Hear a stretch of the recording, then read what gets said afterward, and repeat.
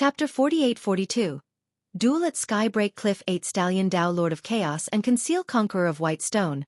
These were the two strongest cultivators in the lower continents. The Tao Lord represented the people while Conceal represented the race. The latter had 7 Tao fruits, yet she didn't travel to the other continents. The two had an existing feud and fought before. In terms of power, Conceal was most likely stronger. However, 8 Stallion had the immortal shield, so he couldn't be defeated in battle.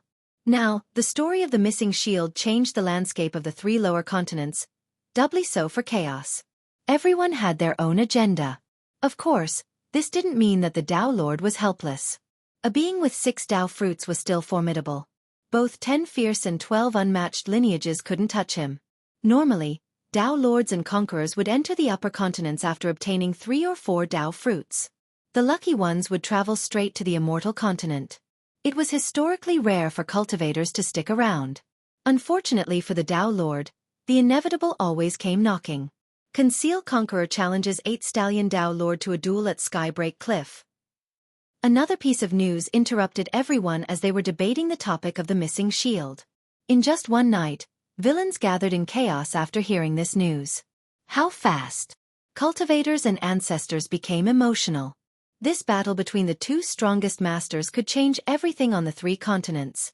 Chaos will become chaotic again. A big shot murmured. This is the end of 8 Stallion Dynasty, one expert said. The tragedy of Heaven Peak Conqueror is repeating again. An ancestor told his junior members.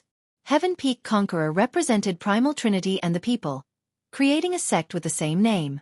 His rise should have changed Chaos and propelled Primal Trinity's prestige and authority. However, Conceal, who has just become a conqueror, actually dared to ambush a 2-fruit conqueror.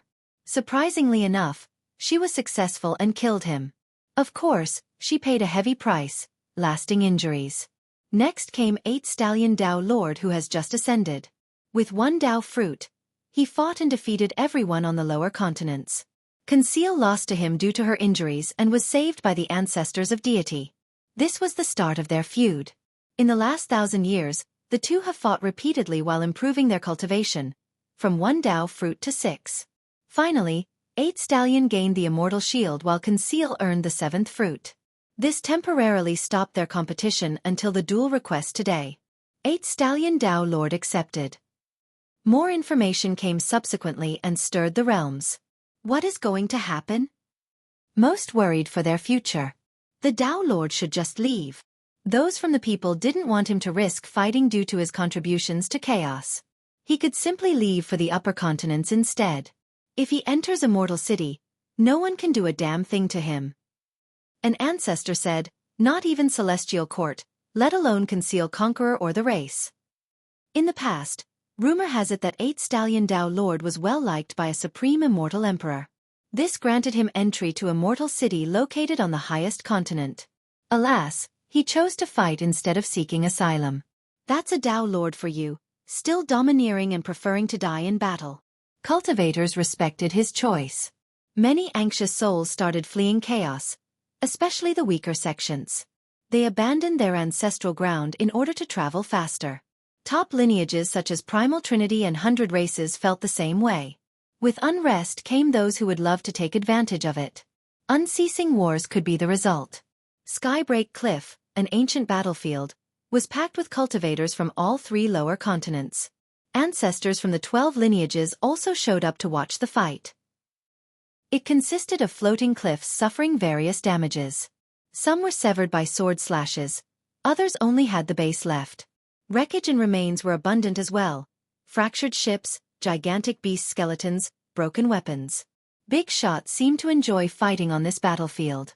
Their duel usually took place here, whether it be sovereigns, dragon lords, Tao Lords, conquerors. The reason was that the battlefield allowed them to go all out. The shockwaves were contained here without damaging the continents. Immortal Altar, Heaven Burial, Deity. The villains present didn't dare to breathe loudly after seeing the big shots from the top lineages. 12 lineages represented the prime fighting forces of the 3 lower continents, each representing a single Tao. Countless sects spawned off them. New conquerors and recently arrived Tao Lords would still be within their jurisdiction. For example, Conceal Conqueror represented deity while 8 Stallion represented 100 races despite having formed his own dynasty. 1. People and race don't have English equivalents. The characters for people include early and people. The characters for race include ancient and race/tribe. The two are similar and can almost be used interchangeably without distinguishing context. My choice of treating them as proper nouns might change later, but I don't foresee a better choice, at least for now. Chapter 48-43. Conceal Conqueror. Quite a number of big shots have arrived outside of the battlefield. Other conquerors were actually here, albeit hiding in stealth. After all, this battle would affect the direction of the 3 lower continents. None would miss it for anything. The unruly characters and villains were also present with greed in their eyes. Some of them were building pagodas and towers which attracted attention. These men were from Wild Dynasty, serving as the vanguard. What are you doing? A thief came over and asked. Our dynasty can't miss this event. This is a great opportunity. One member laughed in response. Haha, we're going to be rich after getting an imperial corpse. A different one added. Listeners nearby took a deep breath. This was rather audacious, offending Dao lords and conquerors. Alas, Wild Dynasty has become rather strong in chaos. Though they were a branch of 100 races, they weren't friends with any other branches.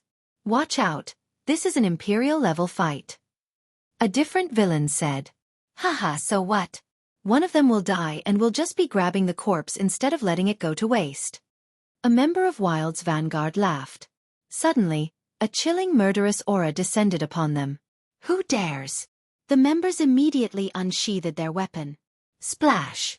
A bright light flashed and severed heads rolled in the air before falling to the ground in a pile of blood.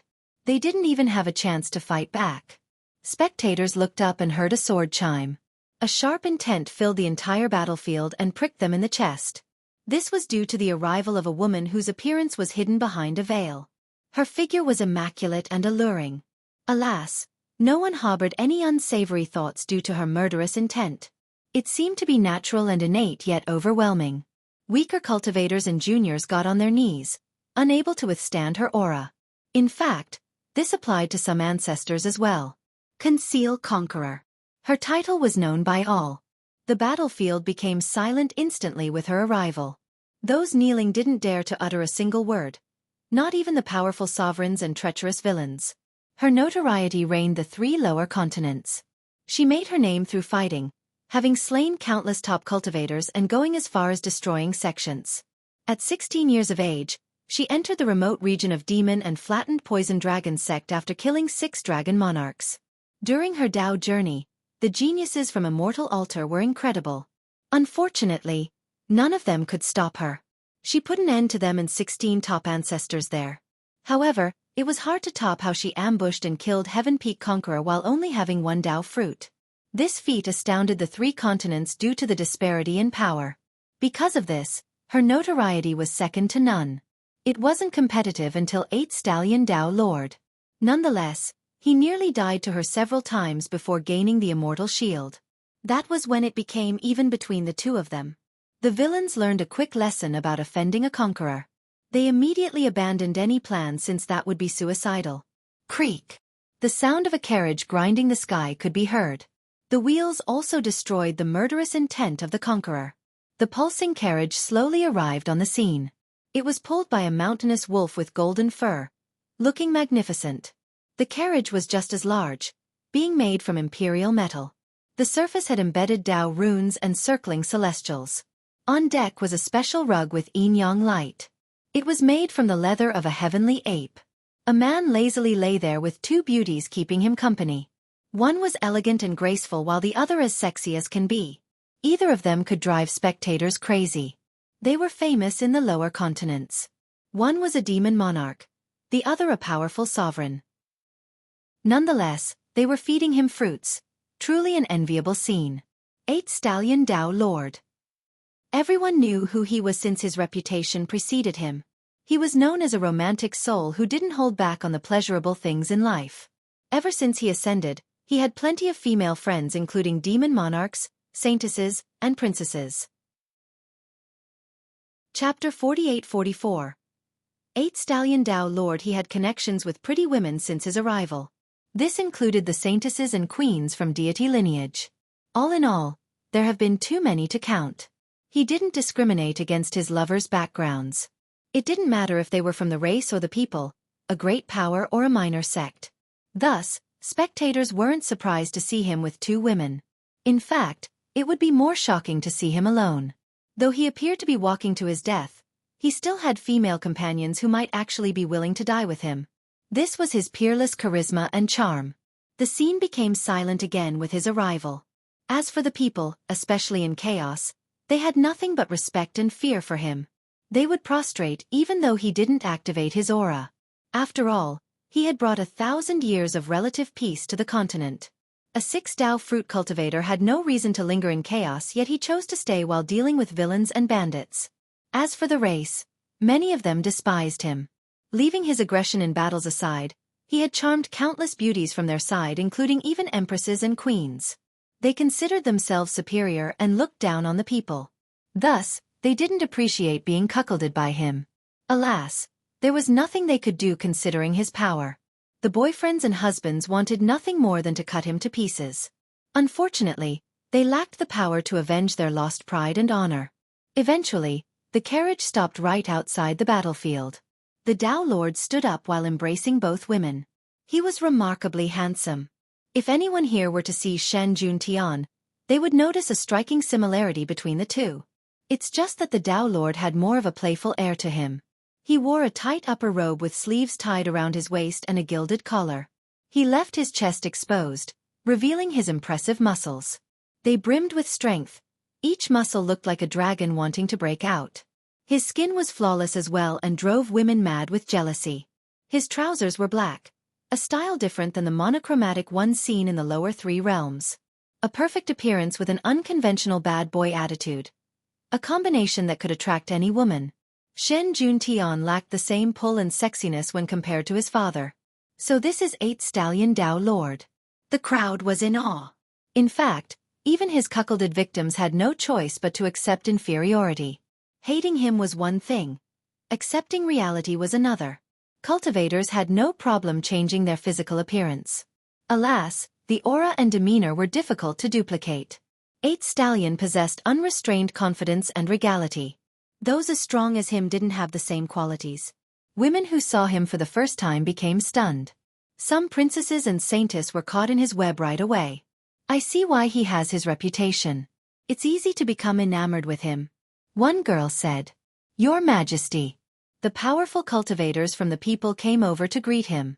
There existed a stark contrast between the reception of 2 equally prestigious cultivators. Conceal Conqueror instilled fear into others, causing them to tremble. On the other hand, 8 Stallion Dao Lord was personable despite wearing a metaphorical crown. People couldn't get tired of staring at him while they avoided Conceal Conqueror. All right, ladies, it is time for me to enter the stage. 8 Stallion kissed both women passionately while rubbing certain places. Go, the world awaits you. Having said that, he let go and laughed heartily, blessing them with a radiant grand Dao. We are willing to die with you. They didn't want to leave. Don't be silly, the world is so beautiful and its many wondrous things await you too. He shook his head in response. They were top cultivators and knew that this fight didn't bode well for him. This might be his last day in this world and they wanted to die with him. Don't jinx me now, the battle has yet to start yet you two are acting like it's my funeral. He laughed and said. Everyone watched quietly and gave him time to say goodbye. The women's eyes became slightly moist as they hugged and kissed him again before whispering, "You will always be my king, your majesty." Having said that, the 2 of them flew into the horizon and disappeared. They didn't cry and scream because they didn't want to hurt his prestige. Weeping was unsightly. Others were envious and jealous of him. To have 2 beauties willing to die with him. How lucky. 8 Stallion stretched once before releasing his power. Boom. The crowd became tense right away. Earlier, he was a slumbering dragon but now, it has woken up and entered a state of battle. Its breaths alone could topple mountains and empty the oceans. He took 1 step forward and entered the battlefield. Unfortunately, the peak that he stepped on couldn't handle his power and crumbled. My beautiful Conceal. We meet again. It's been a while since our last battle, I still can't forget about it. 8 Stallion smiled and said, Favorite. Chapter 48-45. Any last words? The winds blew while the combatants remained still. This was far from being their first encounter. These two mortal enemies had fought numerous times. It started with the ascension of 8 Stallion Dao Lord shortly after the death of Heaven Peak Conqueror. In history, the race and the people were locked in perpetual conflict, albeit milder in recent times. Nonetheless, when the Dao Lord ascended, he eventually attacked deity lineage by himself. This might be the strongest Dao lineage in the lower 3 continents. It was situated in White Stone Continent and had the backing of Celestial Court. It seemed to be the leader of the lower realms. Moreover, Conceal Conqueror's successful ambush was rather recent. The other lineages had a hard time keeping up. However, 8 Stallion was unbeatable and forced Conceal to fight him. The latter's injuries weakened her, so she retreated. In the end, it took the combined might of deity's ancestors to force 8 Stallion back. Their feud started at this point. Due to her incredible talent, she was able to cultivate 2 Dao fruits at the same time, initiating her hunt. 8 Stallion fought valiantly while knowing the right time to retreat. During a near-death moment, he obtained a second Dao fruit. This was still far from enough, so he eventually had to hide in the outskirt, spending all of his time training. With the third Dao fruit, he returned to Chaos. She immediately started the hunt once more after being aware of his arrival.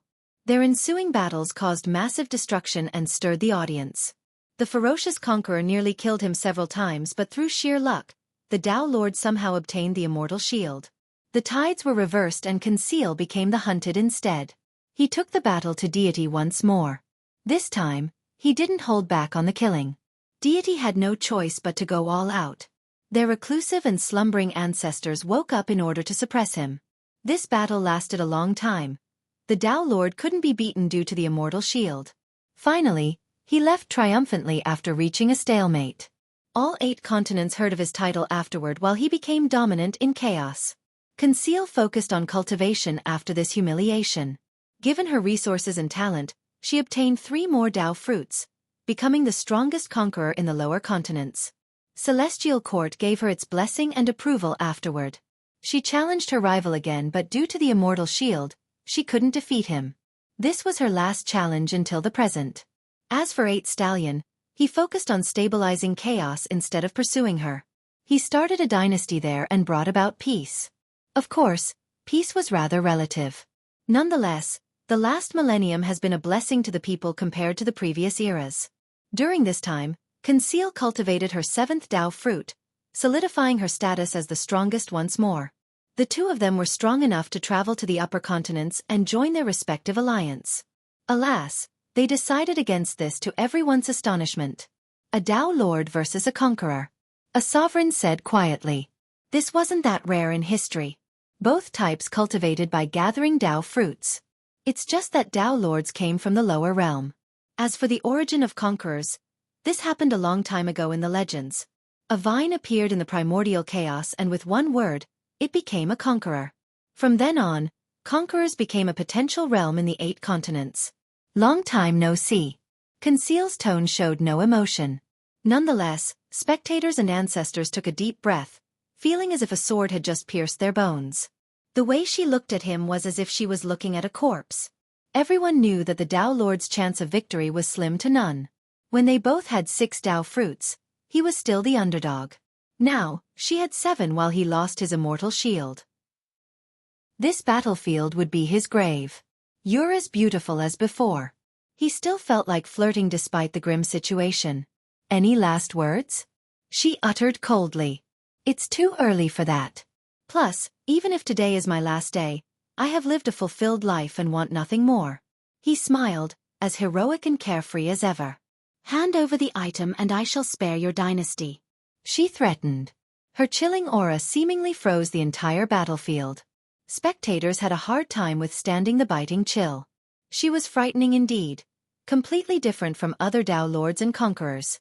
Some ancestors and experts here have seen her peers before. They had suppressive pressure as well, but not anything comparable to her murderous intent. The item I do not have, only my life. He laughed, immune to her bloodlust. Regular cultivators didn't think much about the conversation, but ancestors became emotional. This wasn't only a duel to settle their feud. He had something she desired. At her level, she had seen all treasures and merit laws before. She herself had the supreme Dao fruits. Few things could actually tempt her, so what could this item be? Chapter 48-46. Dao Lord vs. Conqueror. These big shots started thinking about the possibilities, certain that this item was something extraordinary. They also believed that he had it but didn't want to hand it over. Did he not care about his dynasty in the case of death? In reality, everyone had a good guess regarding 8 Stallion Dynasty's future. If their founder were to die here today, the villains of chaos would immediately divide it like a fat pig among themselves. Wild Dynasty might be the first to act. Therefore, Conceal's threat seemed rather unnecessary. Make your move. Conceal didn't waste time and became ready for battle. The sky suddenly turned dark. The world became hell on earth from her power channeling. The big shots were intimidated. This included conquerors watching in secret as well. Given her current cultivation, only 8 Stallion had a chance in the lower continents. Alas, he no longer had his shield. Very well, let us get started then. Our 1,000-year feud will end today. 8 Stallion laughed heartily.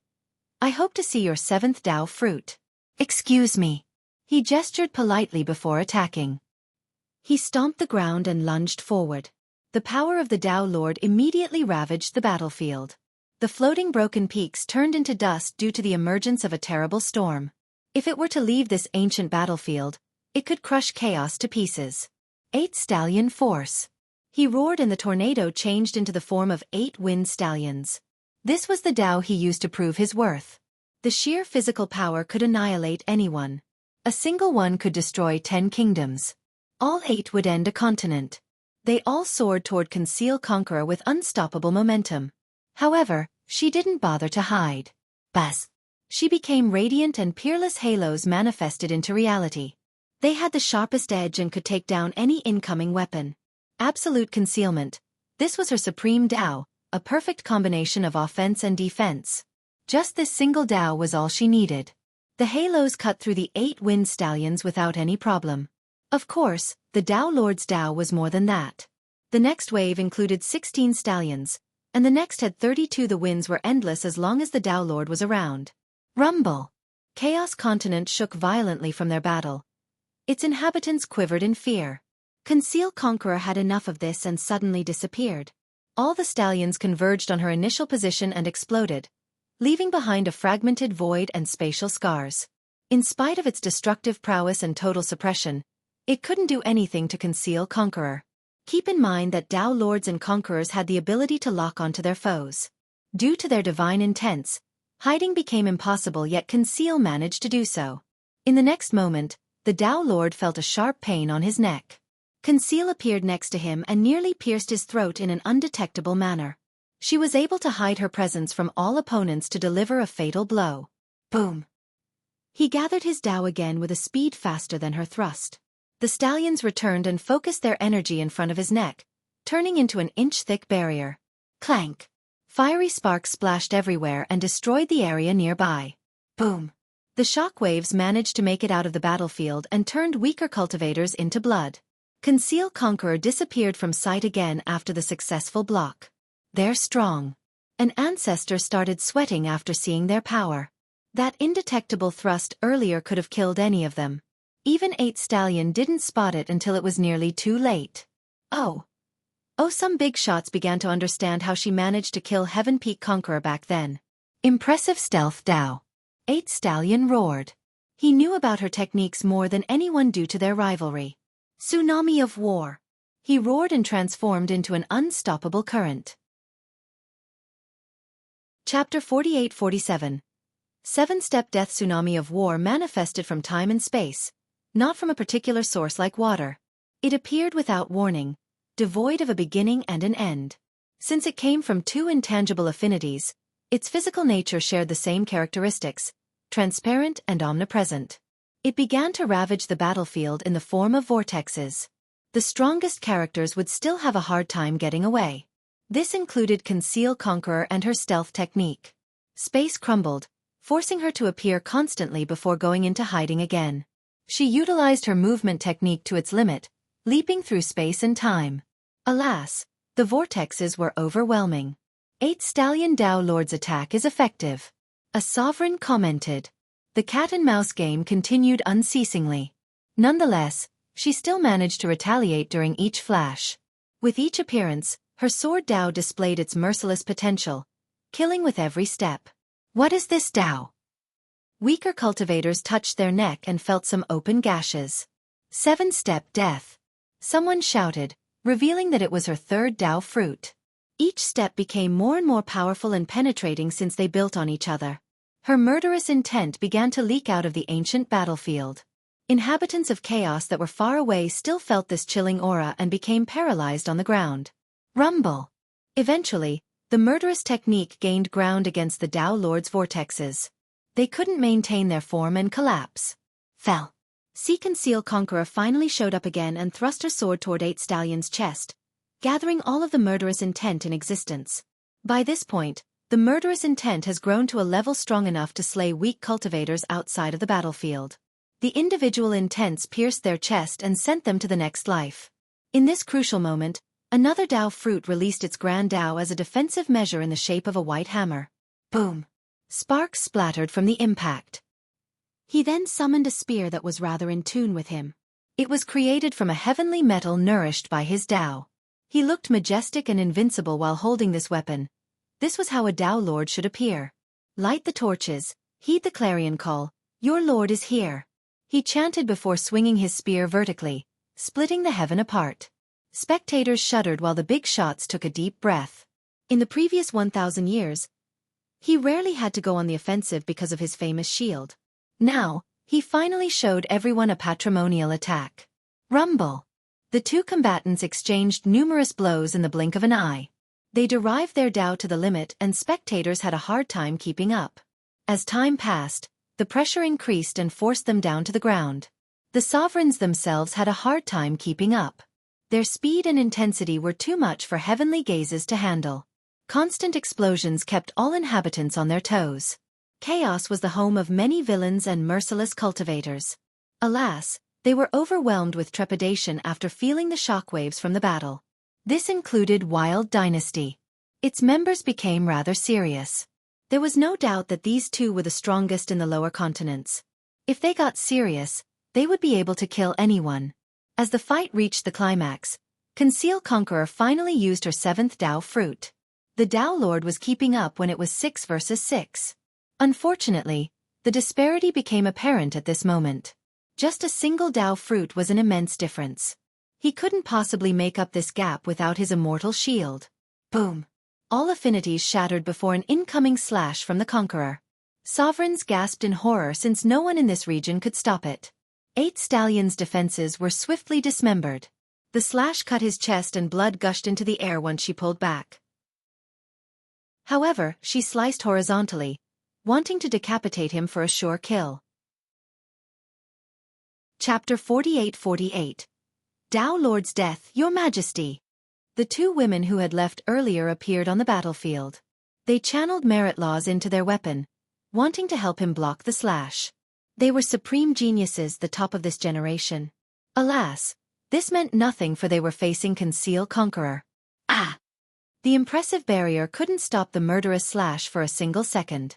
Sword energies pierced and killed them in the blink of an eye. This happened too quickly for most cultivators. Silly girls. The corner of his eyes became slightly moist.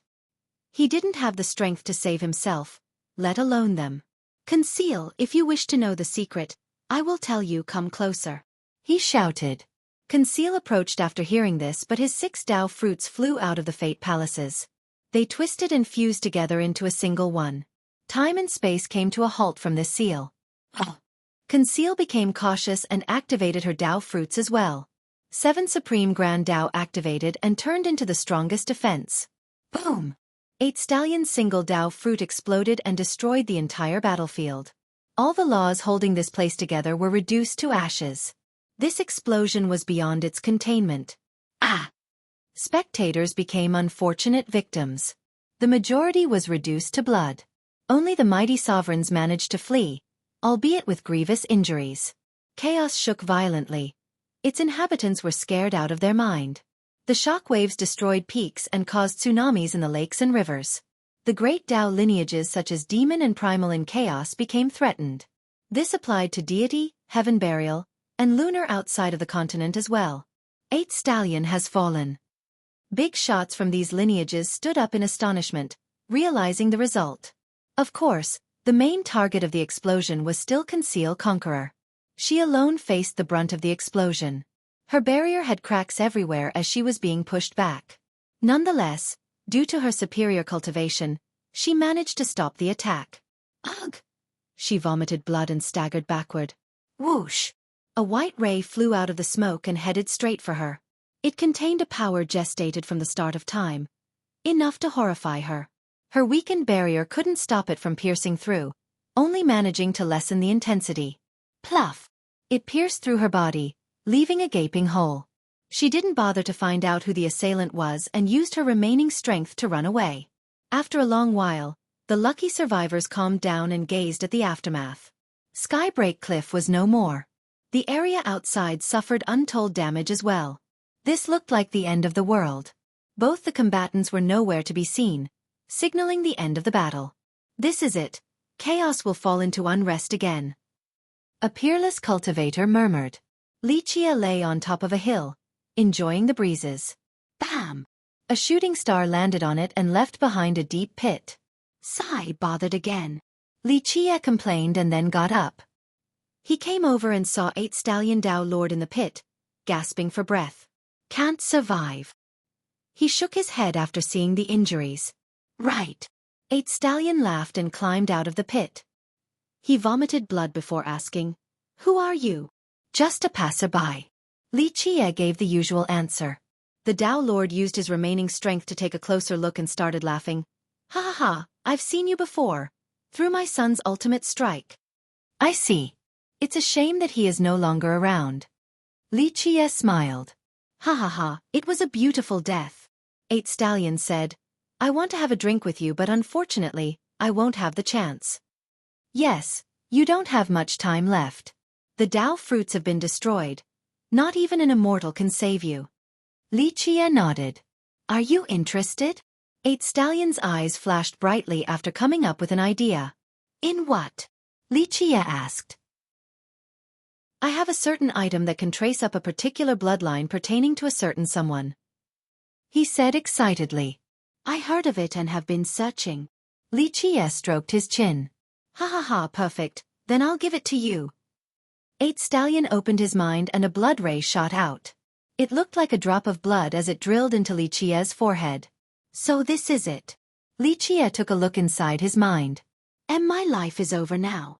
8 Stallion said, Go to my 8 Stallion dynasty if you have time. It is an interesting place worthy of your time. With that, he took off the imperial seal that was hanging on his neck like a pendant.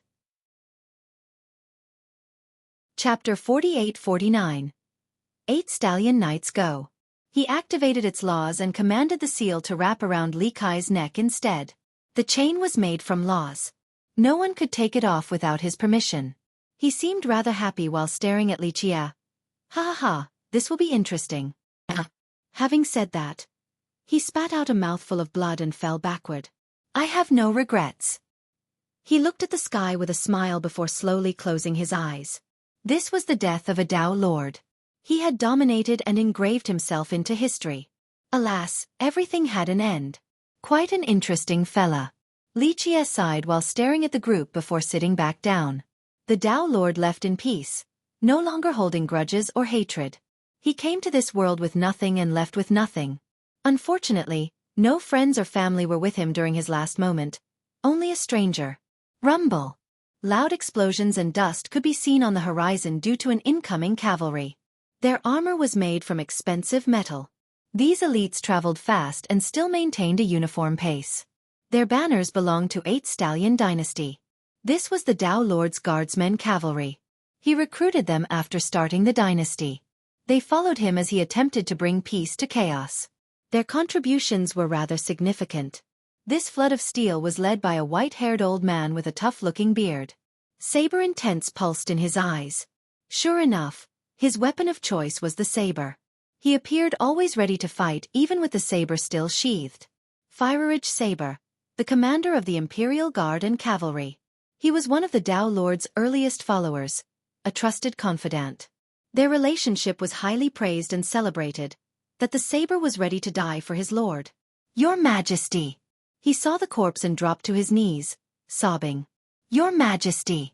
Other guards cried out in sorrow. Their lord was special, always treating them like friends and brothers. They have fought together on numerous battlefields, trusting each other with their lives. Today, they felt powerless since they couldn't help him or avenge him. Moreover, he forbade them from doing so.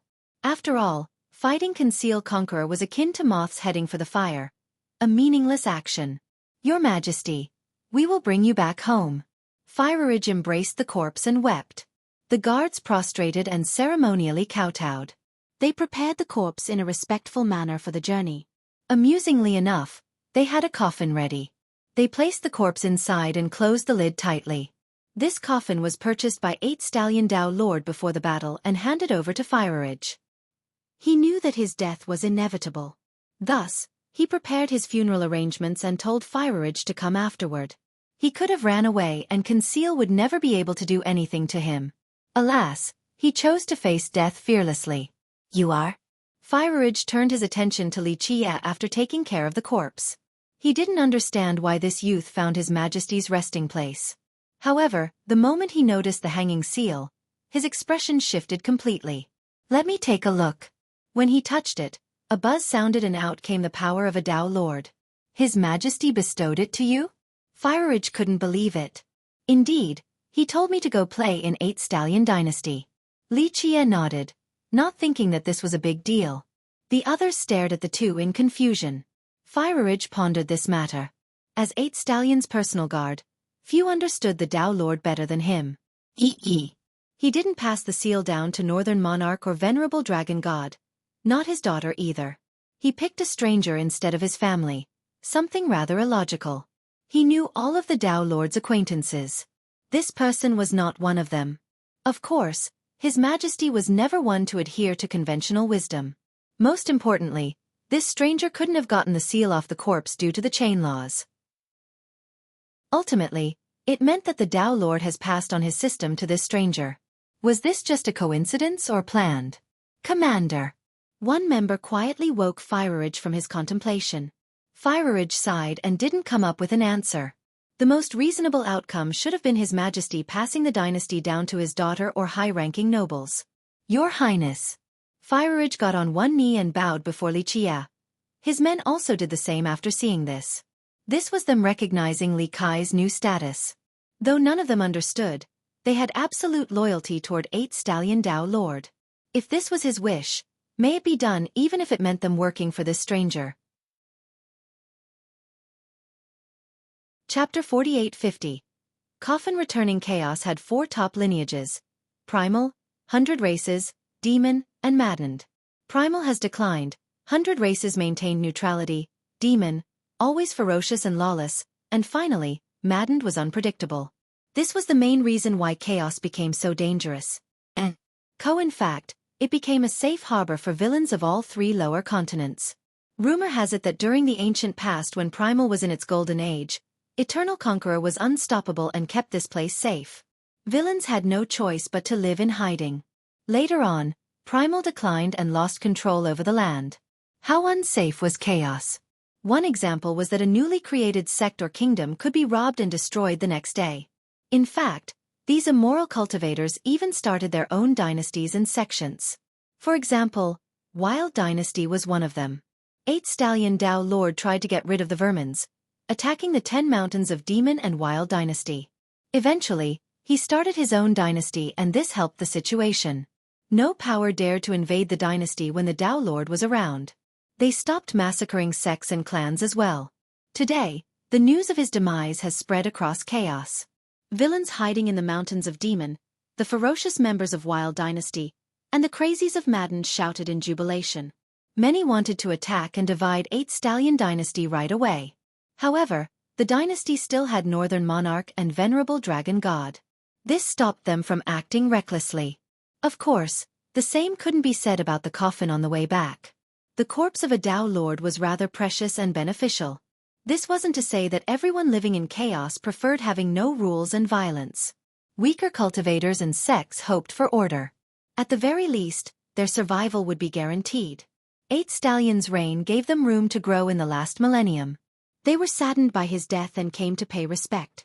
As Fireridge and the guards escorted the coffin back to the dynasty, they saw man cultivators lining up along the way. "Your Majesty." Some paved fresh flowers on the path. "Your Majesty." Others got on their knees and crossed their palms on their chest, performing a full rite. Many were moved to tears. Those who have lived in the previous generation understood how valuable peace was. Now, chaos would revert back to its original form. "Your Majesty, be well on your journey. May the light illuminate you." Experts who have benefited from his favor kowtowed along the path. Though he didn't bestow them any treasure or merit law, his very existence saved them from being massacred. Along the way, Fireridge and the guards exercised utmost vigilance. Fireridge constantly scanned all 4 directions. Li Qiye, on the other hand, sat next to him and looked rather carefree. Fireridge insisted that he stays close in order to avoid needless complications. Fireridge viewed Li Qiye as the successor of 8 Stallion. If anything were to happen to Li Qiye, he would be letting his majesty down. One can't ask for more with the Tao. Li Qiye glanced at the respectful crowd and nodded approvingly. Be true to oneself and maintain the original intentions, for there is only one life. Otherwise, only harm will come to the world. Fireridge stared at Li Qiye, feeling rather frustrated. He has been trying to talk to Li Qiye this whole way. Li Qiye was definitely an average vagabond despite the occasional wise remarks. He wondered about the king's decision. The group didn't dare to slow down because they knew villains were targeting them. 8 Stallion had plenty of fans, but the opposite was true as well. Many wanted nothing more than to cut him to pieces. Thus, it was imperative for them to return to 8 Stallion dynasty. At the very least, their army would be there. The same for Northern Monarch and Venerable Dragon God. As they were passing through a particular mountain, black smoke billowed in their direction. Enemies! Fireridge became serious and gazed ahead at a mound. Boom! Boom! Boom! Sure enough, drums could be heard along with roars from up above. Various demons appeared. "Tigers and serpents, I build this route. If you want to get through, you must pay a toll." A serpent demon surrounded by miasma said. It had a human head and a serpent body that was as large as a hill. "Scums from Devil Cloud Ridge." Fireridge's eyes became murderous after seeing the demons. "Fireridge, your dynasty is over. We are no longer under its jurisdiction. Pay the toll or don't blame us for being merciless." The serpent demon continued. "Yes, pay the toll. Leave the coffin behind and we'll let you pass." The other demons shouted. "You're courting death." The guards shouted back. Though the king was no longer alive and chaos had countless powerful villains, these demons from Devil Cloud would never get to violate his dignity. "Scram if you want to live." Fireridge activated his fiery aura and uttered coldly. He was an immortal sovereign, far more powerful than these demons. He only viewed their sect as a gathering of scum and ruffians. He alone could annihilate them. The demons became intimidated. Fireridge and these gods were still rather powerful. "Fireridge, don't be arrogant now. Demon Tao has countless monarchs and gods. If you dare to oppose us, we will come to your dynasty with full force and destroy it." The serpent demon shrieked. They were only a minor branch under Demon Tao but still wanted to use its prestige for their own gains. Chapter 48-51. Nether Messenger Kill Them. Fireridge didn't want to waste time with these demons. The longer the journey, the more unfavorable for them. Clank! A unit from the guards rushed toward the demons. "Finish them." The demons had no choice but to fight. Rah! A tiger demon roared and caused the ground to shake. Its claws were as sharp as blades, swinging upward from the ground. Another serpent demon swept its long, thick tail forward. In the sky came an eagle descending down, wanting to swoop up a soldier. The guards were battle-hardened and fought as a team. Boom! This amplified their attacks, sending shockwaves toward the demons. Ah! The first wave of demons was swiftly repelled.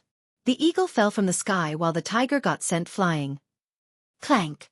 Fireridge unsheathed his saber and released its flames. His saber intent engulfed 1,000 miles. Ah! After a bright flash, head started rolling on the ground. Blood streamed everywhere. Though Fireridge was not a top cultivator, he had no problem killing these demons. It didn't take long before he took down the leaders and the horde ran for their lives.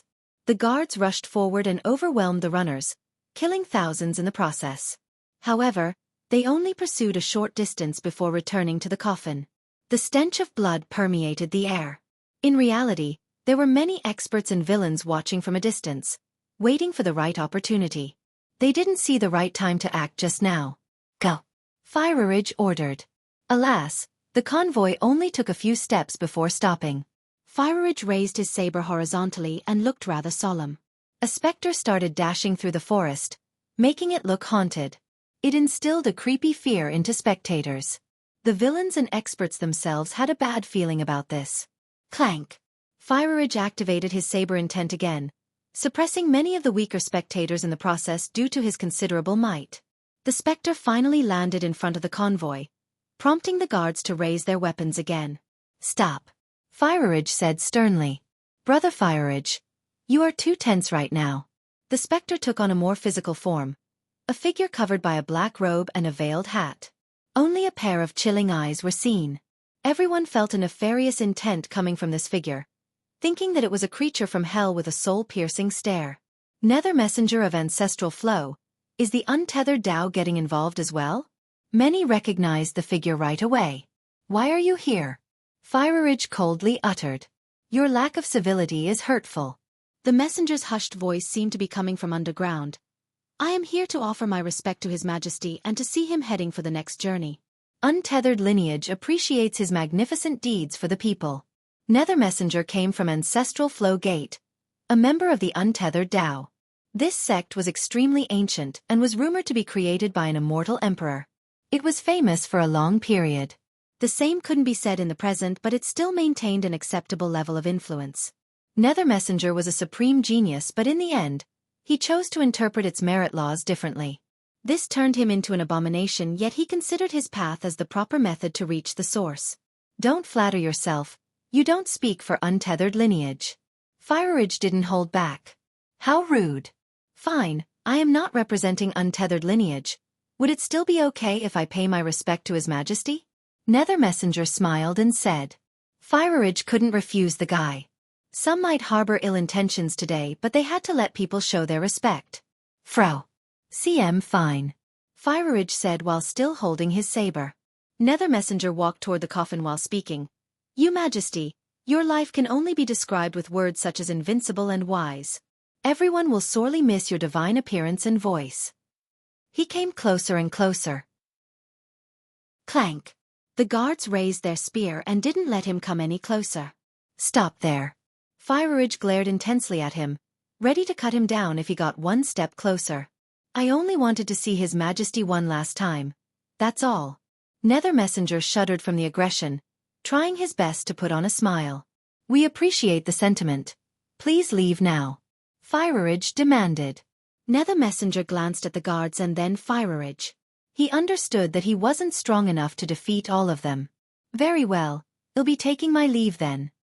He bowed at the coffin one more time before leaving. Fireridge heaved a sigh of relief. Of course, he wasn't afraid of Nether messenger alone.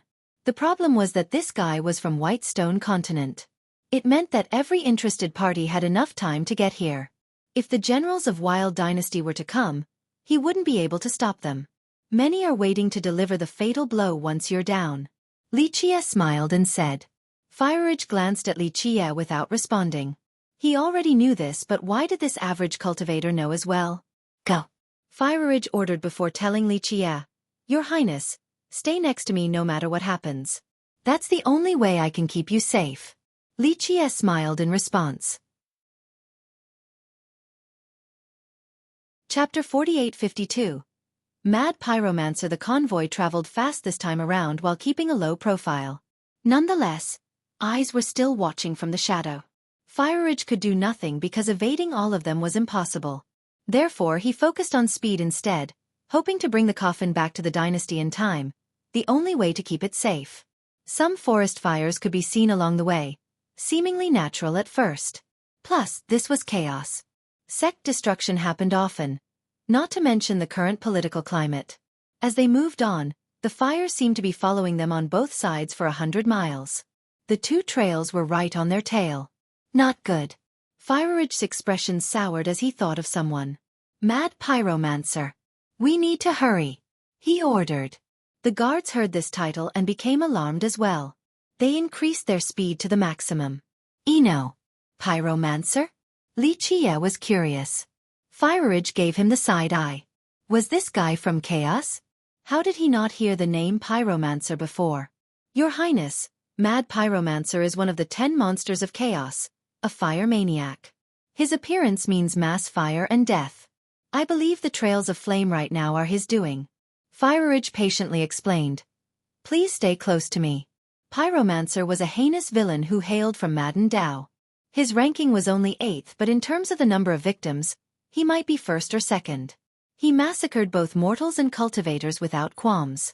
Keep in mind that even the majority of evil cultivators in Chaos didn't target mortals, only cultivators and their sections. This wasn't the case for Mad Pyromancer. He found joy in burning things, so whenever he got the urge, he would start burning even mortal children. Therefore, he was despised by everyone. This included the villains of Chaos. Alas, he was too powerful and had 2 Dao fruits. Moreover, he had joined Wild Dynasty. Regular cultivators couldn't beat him. Stronger ones didn't want to mess with the dynasty. Sizzling and burning noises surrounded the group. The forest on this mountain was on fire, so they became trapped. Animals within 1,000 miles suffered a terrible fate. Screams from humans could be heard as well. Mortals and cultivators couldn't escape in time. Some had no idea what was going on before dying. Mad Pyromancer. Neutral spectators and hiding experts knew who it was right away. They leaped out of the ocean of flames in order to avoid being dragged into this mess. Go! Fireridge roared and unleashed his saber intent with one slash, opening up the flames. The entire convoy soared into the air, wanting to escape the inferno. Clack! A strange noise akin to a frightened hen clucking repeatedly. 100 miles away, a figure appeared.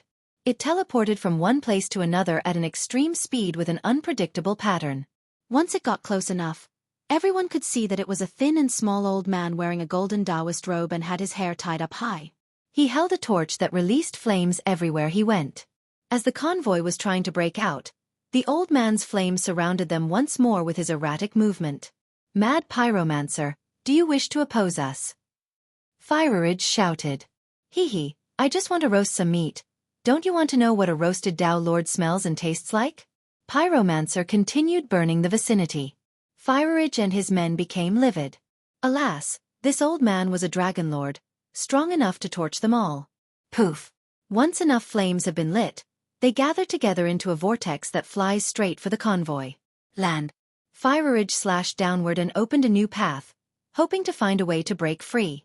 Hee, don't be so hasty, there is still a long way to go. Let's take our time playing. Pyromancer's sinister laughter echoed. It became abundantly clear that he didn't wish to kill them right away and preferred this cat-and-mouse game. The moment they got out of the first inferno, they heard loud squeaking from all directions. It looked like a black liquid was gushing out from the hills and mountains. However, it turned out that this was just an incalculable number of rats. They left nothing on their path, whether it be trees or animals. All were devoured and the convoy was their next target. To formation, press onward. Fireridge commanded. Go! The soldiers activated a formation and became one with each other, resembling a steel chariot. The horde of rats couldn't stop their path. Your Highness, always stay close. Fireridge rushed forward while reminding Xueqi. Kakik, 8th Stallion Dynasty. You will pay with blood for killing my descendants. A voice came from underground. Chapter 4853. Rat God, show yourself. Fireridge slashed at the horde of rats again. His saber intent caused serious cracks in the ground, nearly splitting the earth apart. It killed millions of rats instantly and caused volcanic explosions beneath. This was enough to force out a rat demon covered in armor. It had a human head and a rat body with a long tail. Its eyes were red, looking rather berserk. It exuded an evil aura. the accumulation of foulness after millions of years. Any living entities nearby immediately withered. The two eyes were burning like the sun's, capable of inflicting actual injuries. The armors were an innate part of its body, not adorned later. The scales were tough enough to handle a slash from fireage. Rat god. Those trailing the convoy shuddered after seeing this creature. Though it wasn't part of the 10 monsters of chaos, it was only slightly weaker. Its natural armor was impregnable, not to mention its mastery in underground traveling via digging. It could command a horde of rats and devour a kingdom in one night.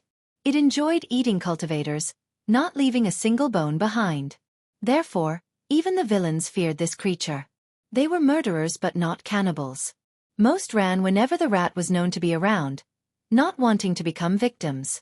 Fireage, your master is dead. Your time is over. Rat god threatened. I have enough time to kill you. Fireage raised his saber, causing it to become fiery and radiant. Void slash. He leaped up and slashed forward. A long trail of fire followed his swing with enough power to split space open. Activate. Rat god spewed out miasma. When it touched the ground, it left behind a poisonous quagmire. Inside the miasma were refined skulls. They flew at the slash in order to stop it but were destroyed. Rebam.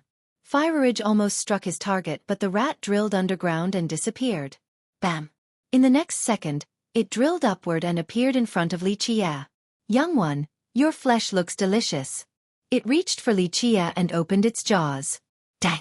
Fireage unleashed waves of saber energy of increasing power, wanting to decapitate the rat. It pulled its head down and the saber struck its scales instead. Sparks went flying but the saber failed to break through. Nonetheless, the rat god was still sent flying. Fireage leaped forward and became one with the saber, delivering a vertical slash. Countless sharp gales shot downward in order to obliterate the monster. Who's afraid of you? The rat summoned a short celestial staff and retaliated. As a member of Demon, it had access to some bizarre merit laws. Nonetheless, Fireage had learned top saber arts from 8 Stallion Dao Lord.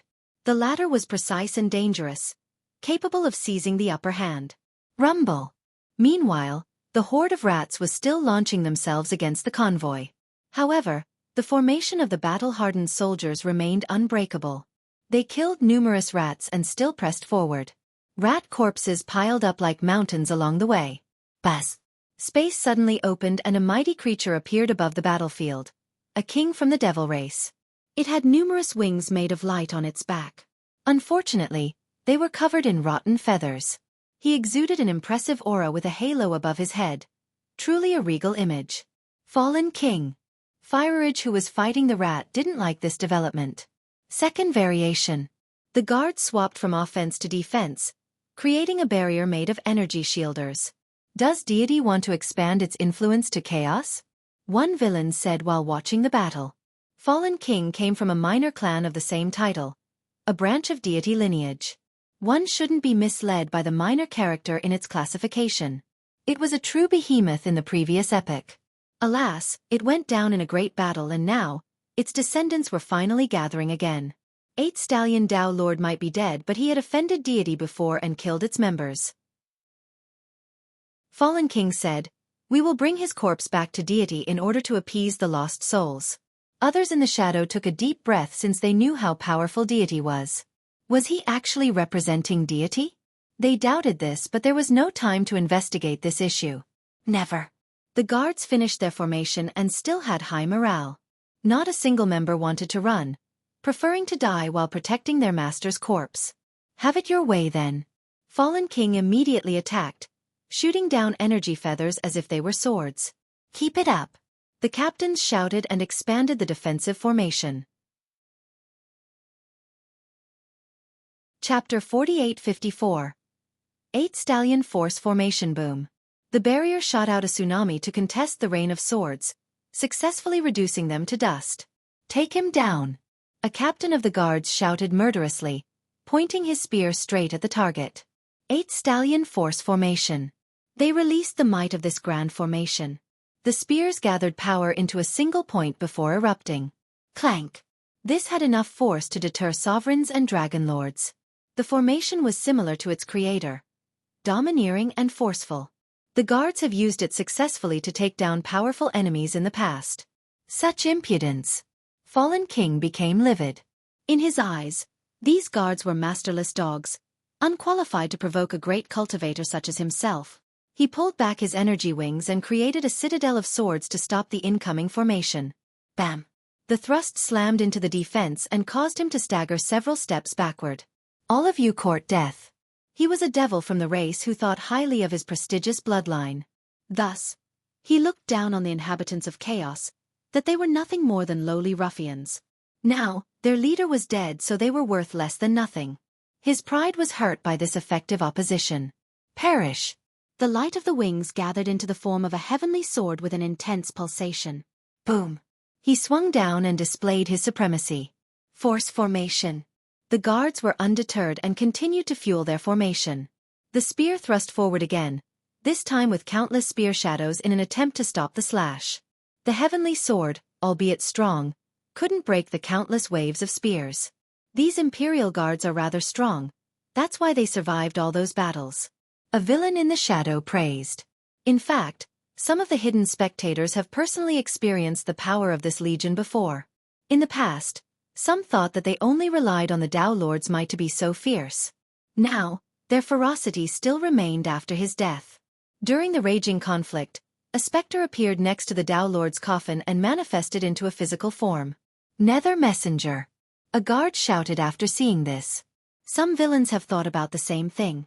Alas, the coffin was protected by the guards and their formation. Nether Messenger somehow made it through. In reality, he never left with the previous departure. He relied on his unique movement technique to bypass the defensive formation. However, he tried to raise the coffin and couldn't move it an inch. It was unreasonably heavy. He reacted fast and gathered all of his strength in order to lift it up. Keep in mind that given his power, he could lift a mountain or flip an ocean over.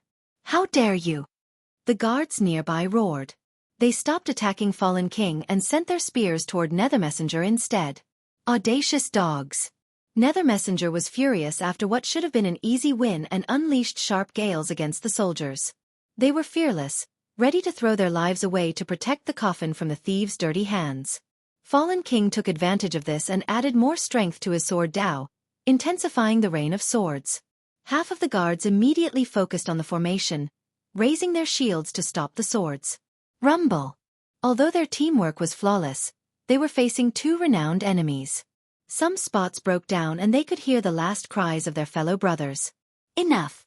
Fireridge swung his saber with all of his might, forcing Rat God back. He abandoned this battle and targeted Fallen King first. Eat this! He appeared in front of Fallen King and released a fiery slash with embedded saber intent, looking ready to slay a god. Bring it! Fallen King became immersed in this battle, wanting to prove himself after failing to massacre the Imperial Guard. Sword intent rose from his heart as he directed a sword thrust at Fireridge's chest. At the same time, Rat God drilled out of the ground again and appeared next to Li Chia. Haha brat, looks like you're somehow special. I'll eat you first. What is the dynasty going to do about it? It opened its mouth, revealing two sharp, glinting front teeth. They looked like two snow-white sabers on the verge of cutting Li Chia down. Your Highness!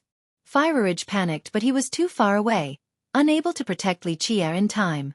He regretted his decision of attacking Fallen King after seeing the death of his men. He forgot all about Li Chia and gave Rat God an opening. As he tried to run back, he was struck by Fallen God's thrust. Blood gushed out, but he didn't give a damn and still leaped toward Li Chia despite knowing that it was too late. Crack! Everyone suddenly heard a cracking noise. Blood certainly spilled, but it came from Rat God's mouth instead.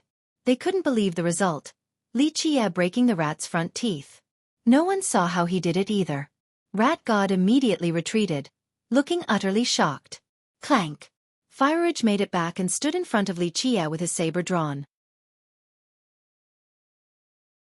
Chapter 48-55. Blood Sea Blade. Both Fireridge and Rat God became astounded. They didn't see how the teeth were removed at all. It was one thing for Fireridge to not see due to the distance and being distracted by the sword wound. However, Rat God was the victim who was right there. It assumed that the Nameless Junior was an easy meal, but only pain came afterward. Your Highness, are you all right? Fireridge stared at Li Chia in disbelief. Li Qie tossed the teeth away and smiled. I'm perfectly fine. This confused Fire Ridge even more. Putting that break just now, the guy appeared so composed as well. Meanwhile, an inferno suddenly surrounded the battlefield. The rats around the mountains were roasted. The smell permeated the region. Pyromancer, how dare you! Rat God leaped out of the flames and roared. Top masters such as Nether Messenger and Fallen King escaped in time so they didn't suffer any injury. You killed my descendants.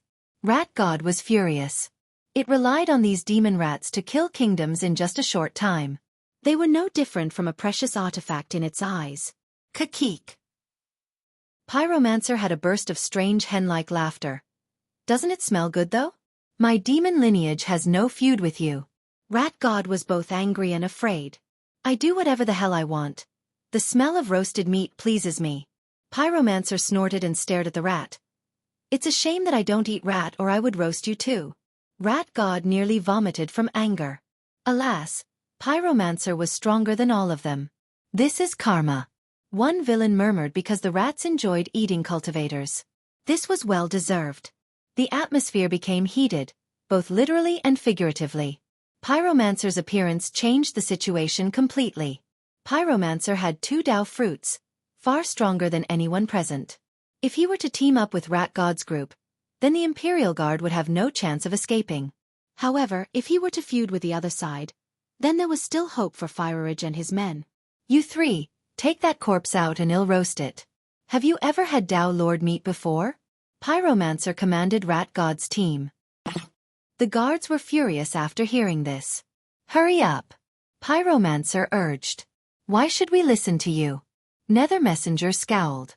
Villains like them never obeyed others, not even a stronger cultivator. Then should I make appetizers out of you 3 first? Pyromancer glared at them. The 3 of them were stuck in a tough situation. Even if they were to team up, they might not be able to beat Pyromancer.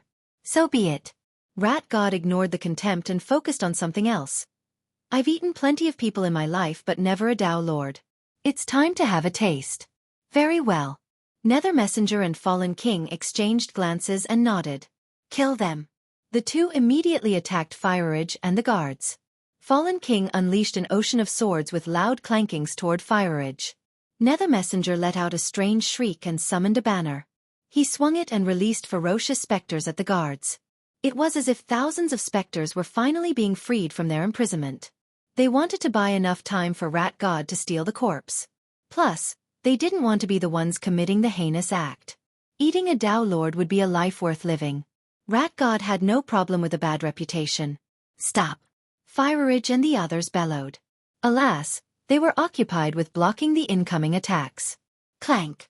A saber hymn could be heard, one piercing the very heart of all listeners. A bloodlight flashed for a split second, virtually indiscernible. Pluff! Blood gushed upward and rained down like a blooming flower. It came from the head of Rat God as its body also fell to the ground. Its eyes were still open to see its killer. Blood. It tried to say a title before death but it was too late. A figure hovered above the Dao Lord's coffin. He wore a Daoist robe and an iron hat. Though the hat had a veil to hide his face, his saber intent alone frightened everyone.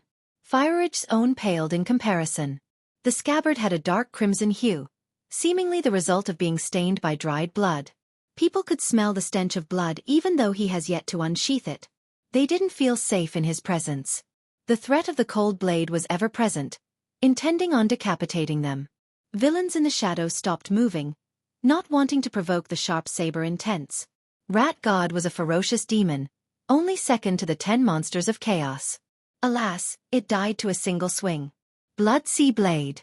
Everyone including Mad Pyromancer became alarmed after seeing him. 5th ranked. Some villains staggered backward in fear. This was another fierce character, ranking 5th out of the 10 monsters. He always traveled alone and never showed mercy. His tongue was just as sharp as his blade. Rumor has it that he came from an academy, the most prestigious yet reclusive sect of 100 races. However, he never talked about his own background and the academy didn't confirm this rumor either. One thing was for certain. His appearance usually ended with carnage. Favorite. Chapter 4856. Must see blood. His appearance made everyone nervous, including Mad Pyromancer. The disparity in power was clear given their ranking. Death to those who dare to offend the Lord, he uttered coldly while holding the hilt of his saber. Fireridge and the guards heaved a sigh of relief after seeing this unexpected savior. They initially thought that he was here for the coffin. Though they didn't know the reason behind his intent, he was famous for keeping his word. If he had made this declaration, he would escort the coffin to the very end. Fallen King and Nether Messenger immediately fled after seeing him. A while ago, they didn't run when Mad Pyromancer showed up because there was still a glimmer of hope. They stuck around to see how things would play out. Now, there was no point in doing so. Blood Sea Blade was just far stronger and didn't discriminate in picking his opponents. Pyromancer, on the other hand, normally only picked on the weak and defenseless. Blood Sea was always ready to bite someone stronger. Leaving so soon? Blood Sea's eyes narrowed and shot out saber intense. Clank. The saber left the scabbard and a bloody flash could be seen again. The fleeing Fallen King heard the hymn and felt death coming for him. He roared and gathered all of his wings together to build an ultimate protection. Thousands and thousands of swords circled around him, not allowing anyone to take half a step closer. Whoosh! Each sword was as large as a hill. They created numerous layers around him, but the saber still surpassed everything. Boom! It struck his chest after piercing through the defensive sword art. Ah! He let out a miserable cry before falling backward. Though he dominated for a lifetime, he failed to stop one slash from Blood Sea. He was only a sovereign while Blood Sea had 3 Dao fruits. As for Nether Messenger, he was far away now. He assumed his specter form once more and created 1,000 copies. Spectators couldn't tell which one was real, but there was one exception, Blood Sea. Clank. He slashed again. The saber energy traveled through space and erupted in a bright flash once more. Ah! The slash cut the real one without any problem. Due to his speed, his actual body traveled another 1,000 miles before separating by the waist. The two halves landed with blood streaming out. Fallen King's defense and Nether Messenger's speed didn't matter at all to Blood Sea. Killing them only required 1 slash each. Blood Sea Blade, the owner of a weapon that demanded to see blood once drawn. The hidden villains and Mad Pyromancer shuddered while smelling the stench of blood in the air. Blood Sea preferred to kill instead of talk. Your turn. He raised his saber in Pyromancer's direction. Pyromancer felt fear and licked his lips nervously. He took joy in burning others and had killed too many to count. However, he only picked on the weak and mortals while his opponent was someone who dared to fight Dao Lords. Blood Sea, you wish to provoke Wild Dynasty? Our Lord wants 8 Stallions' corpse. If you try to stop me, you will make him awfully unhappy. Pyromancer smiled and said. There were naturally top dogs among the villains as well. Wild Dynasty was the gathering of evil cultivators. Its founder was Wild Dragon, ranking first among the 10 monsters. He was one of the reasons for chaos in the continent, destroying numerous sects and killing ancestors. No one in chaos could stop him with the exception of the late 8 Stallion Dao Lord. Let him come then. Blood Sea uttered coldly, undeterred. Pyromancer's expression soured, not expecting the threat to fail. Make your move before I kill you. Blood Sea repeated. Fine. Pyromancer became livid and shouted, the outcome isn't decided yet. With that, he raised his torch and summoned a raging inferno with fiery sparks raining down. He blew on the torch and the inferno turned into a dragon. It grew larger and larger, crushing the mountain nearby. When the fire dragon landed, the ground melted into flowing lava. A few villains who happened to be nearby couldn't get away in time. The flames from the dragon reduced them to ashes in the blink of an eye. Rah! The fire dragon raised its claws and lunged toward Blood Sea while also spewing out a fiery beam. Blood Sea didn't bat an eye and unsheathed his saber again for another slash. Clank! This was all he needed to split the beam and the dragon from its head all the way down to the tail. The bloody slash continued forward until the other side of the sky, eventually dispersing into a mere afterimage. Favorite. Chapter 4857. Unknown guests. Blood splashed and Pyromancer disappeared from sight. He only used the powerful fiery dragon to buy enough time to escape, having no intention to fight in the first place. Few found this surprising despite Pyromancer's prestigious status as a dragon lord. These villains had no morality to speak of. This wouldn't be the case in deity or heaven burial. These righteous lineages cared about their reputation and righteousness. Their members preferred an honorable death over a disgraceful survival. This included regular disciples, let alone sovereigns and dragon lords. Pyromancer knew that he had no chance of surviving after the 5th-ranked Blood Sea. A hero didn't care for immediate losses, only the bigger pictures. Others could call him a coward and he still wouldn't give a damn. Other villains debated leaving since anything else would be suicidal. This was rather strange because Blood Sea was a lone wolf who didn't have any friend.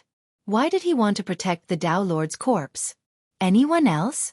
Blood Sea's cold eyes scouted the surroundings. Everyone met by the gaze immediately trembled in fear and backed off. Few in Chaos could actually fight him, not counting the top 4 rankers. No. Then scram. He uttered coldly. Though many became annoyed at his aggressive attitude, they still left in order to avoid being killed by him. I'm still interested. A harmonious voice answered him. It came from a man standing on top of a tree by the front of a forest. He wore a gray robe and black cloth shoes, looking rather conspicuous.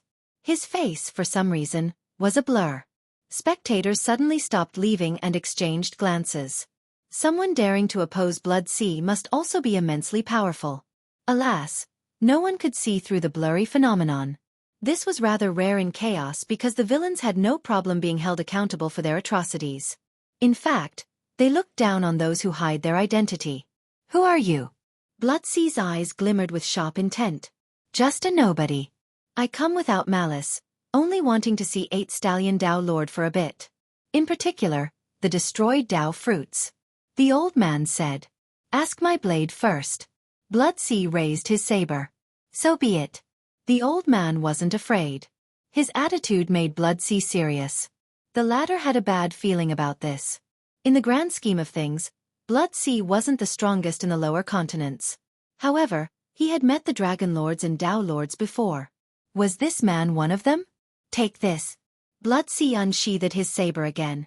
Saber intents immediately cut all the trees in that forest within 1,000 miles radius. Clank. He swung and released a bloody slash. The movement was too fast for most spectators. This horrified the hell out of them while feeling sharp pricks from the intent. It left a bottomless gash on the ground. This time, it affected a straight line of 10,000 miles in that forest, destroying everything. Blood Sea's techniques lacked variation and ingenuity. They were direct and fatal. The old man flashed into disappeared for a second before appearing again, allowing him to evade the slash. This was rather hard to believe due to the swift precision of the slash. Blood Sea realized that this enemy was rather frightening. Worst of all, he knew nothing about him. You're not from Chaos. He speculated. The crowd wondered which continent he was from, and which lineage. Deity? Heaven burial? Immortal platform? Or untethered I am a passerby, where I am is home, so Chaos is my current home. The mysterious cultivator smiled. I've never seen you before. Blood Sea said, aware that the foe was stronger than him. He tried to think about the potential matches in the lower continents but couldn't come up with anyone. Now let me take a look. The cultivator walked forward and ignored the guards. You dare. The guards readied their spear and shield. This is unnecessary. He flicked his finger and repelled the guards in front of him, leaving behind a chasm. So strong. Everyone including Blood Sea took a deep breath. I've finally found you. However, another old combatant blocked his path. He had a refined and dignified appearance, seemingly glowing. This was as grand as can be, akin to a pine tree growing on the side of a cliff, not afraid of winds and rains.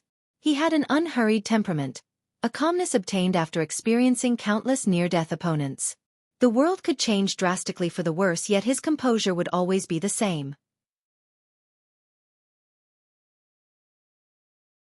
Chapter 48-58. The Return of the King. The old man's breaths were in tune with the rhythm of heaven and earth. He seemed to be one with the world, so when he stood there, he had an ethereal presence, almost untraceable. Staring at him was akin to staring at the entire world at once, or at least that this was the feeling everyone had. The boundless Grand Tao. Perhaps this wasn't describing the Grand Tao itself but an apex cultivator.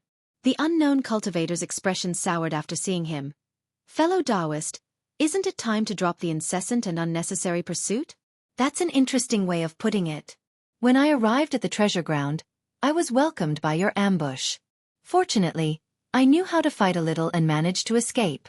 Now I'm the incessant pursuer? This is a misunderstanding that can't be resolved in a few words. I do apologize.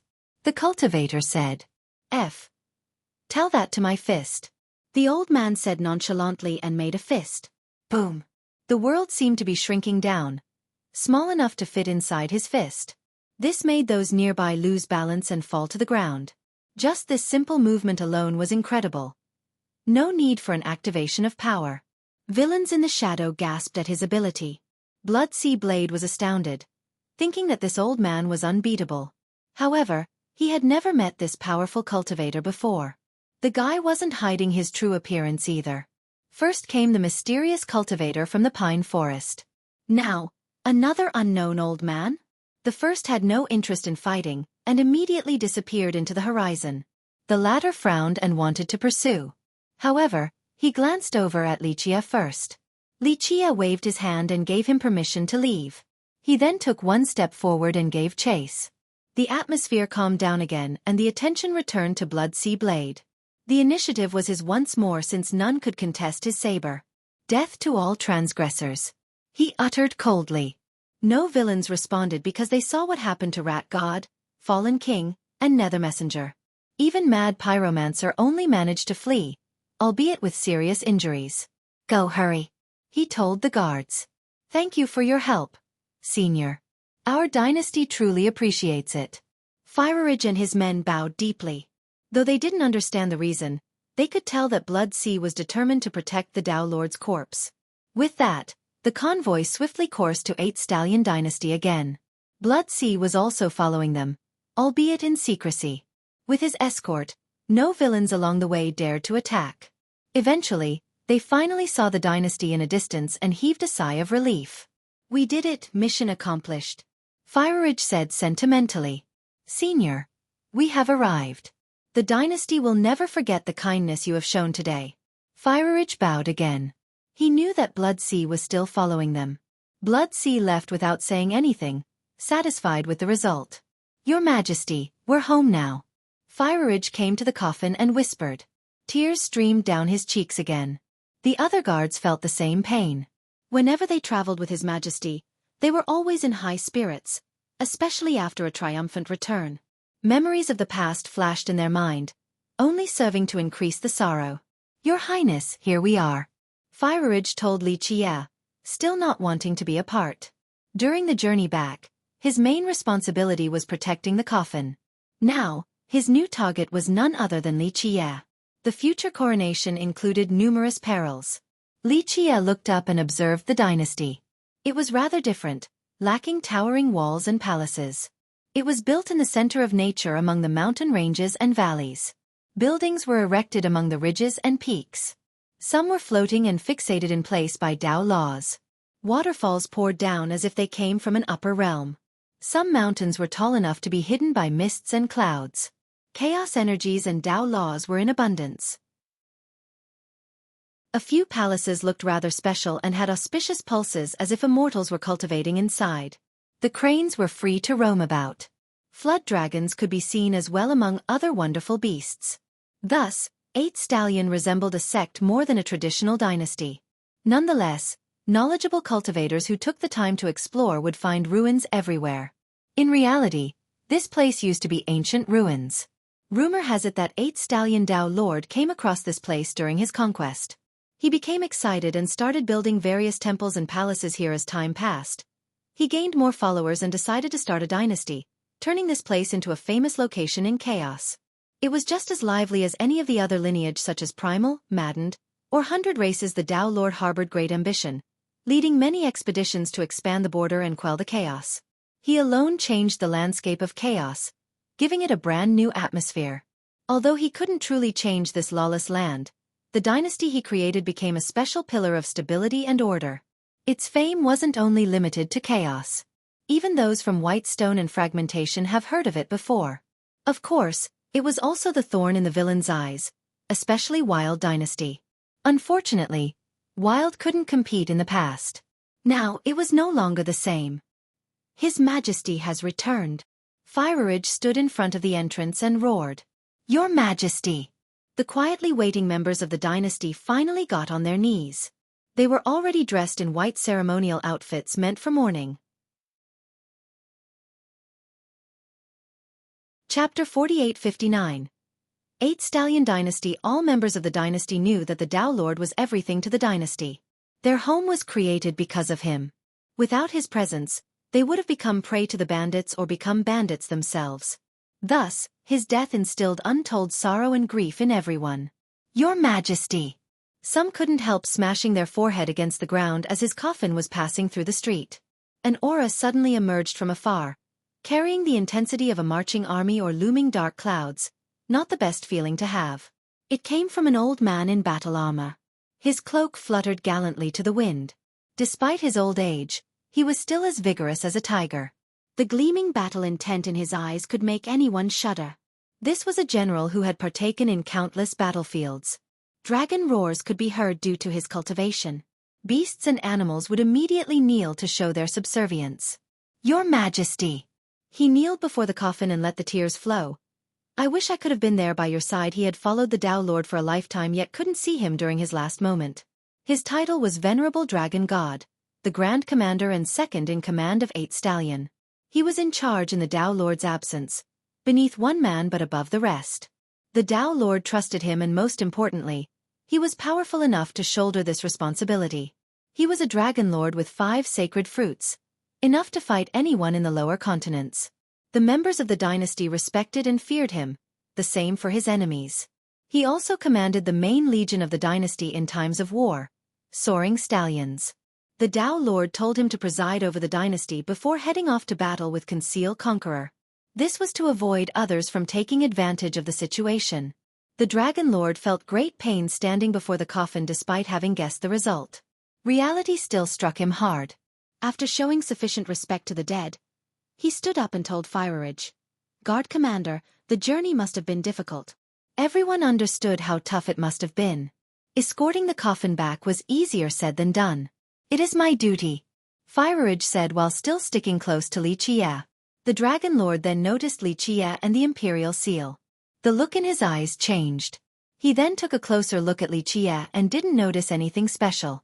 He asked Fireridge and could tell that Fireridge was protecting the man. "Now's not the time. Let's welcome His Majesty back first," Fireridge said seriously, aware that the situation might be tough for Li Qie, a stranger inheriting the dynasty. For example, if the Dragon God were to refuse, it would be a big problem. This wasn't the time to announce it. "Right." The Dragon God agreed despite having many questions. "Welcome His Majesty," he commanded, and sad songs began to play from various instruments. The coffin was then taken to the mourning hall. Fireridge escorted Li Qie the entire time during the ceremony. The latter smiled while taking a look at the scenery. "Your Highness, you will be staying there for the incoming days." Fireridge pointed ahead. Before them was a strange peak. It seemed to have been broken off by the halfway point by someone, leaving behind only the bottom. The crack wasn't clean either, possessing a crisscross characteristic instead. A magnificent palace was built on top of it, looking like the regal abode of a ruler. Its name was 8 Stallion Hall, the home of the Tao Lord and a place for conducting ceremonies. Fireridge purposely arranged this to be Li Kai's place in order to confirm Li Kai's status. "A bit interesting." Li Qie smiled while staring at the peak. "His Majesty used to live here. It is also the source of the dynasty. As far as I know, His Majesty dragged this peak down here from space." Fireridge elaborated. The peak was obviously special since the Tao Lord was rumored to put in painstaking effort bringing it back. Alas, no one knew its effect, only that it represented the authority of the dynasty. This was Fireridge's way of letting everyone know. The problem was that Li Qie was neither the Tao Lord's son nor a successor. No one would support a stranger taking over the dynasty. He needed to set Li Qie up first. The first visitor to Li Kai's new home was none other than Venerable Dragon God. Fireridge saw his arrival and became anxious. Li Qie needed Venerable Dragon God's support for a successful coronation. Just having the imperial seal was not enough.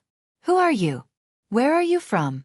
The dragon god scanned Li Qie again, wanting to find some clues. He didn't understand why the king chose this stranger to be the new ruler. Dragon god. Please use your highness. His highness is our successor. Firage stood next to Li Qie with one hand on the saber hilt. He knew that the dragon god could easily kill him. Nonetheless, he must protect Li Kai's authority and prestige. Death was acceptable since this was His Majesty's last wish. Guard commander. Do you know his background? The dragon god asked. I am carrying out His Majesty's wish of appointing His Highness as the next successor. Firage said. May I take a closer look at your physical constitution? The dragon god's tone became more polite, wanting to see Li Kai's body. After all, an invincible Tao Lord wouldn't pass his dynasty down to just anyone. Chapter 4860. Loyalty. Firage saber blocked venerable dragon god from coming closer. Grand Commander, please stop. The former said, ready to swing his saber at any moment. Guard Commander, what is the meaning of this? The dragon god frowned. I should be asking you this question, Grand Commander. Firage said, not wanting the dragon god to be close to Li Qie. If he harbored any malicious intent, Li Qie would be a dead man. I just want to take a closer look at his physique. The dragon god said. There is no need for that. What you should do is carry out your duties, Grand Commander. Firage refused. I need to know more about the successor. The dragon god insisted. He wanted to see if there was anything special about Li Qie in order to deserve the throne. Of course, he didn't believe that there was foul play going on. The imperial seal was the strongest proof. His Majesty has passed the throne down to His Highness. Grand Commander, you only need to worry about your own post. As for the reason itself, isn't that inconsequential at this point? Firage said. Guard Commander, if I insist, you cannot stop me. The dragon god became unhappy. This was indeed the truth. Firage had no chance of stopping a cultivator with 5 sacred fruits. Clank! Clank! The imperial guards appeared and surrounded Li Qie, ready to attack. I cannot stop you, Grand Commander, but if you dare to disrespect His Highness, I will still show you my blade. For protecting His Highness is our sacred duty. Do not forget yours. Firage said with determination. Your absolute loyalty is commendable. The dragon god nodded and acquiesced. Firage didn't gloat and said, Grand Commander, I'm sure you will do what is best for the dynasty. I have not forgotten my duty. The dragon god said. Then it is time for you to contribute to His Highness' cause. Firage immediately added. The dragon god stared at Li Qie. As the Grand Commander of 8 Stallion, he had the trust of its soldiers. As he pondered silently, Firage became nervous because without his support, Li Qie wouldn't be able to seize the throne. In fact, the dragon god could become the next king since he was the strongest and had the highest authority right now. After all, he could actually protect 8 Stallion dynasty, unlike Li Qie. Picking the latter could end with absolute destruction. If the citizens were to pick, the majority would pick the dragon god in order to guarantee the dynasty's survival. Firage naturally understood all of this. Therefore, the dragon god's decision was of utmost importance. The dragon god didn't answer right away, taking his time to judge Li Qie. Grand Commander, His Majesty is no longer around, but don't forget what he had done for us. Firage urged. I've never forgotten. The dragon god said solemnly. He was not always the imperious 5-fruit dragon god. At the start, he was only a sectional leader of a small sect with limited access to merit laws. Moreover, he was up there in age and had no future prospects. He then met 8 Stallion Tao Lord who had enough insight to spot his extraordinary bloodline and persevering personality. The latter taught him how to break his limit and begin his cultivation anew. The dragon god then followed him to numerous battlefields, eventually becoming one of the founders of 8 Stallion dynasty. Therefore, he gained a new life thanks to the Tao Lord. If it wasn't for 8 Stallion, he would have died of old age long ago as an insignificant cultivator. That's good to hear. He has shown great kindness to the both of us. Firage nodded. The dragon god let out a sigh and then bowed deeply toward Li Qie. Your Highness, it must have been a long journey. Please rest. Okay. Li Qie smiled. His attitude perplexed the dragon god. A regular cultivator should be trembling in fear before his presence, but this person was unaffected. He didn't think that His Majesty would pass the throne to a random person. Nonetheless, the decision was still unfathomable. This was his first time not understanding His Majesty's decision. Chaos will return to its true form soon. An incapable man won't last even with our support. He stared at Fireridge and sighed again before leaving. Fireridge had a heavy heart after the conversation. It seemed like the dragon god was ready to fulfill his duty and had accepted Li Kai's status as the successor. Alas, Chaos and 8 Stallion dynasty weren't peaceful. Many villains were afraid of the Dao Lord, hence their subservience. Now, how could Li Qie subdue them? My apology for letting you become startled, Your Highness. Fireridge lowered his head. It's fine. Li Qie smiled and shook his head. He could have easily killed all of you. You are correct, Your Highness. Fireridge admitted. The Grand Commander has the bloodline of a true dragon and 5 sacred fruits. Even if I have some sacred fruits, I still won't be able to stop him. You are only a little away. Li Qie said. Fireridge was surprised that Li Qie could see this. He smiled wryly and said, I can only blame my inadequate comprehension. His Majesty had taught me before, but this is all I can do. CMA Dragonlord was similar to a Dao Lord. In the past, Ox Dragon Ancestor has reached the limit of his sacred physique. Space Dragon Emperor had the same problem as well. This was due to the limitation of the sovereign realm. The two of them couldn't take the next step and become stuck in the same place. The disparity between sovereigns and Dao Lords only grew with time. Chapter 4861. Monochromatic Master Space Dragon Emperor and Ox Dragon Ancestor teamed up and research a way to improve their cultivation. Finally, after painstaking effort, they decided to slay their previous Dao and obtained a sacred fruit, creating an entirely new realm. From then on, in order to honor their contribution and effort, the new realm was officially known as Heavenly Sovereign Dragonlord. Today, Fireridge has also hit the limit as an immortal sovereign. Breaking through to the next step was immensely difficult. He had the help of a Dao Lord, but this was still not enough. Normally, one must rely on themselves. Outsiders couldn't help, and Fireridge knew this. He had trained extremely hard, but the bottleneck still got the best of him. Whether it be rushing or taking your time, there is no one right way in comprehending the Grand Dao. The latter can be surprisingly beneficial. Li Qie glanced at Fireridge and understood his situation. Fireridge didn't expect something like this to come out of Li Qie. After all, it sounded rather profound and reminded him of His Majesty. His Majesty used to talk like this when he was still alive. Civil Deputy wishes for an audience. A disciple came and reported, interrupting his stupor. Monochromatic Master. Fireridge hesitated after hearing this. We can't send a guest away. Li Qie told him. Let him in then. Fireridge obeyed the command, albeit begrudgingly. Monochromatic Master was different from Venerable Dragon God. The latter was strong and frightening but might not be a bad person. The same couldn't be said about Monochromatic Master. This visit was definitely not good news. A bit later, a man wearing a fancy embroidered robe with a cloak long enough to drape on the ground. His arrival was accompanied by a windy aura. His face was especially strange. Black on the left and white to the right, just like a yin-yang symbol. Upon closer inspection, one would find that the two sides would occasionally swap color. His aura was rather mighty. If he were to let it roam free, a tornado would manifest and destroy everything. He was last place among the 10 monsters and possessed 1 Dao fruit, currently serving as a civil official in 8 Stallion. Venerable Dragon God had full authority over the army while he was in charge of administration. Before joining the dynasty, he had his own domain where he reigned with absolute impunity. However, he lost to 8 Stallion subordinates later and had to join the dynasty. Putting his unsavory background aside, no one could criticize his administrative ability. I am known as Monochromatic Master. I respectfully greet you, Your Highness. May you always be in good health.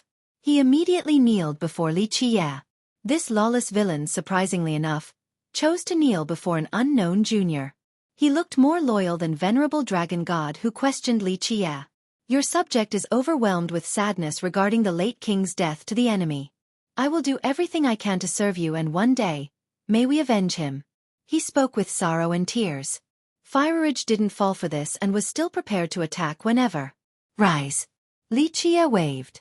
Monochromatic Master stood up and stole glances at Li Qie, wondering about the Tao Lord's decision. He didn't think that 8 stallions suddenly became an idiot at the end of his life and would pass the throne to a stranger. There must be something else going on and he was here to figure it out. The journey must have been tiring with ruffians bothering you the entire time. I apologize for not being there to protect you, Your Highness. He acted like a loyal subject. I appreciate it. Civic Deputy.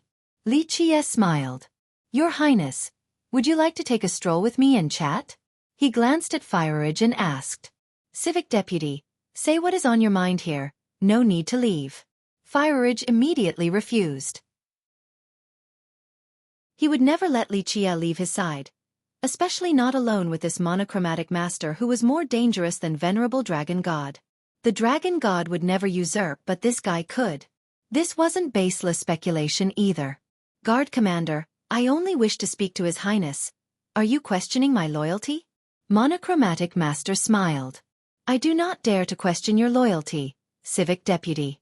Fire said, this is just part of my responsibility, please understand. His firm attitude left Monochromatic helpless. Though Fire was not even among the top 3 strongest in the dynasty, his loyalty was second to none, the only person who couldn't be doubted in this regard. Say what is on your mind here, Civic Deputy. Li Qie smiled. Your Highness, since His Majesty has just passed away, please be careful of treacherous members right here in our dynasty. Monochromatic said quietly. Li Qie chuckled. Some covet your throne, Your Highness, they might try to turn you into a puppet. Your power is limited right now, so they will look down on you, thinking that you do not deserve your authority. Or maybe they see that you are young and want to control each word and action of yours. Civic Deputy, please mind your words. Fire uttered coldly. In a sense, the former part could be referring to Venerable Dragon God's group while the latter pointed at Fire saber. Guard Commander, my duty is to advise His Highness. Monochromatic said, are you saying that I shouldn't give my opinion, or is it because I'm exposing your plan? Fire turned red with anger. I am willing to die for you, Your Highness. Monochromatic said, if you are worried about your safety, you should relocate to my palace. Anyone who wants to hurt you will have to walk over my old corpse first. I guarantee that you have my full support since I wish to carry out His Majesty's wishes. His eyes became teary and moving at this point. Moving to your palace? Li Qie murmured. You mustn't, Your Highness. Fire anxiously said, since that would be the same as walking into the lion's den. Though Monochromatic wasn't as strong as Venerable Dragon God or Northern Monarch, having Li Qie on his side would make his authority legitimate. If the other two were to oppose him, they would be viewed as rebels. Guard Commander, I am only worrying about His Highness' safety. Monochromatic said, there are too many scoundrels lurking in the dynasty. We will be sinners if anything were to happen to His Highness. Chapter 4862. Historical Ruins. Fire said no right away. His Highness' safety is the Imperial Guard's responsibility, so I assure you, Civic Deputy, that it will be fine. Worry about your own post. Guard Commander, you're overstepping your authority. Monochromatic didn't relent. Enough of this matter, I will stay here. Li Qie became bored of this back and forth, so he waved his hand. Civic Deputy, I can see your devotion. The dynasty will require your support. He left no room for negotiation despite the casual tone. Monochromatic couldn't say anything else. He thought that the implications of danger would scare Li Qie enough to follow his bidding. Alas, the result was the opposite. I shall obey. Despite feeling discontent, he still acted like a loyal subject and left. Fire was feeling the same way. As he spent more time with Li Qie, he gradually thought that there must be a reason why the Tao Lord picked this person as the successor. Your Highness, please be wary of Civic Deputy. Please excuse my many words, but he is a treacherous person who shouldn't be trusted. Fire calmed down and told Li Qie, all of you have reached the top of cultivation yet still act like mortals. Li Qie shook his head. Fire paused for a moment before answering with a wry smile. This is chaos. One has to be pragmatic in order to stay alive. It is a terrible way to live. Chaos wasn't born chaotic. It's just that ambitions and desires are left unchecked. Li Qie smiled. Fire Ridge was startled by Li Kai's perspective again. Perhaps these profound comments weren't mere coincidences. Li Kai's palace had a full view of the dynasty. Alas, it resembled more of a sect because 8 Stallion Dao Lord built it as a great sect. It's just that a dynasty was more fitting in a place like chaos. Li Qie stood above everyone, feeling the beats of this land with his eyes closed. Your Highness, the path ahead will be bumpy but we will follow you to the end. Fire Ridge said, thinking that Li Qie might be afraid of the incoming turmoils. A while later, Li Qie opened his eyes and said, let's go take a look at this dynasty. Fire Ridge didn't know why but he still agreed. He and his men accompanied Li Qie along the way. Though his coronation has yet to be announced, the news has traveled fast and most knew about Li Qie. Because of this, the members of the dynasty stared at him with confusion. After all, he looked like a regular cultivator but most importantly, a stranger. It was difficult for them to accept him as the next king. Furthermore, there were those more qualified than him right now. For example, 8 Stallion Dao Lord's blood daughter, Northern Monarch, or Venerable Dragon God. Even Monochromatic Master was in play. Despite having doubts, most didn't comment on the Dao Lord's questionable choice. This wasn't to say that they were law-abiding citizens. In reality, the dynasty consisted of many villains who have committed evil deeds before joining the Dao Lord. There was no way for these men to follow Li Qie. Nonetheless, the Dao Lord's prestige and authority remained after his death. The big shots still haven't voiced their opinion either. It wasn't time to speak up. Another reason was due to Fire Ridge and the Imperial Guard. Who would dare to criticize Li Qie in their presence? Those who were close enough actually bowed to their future king, albeit begrudgingly. During the leisure stroll, he saw old architecture built in the valleys. Some temples floated in the air. Cities were seen among the mountains. The things that attracted his attention the most were actually remnant ruins scattering about. For example, broken walls and bricks that have been tortured by countless drops of rain and winds. One could see that they were once part of something incredible and grand. Alas, no one could pinpoint a particular sect to these historical pieces. His Majesty said that these ruins were around long ago. He liked this place and picked it as his home. Fire Ridge explained. A good choice, Li Qie said while touching the cliff wall. They have gone a full circle and we're back to the base of his peak. You know about it, Your Highness? Fire Ridge asked. A behemoth of a sect used to be here. Saying that it's 10 times larger than 8 Stallion Dynasty would be a massive understatement. All races listened to it back then. Li Qie smiled. All races? Even the ancient branches of the race? Fire Ridge's eyes became serious. You're referring to the divine, heaven, and devil? Li Qie smiled. Yes, they are in charge of the race. Fire Ridge said. The race primarily consisted of members from Celestial Court. They once dominated the 100 races. Of course, any race loyal to or originating from Celestial Court was considered part of the race. They didn't have to be intrinsically linked to the 3 ancient races. Indeed. Li Qie stared at the peak and added, back in the olden days, Pure Wood was considered the first Grand Emperor. However, some legends stated that there was someone else before Pure Wood. Pure Wood? Fire Ridge tapped into his knowledge of history before responding. Pure Wood. The ultimate divine emperor, is that who you're talking about? Pure Wood Divine Emperor was an unfamiliar title in this era but Fire Ridge had heard of it before. You have heard of him? Li Qie was surprised. His Majesty had brought this being up before. He learned of this name after entering Immortal City. It must have been part of a legacy. Fire Ridge became emotional. Immortal City. Li Qie gazed at the horizon after hearing this. Chapter 4863.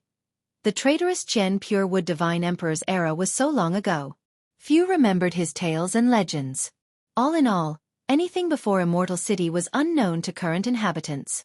However, this title was brought up more often thanks to the existence of Immortal City. Some believe that he was the reason why the people and the race could coexist peacefully, to an extent. Fire Ridge learned a few things from 8 Stallion Dao Lord. Rumor has it that Pure Wood was around during the previous epoch, the first of the mighty Grand Emperors. Someone before Pure Wood Divine Emperor? Fire Ridge quietly asked. The start of the Imperial line didn't come from him. Li Qie looked back down at Fire Ridge and answered. Then who is it? Ridge became emotional since this was an entirely new perspective. Authority Heavenly Emperor. Li Qiye revealed. Authority? Ridge murmured. This was different than what the Tao Lord had told him. Between an unknown cultivator versus a knowledgeable Tao Lord, for some strange reason, he actually believed Li Qiye instead of His Majesty. He himself didn't understand why, but this was his intuition. It certainly confused him. It's understandable that you haven't heard of him. He was the creator of an amazing sect that dominated the races. Li Qiye smiled. What is its name? Ridge calmed down and asked. Immortal Gate. Li Qiye said. Immortal Gate? Ridge thought that this was a simple yet domineering name. Sects didn't dare to use the word immortal most of the time. Only ignorant fools or true monsters would include this in their title. The latter meant that the sect must have been frightening. It's a sect with 9 emperors, completely unbeatable before the Qian clan. Li Qiye elaborated. Qian? The traitors? Ridge blurted out. That Qian. Something flashed deep in Li Kai's eyes after mentioning this last name. He then asked, who condemned them as traitors? Ridge took a deep breath and shook his head. Your Highness, I don't know much about this part of history. The race considers it taboo, and the people knows even less about it. It was just too long ago to do any effective research. Celestial Court. Li Qiye murmured before pondering in silence. After a while, he touched the cliff again and the embedded runes on the surface floated around his palm. Your Highness, am I correct in assuming that Immortal Gate used to be here? Ridge asked. Yes, this was where it gave orders to all races. Some say that it is older than Celestial Court. Li Qiye nodded. Ridge imagined a magnificent scene of a great lineage looming above all. Even the current Celestial Court couldn't give orders to everyone. So how did it fall? He asked, even though rise and fall was only a matter of time for lineages. It's just that this particular lineage had 9 emperors. This made him rather curious. The emergence of another race. Li Qiye said. Which one? Ridge asked. Ancient Ming. Li Qiye said. I've never heard of them before. This was another unfamiliar name to Ridge.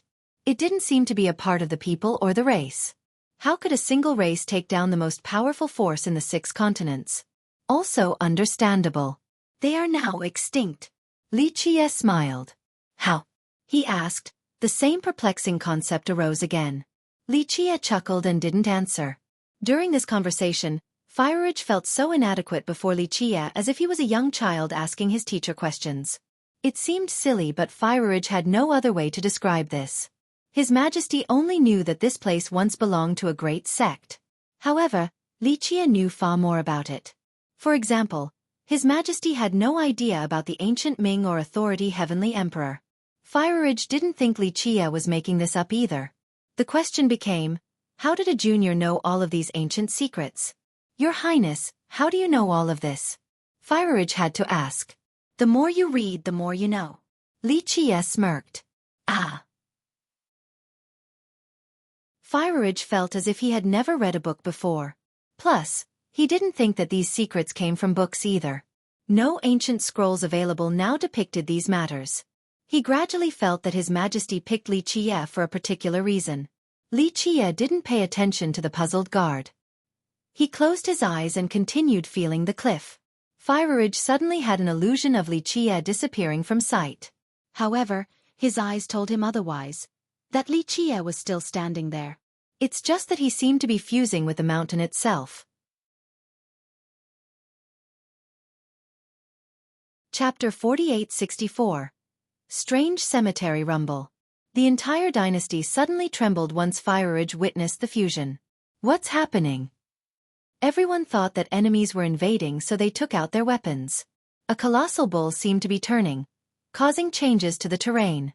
Ridge became startled and suddenly saw a light coming from the cliff. Li Kai's hand suddenly pierced through the outer wall. Once he pulled back, he was pinching a group of particles. They were ancient, seemingly having flown in the river of time for a long period.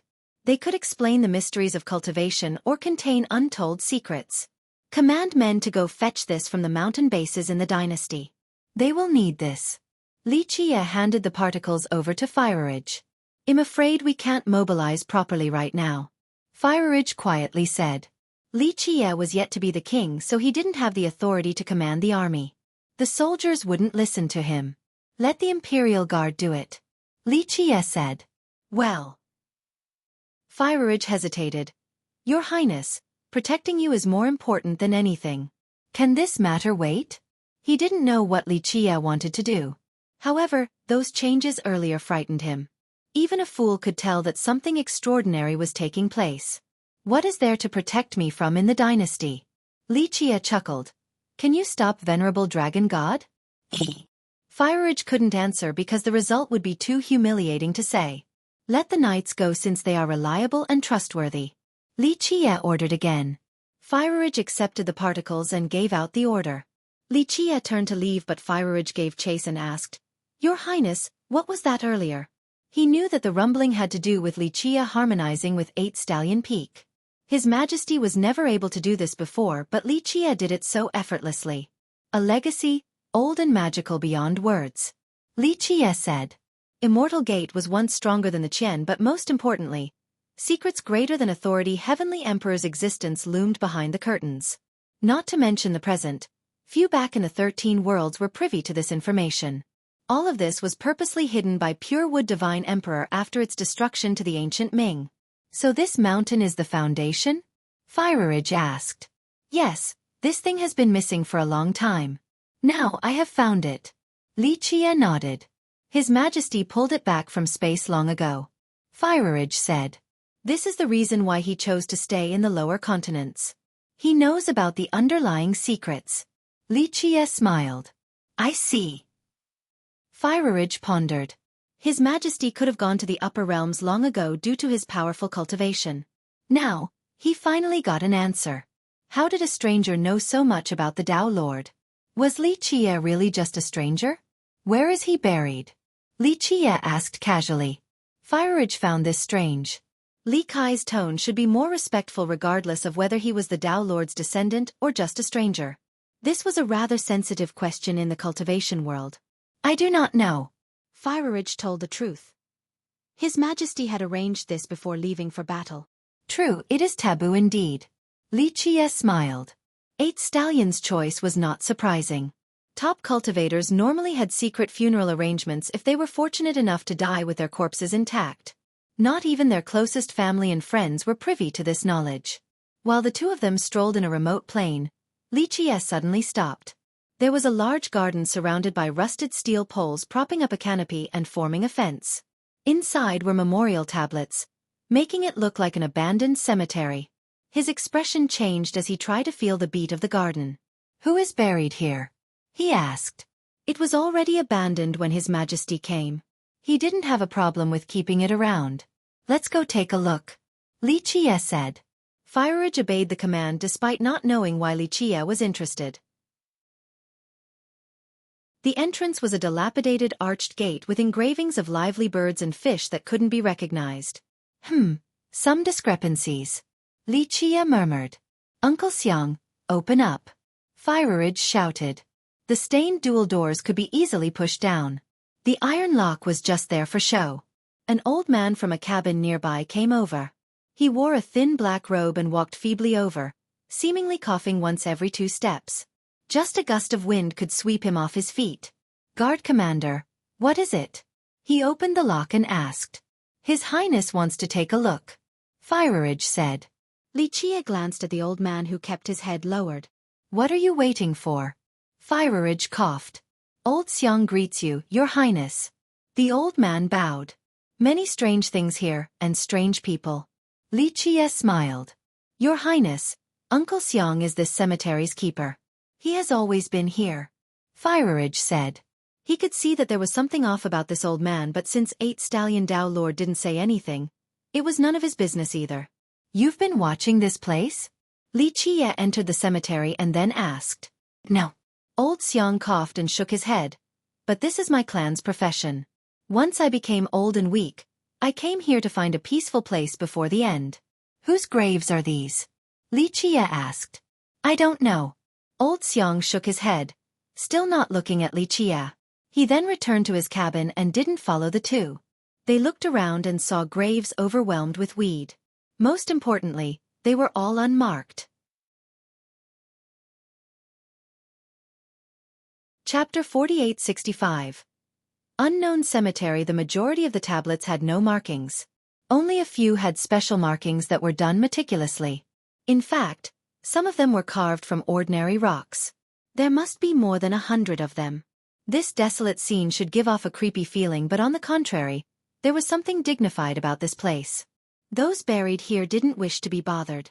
This atmosphere existed in a natural manner, not created through grand architecture. Fireridge felt as if incredible gods and devils were buried in this place. Each owner of a grave, when alive, had a peerless aura of brilliance.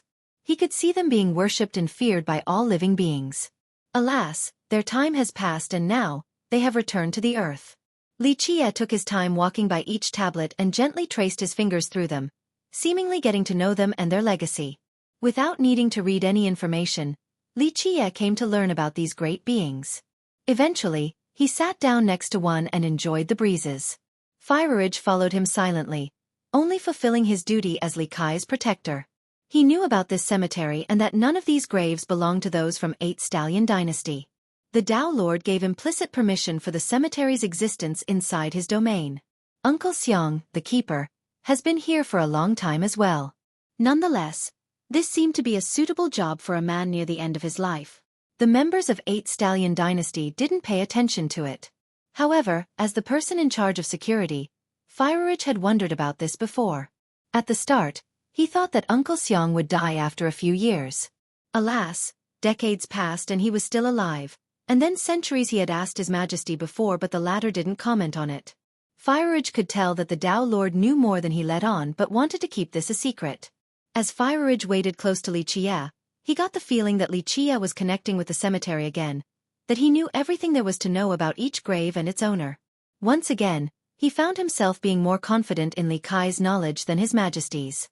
The latter had entered numerous dangerous areas and broken domains. How would this regular cultivator know more than him? This only confirmed his suspicion of how deliberate His Majesty's decision was regarding the successor. After a long while, Xueqi opened his eyes and sighed. "Are you all right, Your Highness?" Fireridge became worried since Xueqi looked a bit fatigued and sentimental. "Your king is very lucky." Xueqi stared at him and said, "What do you mean, Your Highness?" Fireridge didn't understand. Though he is no longer around, he has guaranteed his descendants success for ages to come. Xueqi smiled. "Are you referring to the princess?" Fireridge wondered. "Let's go." Xueqi didn't elaborate. He patted the dust off his clothes and said. The two of them left the cemetery and old Xiang didn't come out. They only heard coughing from the cabin. Fireridge did remember to say goodbye and got a faint response from the old man. The moment they returned to the palace, a girl also arrived, looking rather unhappy. "Who are you?" she said inquisitively with her hands on her waist. Around 10 years of age, she exuded nobility and seemed to be crafted from jade. Everyone could tell that her bloodline was noble. Her eyes were round and black, brimming with spirituality. Her vitality and innate energy were extraordinary as well. The power that could come out of her small frame was out of this world. She could run for thousands of miles without a problem. It became clear that she was a heavener due to the marking on her forehead. "I should be asking you this," Xueqi teased. "Your Highness." Fireridge greeted her. "My name is Asui. 8 Stallion Dynasty is my home," she declared. She was 8 Stallion Tao Lord's only direct descendant in the lower 3 continents. However, no one knew who her mother was, not even Fireridge. The Tao Lord brought her back to the dynasty one day. That's the extent of everyone's knowledge. 1. The literary meaning for Xueqi is piebald horse. On a side note, would have been cool if Shen Juntian was spared and come with Xueqi up here too.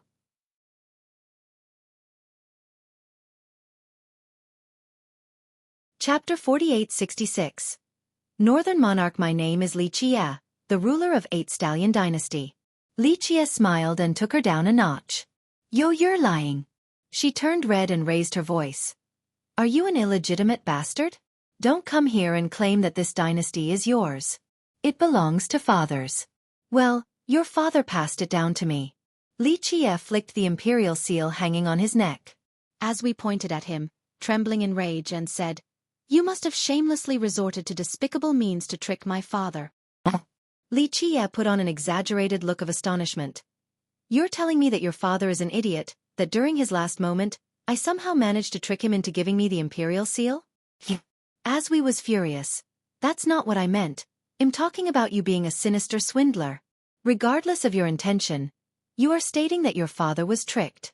Oh, the great Tao Lord praised by all was actually played by me, to pass down his dynasty to me. Seems like his reputation was undeserved. Asui trembled with rage, unable to respond. She was just a little girl who couldn't keep up with Li Qiye. Guard commander, this thief clearly stole the imperial seal from father. Why are you letting him stay here? Asui focused on Fireridge instead. He should be imprisoned and interrogated. Fireridge shook his head and said, His Majesty was wise and insightful. The imperial seal represents his will. If he didn't wish for it, no one could take the seal from him. Anything is possible. She didn't give up. Your Highness, your scenario is not possible. His Majesty's Grand Tao is supreme. We cannot speculate his intent. Fireridge shook his head again, clearly stating that no one was allowed to question 8 Stallion Tao Lord's decision, not even his daughter. As we had seen magnificent scenes before, but ultimately, she was still young and let her emotions get the best of her. Did you hear that? Li Qiye didn't show mercy and continued. Your father passed the dynasty down to me instead of you. Doesn't that make something obvious? That he thought you are useless and incapable. Independent Illinois, rip your tongue out. Azu was driven mad. Then tell me, why did your father not pass the throne to you if you were actually capable? Li Qiye asked. Her eyes turned red as she couldn't answer. Fireridge sighed after hearing this. Though Li Kai's words were unpleasant, they were indeed the truth. The problem was Asui being too young and weak. Giving her the throne would only be harming her. Slap his mouth. She commanded her guards. Well. They exchanged glances. Some wanted to obey their master but didn't move after seeing Fireridge glare. Plus, Li Qiye was the actual successor, so doing anything to him would be unacceptable, to say the least. Guard commander. Slap his mouth to make me feel better. She shouted with indignation. Please return, Your Highness. Fireridge didn't listen. Guard commander. Father didn't mistreat you when he was alive. She didn't like his attitude. He only sighed and didn't bother to argue with a little girl. How disappointing. Look at how stubborn and foolish you are. Looks like I have to teach you a lesson in your father's stead. Li Qiye said. You dare. She shouted but still took one step backward. Pat, pat. Li Qiye easily caught her and slapped her but 10 times or so without holding back. Her guards wanted to stop him but Fireridge kept them at bay. Oh. Tears poured down like the rain. As the daughter of a Tao Lord, she has always been pampered and never suffered mistreatment before. Now, an unfamiliar brat was actually bullying her? I will kill you and your family. She unsheathed her sword and lunged at Li Qiye like a lion cub. Stop. A gust of wind coiled around her and pulled her back. A royal lady wearing a golden dress came into the room. Just one glance was all it took to recognize her unmatched nobility. Her creator was kind to her. Oval face, long brows, bright purple eyes. The imperial-style dress was large but didn't hide her curvy figure. People couldn't help stealing glances at her. Her aura was invisible yet palpable, capable of piercing unguarded cultivators in the blink of an eye. There was no doubt that she has been used to a position of power, seemingly excelling at that. And, as we rushed over and embraced her, finally finding an ally. The lady gently patted Asui's hair and said softly, You mustn't act improperly and ruin His Majesty's reputation. Asui actually listened to her. She sniffled a few more times and then stopped crying. Northern Monarch. Fireridge bowed once before holding the saber hilt again. She ranked second in the dynasty right now. First was still venerable Dragon God in the Tao Lord's absence. She was far younger than the Dragon God and monochromatic master. Her duty was with maintaining the border and expanding territory. She was a devil, but that's the extent of everyone's knowledge. The Tao Lord brought her back and didn't tell anyone of her background. Her exceptional talent allowed her to become a Dragon Lord with 2 Tao fruits at a young age. Thus, 8 Stallion Tao Lord trusted her and gave her ample authority. Chapter 4867. Northern Monarch's secret. Few in the lower continents could compare to Northern Monarch's talent. She had plenty of achievements and was considered a pillar of 8 Stallion dynasty. Some believe that it was only a matter of time before she surpasses venerable dragon god. In chaos, many were also curious about her relationship with 8 Stallion Dao Lord. Was she his lover or best friend? None of them seemed to match their relationship. People only knew that the Dao Lord had taught her before, so in a sense, this could be a master-disciple relationship. However, they never addressed each other as such, only as king and his subject. All in all, she had the qualifications to inherit his legacy. She normally presided by the border to keep the peace while venerable dragon god stayed in the capital. As we told her about how mean Li Chia was and wanted her to teach him a lesson. Princess, go rest. Leave this to me. Northern Monarch consoled the young princess. The princess listened and snorted at Li Chia. Just wait, this isn't over between us. She then left with her guards, leaving Northern Monarch and Li Chia behind. The former stared closely at Li Chia while Fireridge watched her every move. He feared her the most when not counting the dragon god. Brilliant talent was normally accompanied by ambition. There was a high chance of her surpassing the dragon god. In fact, he might even support her because she could become a second 8 Stallion Dao Lord to stabilize their situation. Your Highness. She lowered her head and said, I have just returned from the border and couldn't participate in the ceremony. I sincerely apologize. Li Chia only glanced at her and didn't say anything. Guard Commander, may I have a moment with His Highness? Northern Monarch asked. Well, Fireridge hesitated because she was a rival to Li Chia right now. His safety could be at risk. It's fine. Li Chia smiled and waved his hand. I'll be right outside. Just call out if you need me. Fireridge said begrudgingly. This wasn't due to him trusting Northern Monarch at all. For some reason, he had grown to trust in Li Chia. After he left, Li Chia sat down while Northern Monarch took her time brewing tea for the two of them. It didn't take long before the aroma wafted in the air. Your Highness, you've only arrived recently. Please try the dynasty's billowing snow. Northern Monarch poured a full cup for him. He didn't hold back and lifted the hot cup, slowly sipping it. I am a devil from deity lineage. She poured her own and sipped while speaking. If anyone else were to hear this, they would be startled right away. Deity was the strongest in the lower continents, a part of the race. Its current leader was none other than Conceal Conqueror, the mortal enemy of 8 Stallion Dao Lord. Few know about this besides His Majesty. Northern Monarch said sincerely. She knew that 8 Stallion would never pass the throne to a random person before death. I am only a passerby. Li Chia casually responded after seeing her sincere attitude. Her eyes narrowed as she sighed, not really grasping anything from him.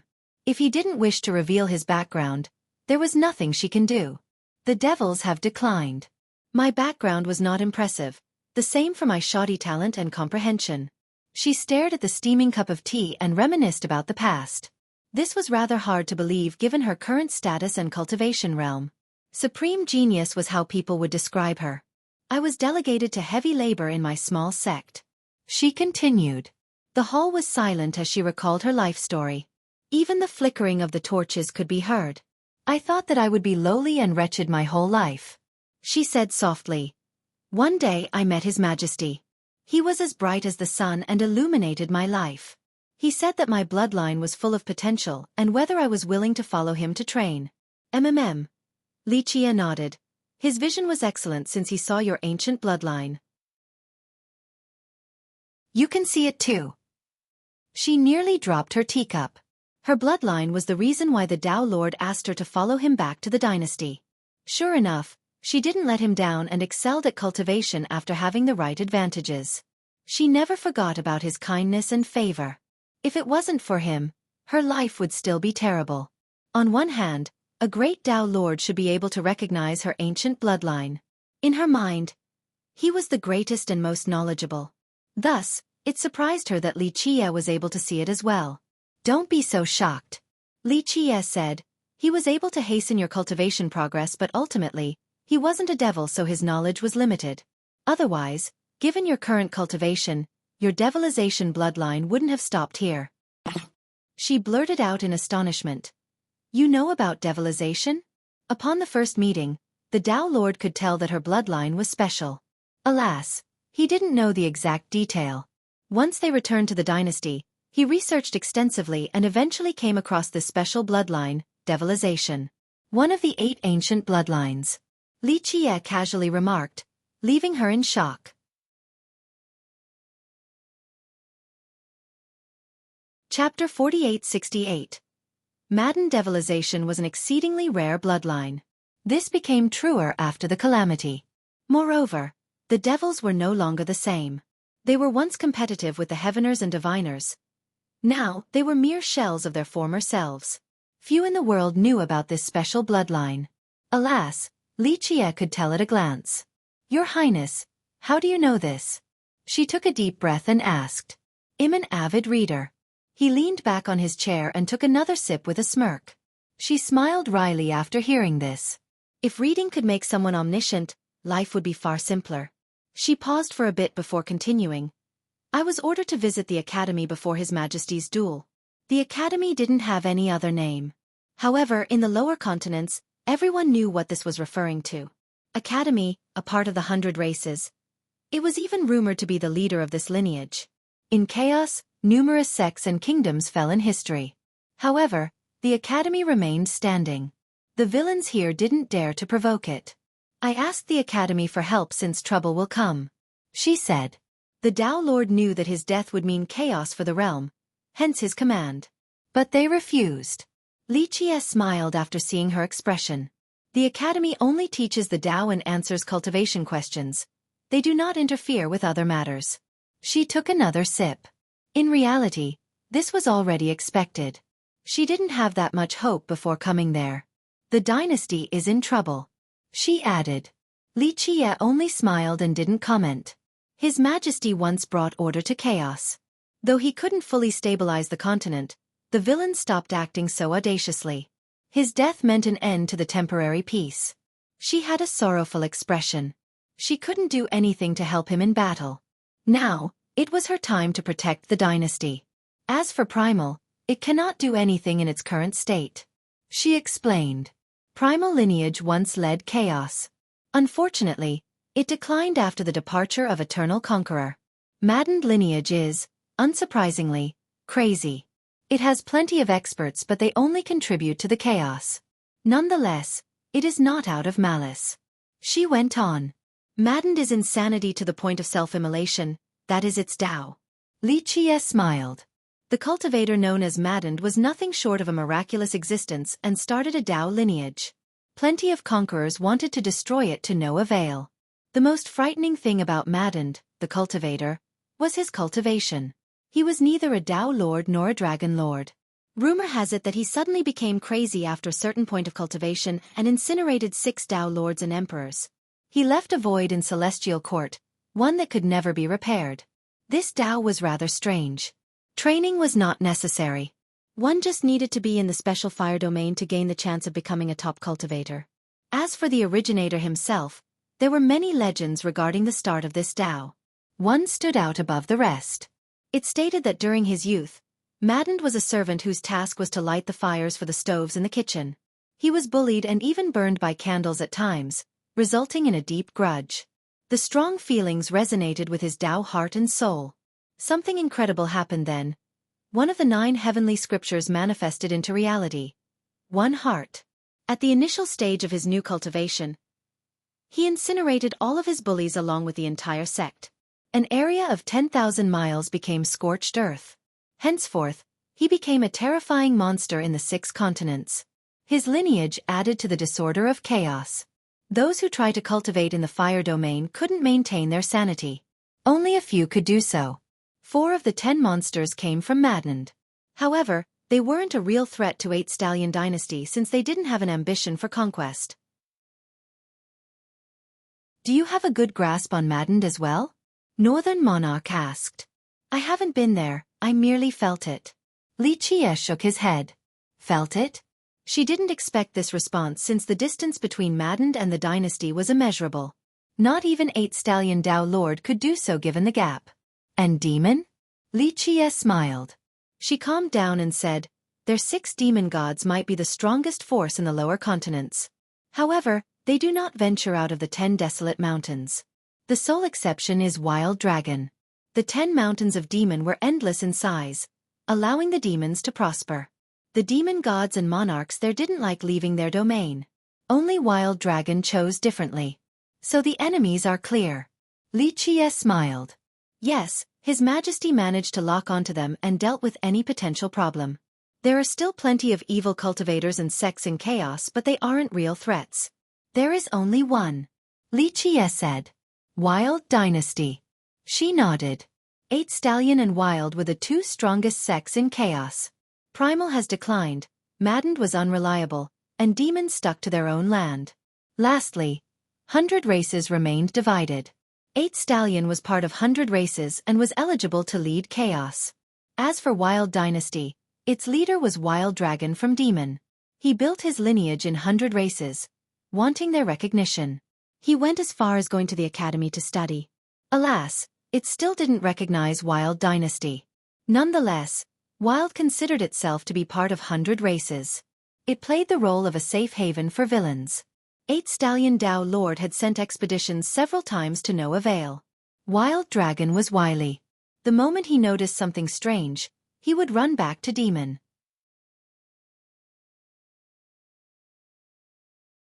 Chapter 4869. Current situation. Since His Majesty is no longer around, Wild will strike us. Northern Monarch worried. Currently, they were no match for Wild. In my opinion, they will attack during your coronation. She added. Wild Dragon was fierce with 6 sacred fruits. Only a few beings in the lower continents could fight him. The late 8 Stallion, Conceal, and Stone Ox of Untethered. The problem was Wild Dragon's ace card, being able to run back to Demon whenever he wanted. This made him invulnerable, the reason why 8 Stallion couldn't kill him after 1,000 years. Venerable Dragon God was strong but couldn't beat Wild Dragon. Moreover, there were 2 other members of the 10 monsters on the side of Wild Dynasty. Flame Eater Child and Mad Pyromancer. This made it rather difficult for the current 8 Stallion Dynasty. In the past, only deity could contest with it since it had the Dragon God, Northern Monarch, and 2 more members of the 10 monsters, 9th-ranked Demonis and 10th-ranked Monochromatic Master. Wild was only slightly weaker, but now, the tides have turned. If they want to come, let them. Li Qie smiled. My coronation is a joyous occasion, so the more, the merrier. Let's all have fun together.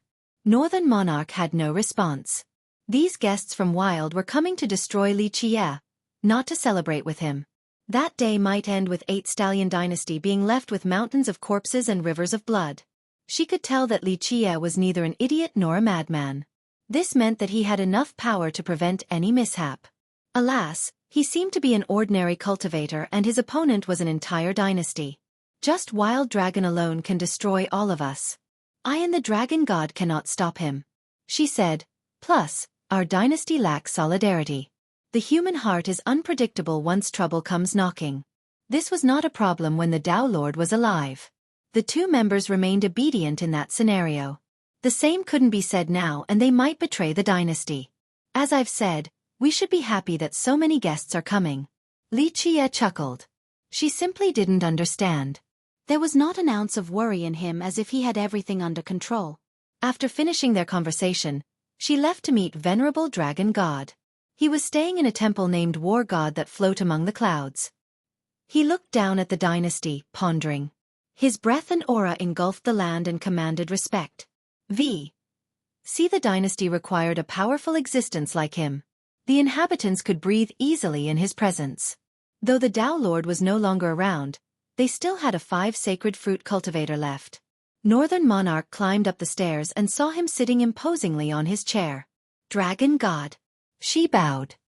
He told a disciple to bring a chair over for her and said, Northern Monarch, you have been working hard for the dynasty, so much traveling.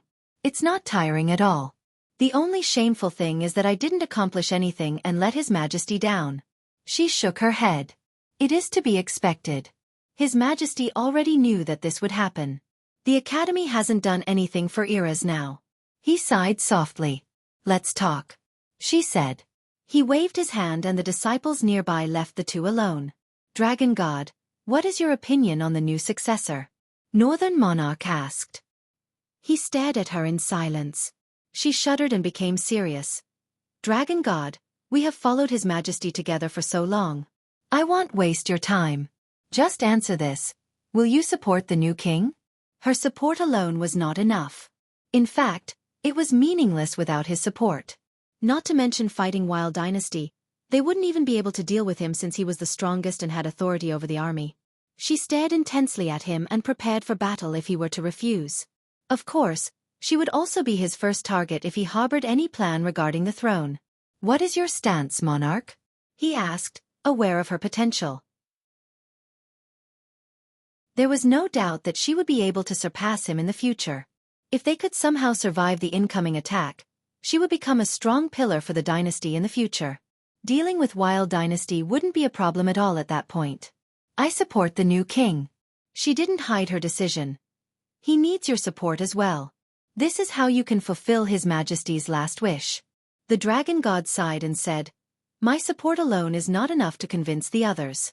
The fate of the dynasty is hanging by a thread. I'm aware that we have problems internally and externally. She elaborated.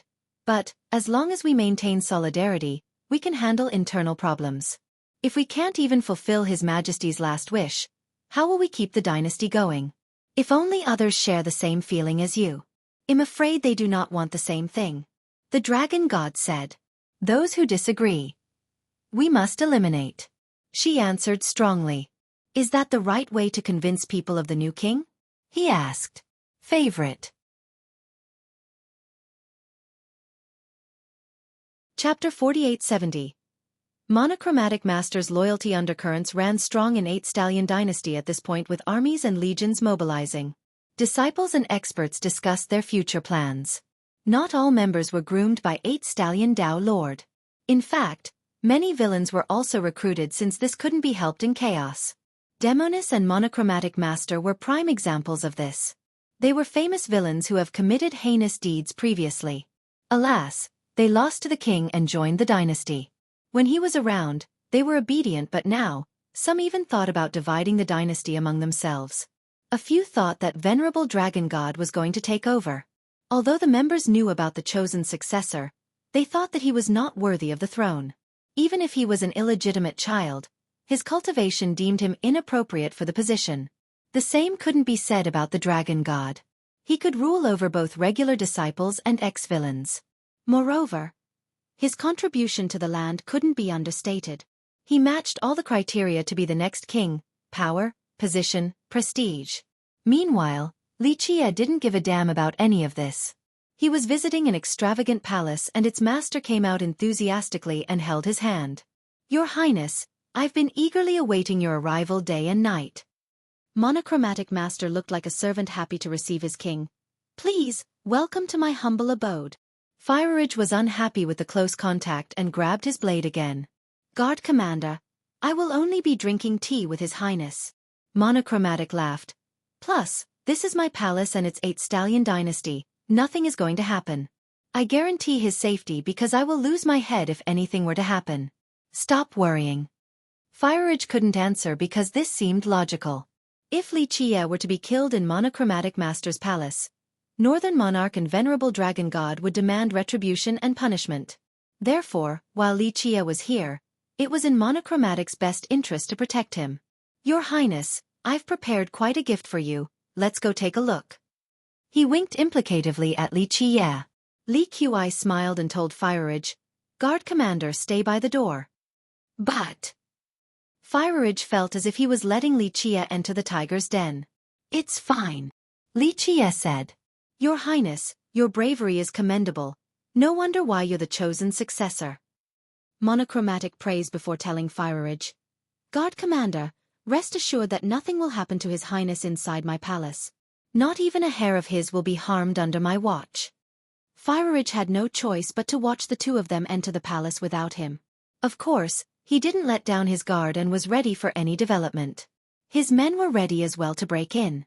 Monochromatic's palace was extravagant with beautiful decorations.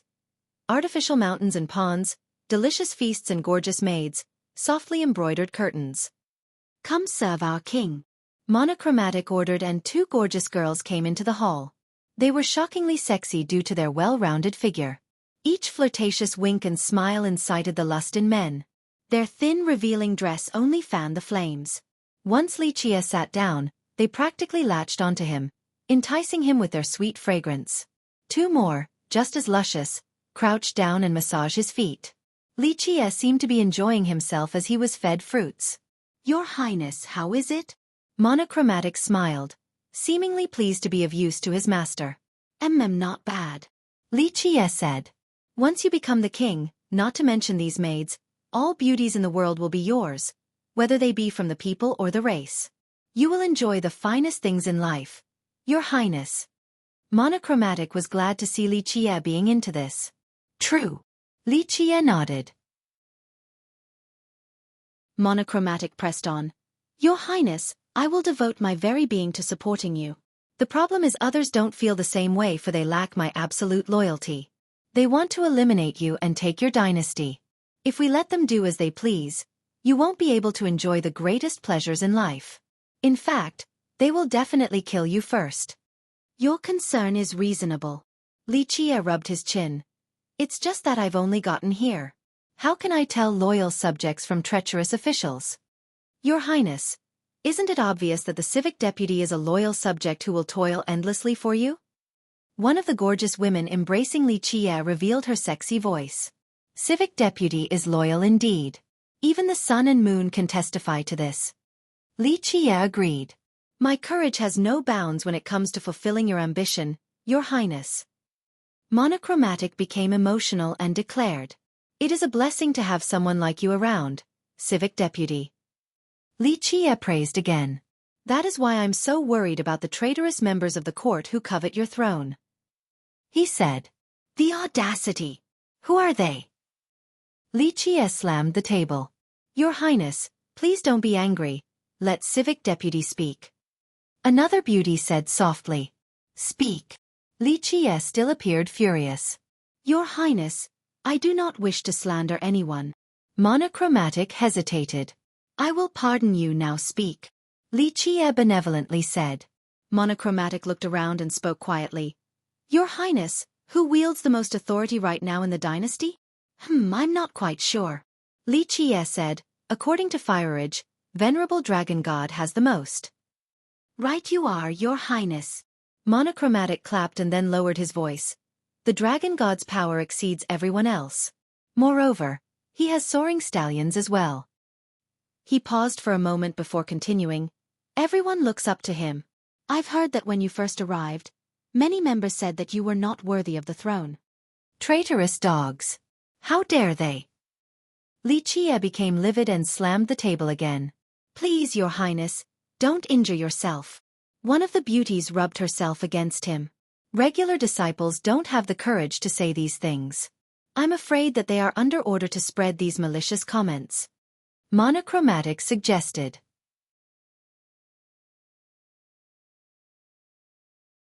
Chapter 4871. Great idea. So who is this treacherous mastermind wanting to kill me? Xueqi was furious. "Your Highness, civic deputy will never let anything happen to you even if it costs him everything." One of the two beauties said. "Your Highness, who do you think it is?" Monochromatic whispered in Xueqi's ear. "We will kill whoever it is." Xueqi bellowed. "Who has the most to gain with your death, Your Highness?" Monochromatic whispered. "That geezer Venerable Dragon God." Xueqi said hatefully. "That's right, Your Highness. Everyone in the dynasty cares about him alone." Monochromatic said. "We must kill him then." Xueqi gritted his teeth. "I'm afraid it won't be easy." Monochromatic said quietly. "He has 5 Dao fruits, so even if I risk my life, I still can't touch him. In fact, I cannot protect you from him right now. So there is nothing we can do?"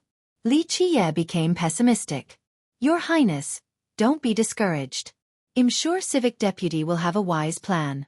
One beauty said while bringing a cup to his mouth. "Civic deputy, is there a way?" Xueqi asked. "There is," he said before falling into silence. "Speak." Xueqi seemed impatient. "We stand no chance given our power, since he alone can obliterate us, not to mention his legion. In reality, the dynasty is also under his control." Monochromatic elaborated. "I see Xueqi didn't want to resign to losing. But we can obtain external help." Monochromatic stroked his chin. "External help?" Xueqi asked. We can enlist the help of experts to kill the traitors. Monochromatic lowered his voice. Who? Li Qie asked again. I know several of the 10 monsters. I'm close with Corpse Poison Toad King and Fire Ape, so I can invite them. The problem is the payment afterward. That's fine, when we get this done, you will have full authority to grant them titles and rewards. Li Qie laughed and generously said. There's still not enough to take him down. I have another plan. Monochromatic said. Go on. Li Qie became spirited. Your Highness, you should start a grand banquet for the coronation and invite powers from everywhere including Wild Dynasty. Wild? Isn't that our enemy? Li Qie seemed intrigued. Enemies can become friends depending on the circumstances. Your Highness. Monochromatic said, if they come, Venerable Dragon God must deal with them. Well, use that opportunity to surprise and kill him along with Northern Monarch, another traitor. What about Wild Dragon? Li Qie worried. We can negotiate with them, giving them land and resources in order to guarantee your throne. If this doesn't work, we still have one more ace card. Monochromatic said. What is it? Li Qie asked curiously. We can hire Shadow Rider to assassinate those from Wild in order to deter them from pushing us to the brink. Monochromatic said. Shadow Rider was ranked second among the 10, only behind Wild Dragon. Most importantly, this cultivator was enigmatic and elusive. Rumor has it that no one had ever survived a meeting with this assassin. I see, I like it. I leave it to you then. Li Qie clapped, seemingly in a good mood. Your Highness, all I need is for you to prepare a grand coronation. Monochromatic said. Don't worry. How can it not be grand when it is one of the most important events of my life? Li Qie nodded. Wise you are, Your Highness. Monochromatic praised. The two of them talked for a bit before Li Qie left the palace. Your Highness, what did he say? Firage saw Li Kai's smirk and intuition told him that Monochromatic was up to no good. Prepare a great banquet for my coronation, the grander the better. Invite everyone. Li Qie said. Your Highness, this is a perilous period. Firage hesitated. All eyes were on them right now after the king's death. Wouldn't a banquet be the same as inviting wolves into the home? Perfect. Li Qie smirked. Well, Firage thought that there was something off about this whole thing. He said, let's leave this to Northern Monarch, she can arrange it. That's fine. Li Qie stroked his chin and nodded. Once they returned to the main palace, Venerable Dragon God was already there. Let me talk to His Highness. The Dragon God said. Li Qie waved his hand and Firage left, albeit unwillingly. The Dragon God stared at Li Qie. The truth was that he couldn't see anything special about Li Qie.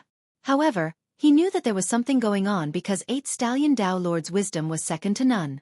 Your Highness, you are the rightful successor of the dynasty. The Dragon God said, I will contribute to your cause. He finally revealed his stance despite not seeing Li Kai's greatness. This was to repay the Dao Lord despite how grim the situation was currently.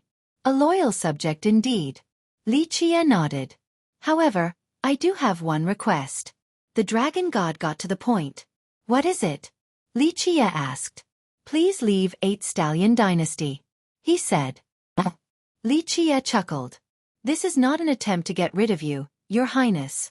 I only need you to lay low for a while until stability comes, both internally and externally. Then I will invite you back for your throne. He revealed. No need for that. Li Qie shook his head. Your Highness, your presence invites attention. People want the imperial seal and it's hard to avoid schemers from all sides. How can I answer to His Majesty if anything were to happen to you? The Dragon God worried. Why do you think I need someone to protect me? Li Qie smiled. The Dragon God couldn't say what was on his mind, that Li Qie was too weak and anyone could crush him with one hand. Blades do not have eyes, it's dangerous. He put it delicately. Descendant of Divine Dragon Mountain, you have honor and morality. Your ancestors are proud of you. Li Qie smiled. What? The Dragon God became astounded. He came from something great but others had no idea. They thought that he was from a small sect and was picked up by 8 Stallion Dao Lord. You have its bloodline, albeit faint. Li Qie said. Divine Dragon Mountain has been destroyed.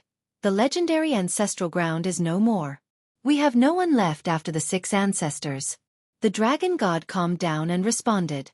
This was a mighty lineage that had been destroyed during the transition between epochs.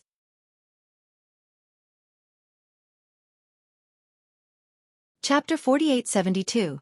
Divine Dragon Mountain's bloodline. This is just the nature of the Tao path. Many people and things will disperse like smoke. Li Qie said. How do you know all of this, Your Highness? The dragon god asked. It's rather obvious. Li Qie smiled. The dragon god took a deep breath and knew that this wasn't the truth. Even the Tao Lord didn't know his true origin. He stared at Li Qie and speculated various possibilities.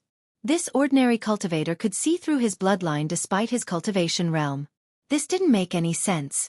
My bloodline is hidden, he said. A few might be able to recognize his faint draconic background. However, this wasn't enough to conclude that he came from Divine Dragon Mountain. Of course, your faction isn't the only one with draconic bloodline.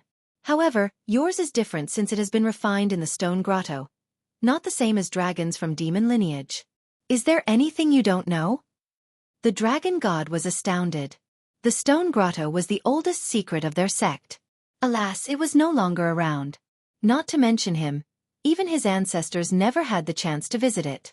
Rumor has it that this grotto was once the home to incredible existences with the purest bloodline. Alas, the epic battle pulled their sect and its experts down. Divine Dragon Mountain ceased to exist afterward. Its descendants lost their homes and only barely managed to survive in the lower 3 continents. This was the reason why he was only a sectional leader of a weak sect. Their secrets became lost with time, especially the matter of the stone grotto. He didn't even tell his benefactor, 8 Stallion Tao Lord. Who are you? He thought that he was seeing an omniscient ghost. I'm just a passerby. Li Qie smiled. The stone grotto is a relic of the past after the death of our 6 ancestors, completely forgotten. How do you know about it? The dragon god remained skeptical about Li Kai's identity. Others don't, I do. Li Qie smiled. Nonetheless, he was an experienced cultivator and calmed down after taking a deep breath.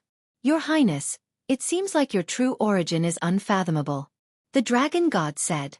This finally made sense. The reason why the Tao Lord didn't pass the throne down to him or Northern Monarch was because this outsider far surpassed them. You absolutely deserve the throne, he added, completely changing his view on the matter. A while ago, he supported Li Qie to pay the Tao Lord back. Now, it seemed that his new king was worthy of his service.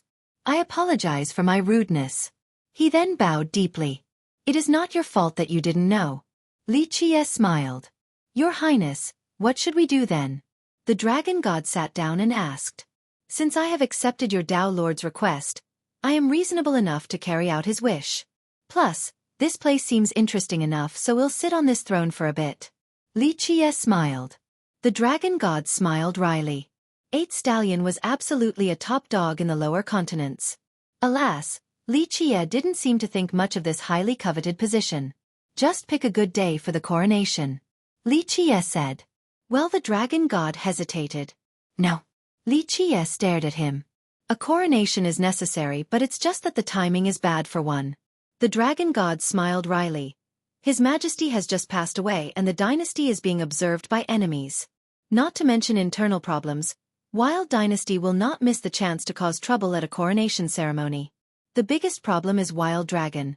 No one can stop him. Other villains joining in will only make it harder. He continued, it's best to stabilize internally to reach solidarity before announcing a grand ceremony. No need, this is just wasting time. If it's going to be exciting, let it. I want to invite all the troublemakers. Li Qie shook his head. It's a rare opportunity for us as well, capturing all our friends at the same time. The dragon god didn't respond.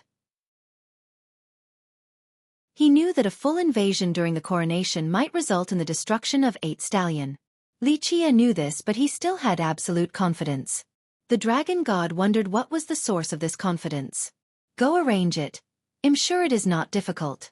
Li Qie ordered. If this is your will, your highness, it shall be done. The dragon god took a deep breath and agreed. Once he was gone, Fireridge finally relaxed and came inside. Your highness, what did he say?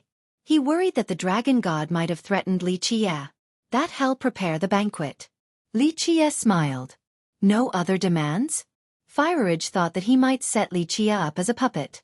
No, he'll just carry out his duty. Li Qie smiled. Fireridge felt much better, albeit still confused. How did Li Qie get the dragon god to cooperate?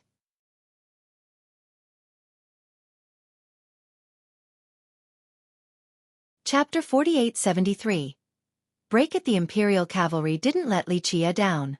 They excavated all the desired items in just a short time and brought them to the base of his mountain. Spectators were utterly confused by their actions because the excavated items included large boulders and stone hills. None of them looked special at all. They felt that this was a waste of manpower. Why was the Imperial Cavalry sent to do something so menial? What is the new king doing? One disciple murmured. He's probably sensitive about the lack of qualifications and wants to abuse his authority. Someone else harshly answered. Shut your mouth. A senior nearby yelled with haste. The new king was about to inherit the dynasty. Rudeness was unacceptable and punishable. This was especially true in chaos. One little thing might result in decapitation. Though most didn't dare to voice their displeasure, they didn't condone his first order or his status as the next king. Your Highness, may I ask what is the goal of this? Fireridge asked while following Li Qie. He, unlike many others, knew that these large pieces were special since he was there for the harmonization.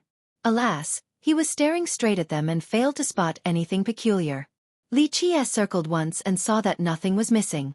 He smiled and said, Nothing much, just destroy this. What? His mouth became agape as he stared in the direction of Li Kai's finger. This was because Li Qie was pointing at the royal palace. Your Highness, you want to destroy 8 Stallion Palace? Fireridge became confused. Yes, destroy it and leave the base of the mountain. Of course you can't destroy this anyway. Li Qie nodded. I don't know about this. Fireridge stammered. Why? The palace was shoddily built, a dog's tail used as a substitute for sable fur. It ruined this work of art. Li Qie said. Fireridge turned red. Wasn't this disrespectful toward 8 Stallion Dao Lord? Moreover, the palace served as the central authority of the dynasty. The Dao Lord once lived here and gave orders to the realm. Therefore, its members viewed it as a pivotal symbol of the dynasty as well. As long as the palace was still around, so would the dynasty.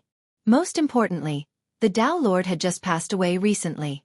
Destroying the palace now would cause untold chaos and unrest, further souring everyone's opinion of Li Qie and creating a deeper rift in the dynasty. Your Highness, please reconsider. We can't destroy this palace or the dynasty will fall into disarray, something very unfavorable for you. Fireridge regained his wits and tried to persuade Li Qie. A single palace can guarantee peace and stability in 8 Stallion or cause its destruction alone. If that's the case, this dynasty is as feeble as a piece of paper. Such a sect is not worth my time. Li Qie smilingly retorted. Fireridge couldn't come up with a retort. Destroy it. I want to bring other things up there. Li Qie gave an order this time. Though he still spoke casually and without any pressure, Fireridge knew that there was no room for negotiation. What did you just say? Venerable Dragon God stood up in astonishment. Destroying this palace was the same as destroying the dynasty's morale. It would ruin the coronation process. Let me go take a look. He immediately left. Why? Northern Monarch heard this news and became startled. That palace was perfectly fine. Did Li Qie want to establish his own authority by destroying the vestige of 8 Stallion Dao Lord? I don't understand at all. She murmured and also left her place to take a look. One person was ecstatic to hear this news. Monochromatic Master. He grinned and said, Perfect. Keep on stirring the pot. This dynasty will be in your pocket, sir. One of the 2 beauties flattered him. I don't care about this shell of a dynasty. Its destruction is only a matter of time without the Dao Lord. Monochromatic snorted. Then what is your goal? The other beauty became curious. Monochromatic answered with a mysterious smile. Venerable Dragon God and Northern Monarch arrived at the scene to see the Imperial Guards looking awkward and helpless. The palace was built by the previous king. Though he was no longer around, they could still reminisce about their time together while being here. What is going on? The Dragon God frowned and asked Fireridge. Ask His Highness. Ridge had a bitter expression. Your Highness, we can't destroy 8 Stallion Palace. The dragon god said, this will crush the disciples' morale. If this tiny thing is enough to crush their morale, they don't have the ability to protect 8 Stallion. When trouble actually comes, they'll either tremble uncontrollably or scatter like bees from a fallen hive. But the palace was personally built by the previous king. It has immense significance. The dragon god argued. The timing was still too close to the king's passing. This was out of line. Your Highness, please reconsider. If you're unhappy, we can do something else instead. Northern Monarch joined in. It's necessary. Things will be returning to their original place. Li Qie smiled. The monarch and dragon god glanced at the rocks down at the base. I'll kill you, bastard. Suddenly, a childish roar erupted from a figure lunging at Li Qie. Your Highness, don't be disrespectful. Ridge stopped her and said, Guard Commander, are you really going to watch this jerk destroy my father's palace? Aswi angrily yelled, unable to accept this. She had many memories of spending time with her father here. Ridge couldn't respond because the Dao Lord had treated him so well.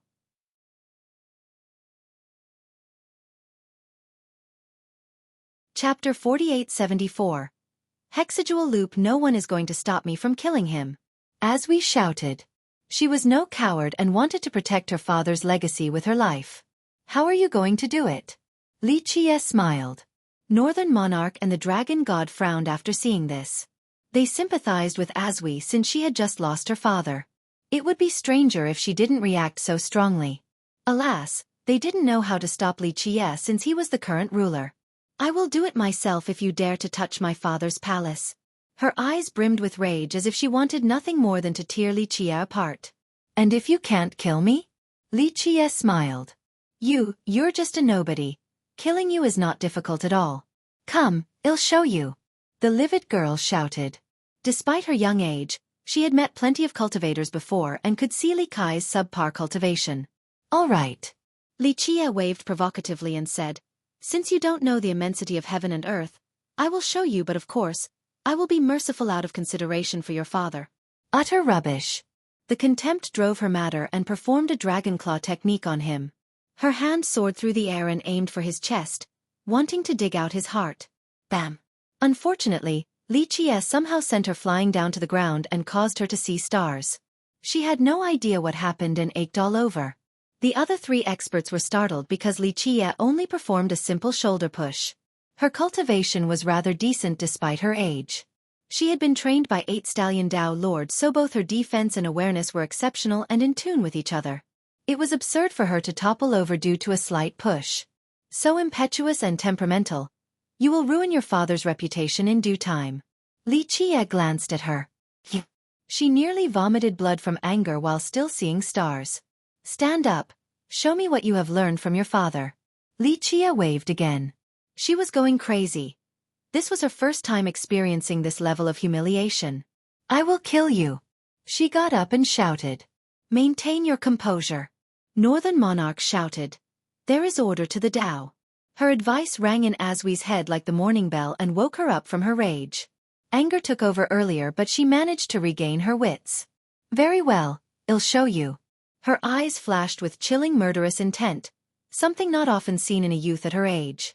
The daughter of a Dao Lord was still exceptional and possessed a strong aura. I'm waiting. Li Qie smiled leisurely, not bothering to pose. Clank. Aswi raised her left hand. Boom. A beam shot into the air from a bracelet made of tiny Dao strands. The power of a Dao Lord erupted and rendered others breathless. There were 6 little bells on the bracelet, but upon closer inspection, they turned out to be 6 Dao fruits. Of course, they weren't real Dao fruits but mere duplications created by 8 Stallion Dao Lord. This was a weapon left for his daughter. Hexadual Loop. A girl her age shouldn't be able to control a Dao Lord weapon. However, he had trained her well enough so that she could use it relatively efficiently. My father's unbeatable weapon. Ready your weapon and prepare to die. She calmly said, no longer possessing the unrestrained fury and looking more like a noble princess. No need. Just this finger is enough to bully a little girl like you. You should feel honored that I'm taking the time to teach you a lesson. Li Qie taunted. Northern Monarch and the Dragon God exchanged glances, having no intention of stopping the fight since they wanted to see Li Kai's ability. If this were to escalate out of control, they would take action then. Take this then. Aswee's calmness was disturbed again. She took one step forward and released the power of 8 stallions. Her fate palaces opened and released billowing vitality. The halos of a Tao Lord manifested into reality.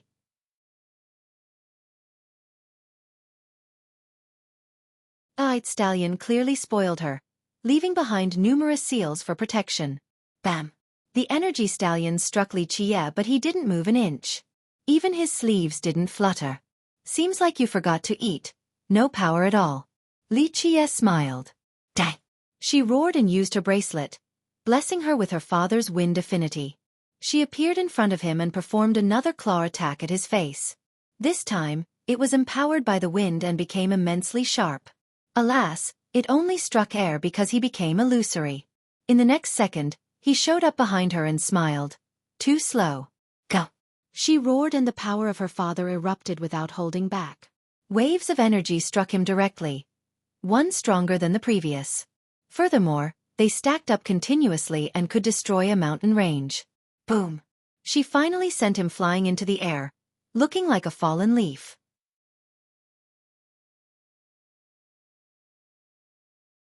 Chapter 4875. Lesson Boom. The entire region shook violently after Li Qiye was pushed into the ground. Aswee appeared above him and sent another wave of attack in the blink of an eye, creating a deep pit beneath and burying him. She then landed and heaved a sigh of relief while the others exchanged glances. She thought that this was the end of the battle, but they disagreed. As for Firage, he didn't want anything to happen to Li Qiye, or it would be his fault for letting this continue. Remove 1 brick from the palace and I will have your dog life, she declared. Bam! Dirt and debris scattered as Li Qiye leaped out of the pit without a single speck of first on him. That's it. Can't even injure a mortal shell. Li Qiye smiled and said. Her eyes were wide open with astonishment since she had gone full strength in that attack. Alas, she didn't even remove a single hair, let alone hurting him. My turn, be ready, he said. Boom! She gathered energy and a tornado formed around her. However, he teleported in front of her and forced the tornado back inside her body. 8 stallion force. She roared and the bracelet vibrated continuously. A tsunami of energy descended against Li Qiye. Boom!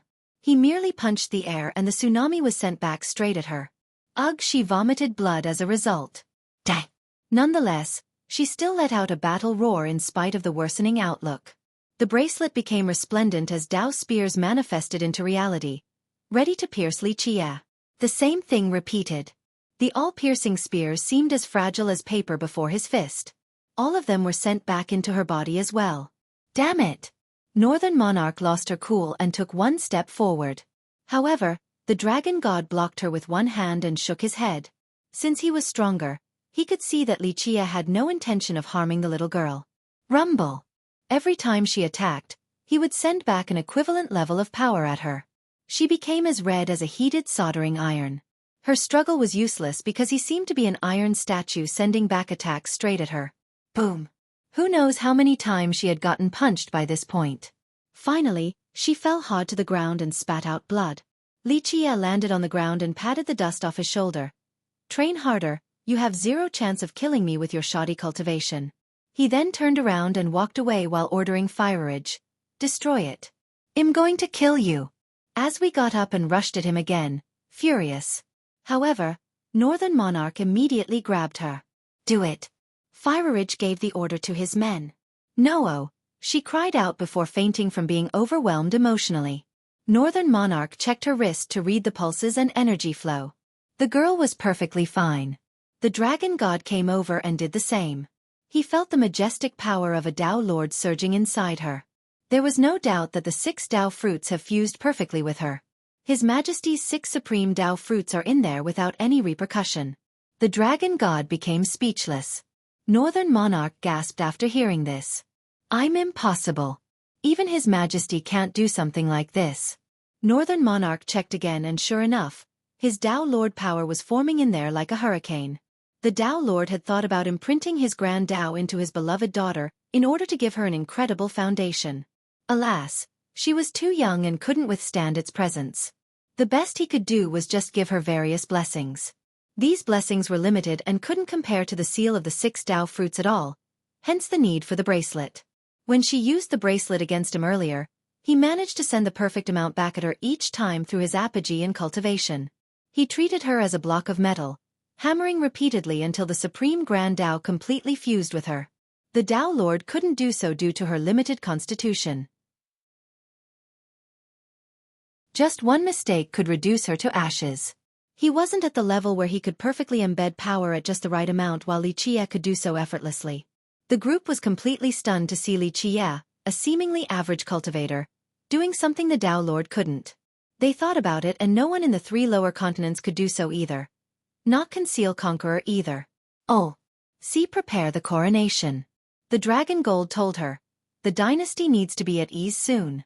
Northern Monarch agreed and carried Asui away. Meanwhile, members of the Imperial Guard were busy removing the palace. It didn't take long before only the mountain base was left. Of course, they couldn't damage the mountain base at all. The material seemed to be made from something incredible. As for the rest of the dynasty, they were furious to see this. The palace was a symbol of greatness in their eyes. Now, this nobody wanted to erase their Dao Lord's vestige? Alas, there was nothing they could do since the Dragon God and Northern Monarch supported this.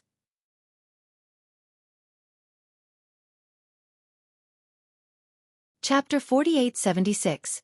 Primal Trinity against the heaven. After removing the palace, the top of the mountain looked rather strange. The guards noticed a square base at the bottom that wasn't part of the palace's foundation. However, the surface wasn't flat and had uneven spots everywhere.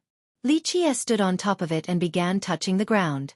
Fireridge watched him and thought that the cracks were strange as well. The breaks were clean too. Whatever caused this did it in the blink of an eye. This should be a sword slash or something similar, but in that case, it shouldn't have left these uneven spots. He touched it himself and felt something weird. Something had seeped into the base and suddenly disappeared in the blink of an eye. It wasn't a force he was familiar with. What is this place? He wondered. It's rather extraordinary. Li Qie answered and then looked up in the sky. Seems like the rumors are true. This thing didn't die to the heavenly tribulation. Your Highness, I don't understand. Fireridge also looked up. Li Qie only smiled and looked down at the base of the mountain. Bring all of them up. The guards brought them up and Fireridge realized that the color and texture of these pieces were identical to the exposed base. Assemble them in the right spot. Li Qie led the guards in embedding the smaller stones into the uneven cracks. During this process, Fireridge understood why removing the palace was necessary. It turned out that the mountain had lost many of its pieces. With the help of the particles found by Li Qie, the guards were able to excavate these scattered parts and brought them back here. Eventually, a large monument gradually appeared before them. The artistic style focused on simplicity, whether it be the faces or the attires. It had a main giant looking up at the sky. Though its eyes were just 2 stones, spectators were still in awe of the vivid feeling they got from looking at it. It seemed eager to break the sky and possessed immense power. There were 3 other statues next to it, far smaller in comparison. They looked like children compared to the larger piece, standing to the left, center, and right. The one in the center had both hands raised, seemingly holding something in front of the giant's chest. However, this piece was missing. This could be construed as the smaller one merely carrying it or wanting to offer it to the giant. Fireridge and the guards couldn't avert their gaze. They felt intimidated and wanted to prostrate before these statues. Those who had grievances with the destruction of the palace no longer felt the same way. In fact, they felt that the palace was grossly misplaced in the past. Wow, what are they? Fireridge murmured. Primal Trinity against the heaven. Li Qie said. Primal Trinity? Fireridge stared at them and asked, that's referring to the smaller statues? Take a closer look. Li Qie smiled. Fireridge listened and observed them. Although the statues were coarse and lacked details, there were still identifying characteristics. They represent the Heaveners, Diviners, and Devils? He realized. That's right. Li Qie nodded. So the 3 races attacked the heaven? Fireridge asked. No, only the Trinity. Li Qie smiled. So who are they? Fireridge asked during the confusing conversation. Wait, he then suddenly remembered something and blurted. Is Trinity here referring to actual bloodlines? You know quite a bit. Li Qie smiled. Thank you, Your Highness. His Majesty told me about it before while he researched legends about ancient bloodlines. It is said that the three races had something incredible, potentially a type of immortal blood or bloodline. They were known as Peacebringer Trinity. Your Majesty has learned a lot, although this is just the tip of the iceberg. Li Qie said. So the race possesses three wondrous bloodlines? Fireridge asked again. Not quite. Peacebringer Trinity is actually just one bloodline. Li Qie shook his head. Fireridge digested this information and its implications. Later on, it was divided into three bloodlines and the connection with those three races started. Li Qie stared at the statue and said, in a distant epoch, it had a particular name. Which epoch are you referring to? Fireridge became curious. An epoch, once whole, became divided into two halves. Li Qie said. Fireridge mused for a bit before responding. Ah, the upper and lower world, right? His Majesty said that he came from the lower world known as 8 Decalaces. It was known as 9 worlds then, not 8 Decalaces. Li Qie smiled. 9 worlds. Fireridge repeated but had no impression of this title. His knowledge came from the Tao Lord. For example, that 8 Decalaces was also a vast world. 9 worlds, 13 continents. Why don't they ever give up? Li Qie murmured. The last half was only heard by him. Was the epoch called 9 worlds, 13 continents? Fireridge asked. The inhabitants preferred this name, but that's not its true title. The epoch's official name was Trinity. Was this epoch started by the Heaveners, Diviners, and Devils? Fireridge inquired. They do not have the power to start an epoch and are merely inhabitants created by the high heaven. Li Qie shook his head. Of course, there were ancient beings around when the world was divided. What were they like? Fireridge couldn't imagine those ancient beings since they were most likely more powerful than even the emperors. The source of the Tao. Li Qie said. What a shame. The non-answer prompted Fireridge to ask about something else. Did Peacebringer Trinity start here at this point? No, the primordial chaos and the start of everything are far beyond this bloodline. Li Qie explained. And these statues? Fireridge pressed on. Protectors of this world. They erected an eternal monument for this goal. Li Qie said. World protectors? Fireridge, for some reason, felt something ominous after hearing this. 1. There is another word for either peace or supreme with this title, but it wouldn't flow as well for now and require more context. It is not pertinent to the current text, but once it becomes relevant, I will change it. Note for search later. Trinity Epoch 2. These answers are really that vague and non-direct. The translation has to be vague and confusing as well.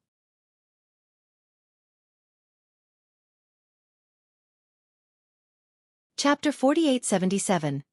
Dark Overlords. Li Qie took his time tracing the monument with his finger in an effort to understand it. Fireridge followed Li Qie and circled around the large statues. He felt like an ant crawling around a large mountain.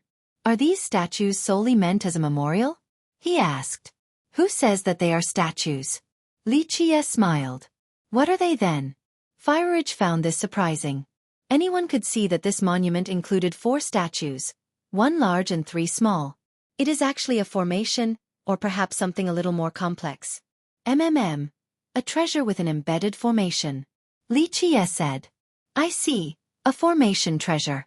Fireridge shuddered and took another careful look at the monument. Despite not being a formation master, he was still a powerful immortal sovereign on top of having followed a Tao Lord for a long period. His vision exceeded many ancestors from other sections. Alas, he couldn't see any connection between the statues and a formation. There were no energy ripples or runic lines. Is it still active? He asked. Unfortunately. No. Otherwise, Immortal Gate would still be here. Li Qie responded and stared at Fireridge. Just think about its name, Primal Trinity against the heaven. That speaks plenty to its power. Is that strong? Fireridge shuddered. The resources of Immortal Gate exceed your imagination. Li Qie said. It actually has an even greater treasure, far stronger than this thing. What is it? Fireridge trembled and thought about another treasure. His Majesty's immortal shield. It made him undefeatable for so long. What a shame. Li Qie didn't answer and murmured. It went on to serve as a stepping stone for the ancient Ming. "This race sounds monstrous," Firage said. "They are powerful and frightening.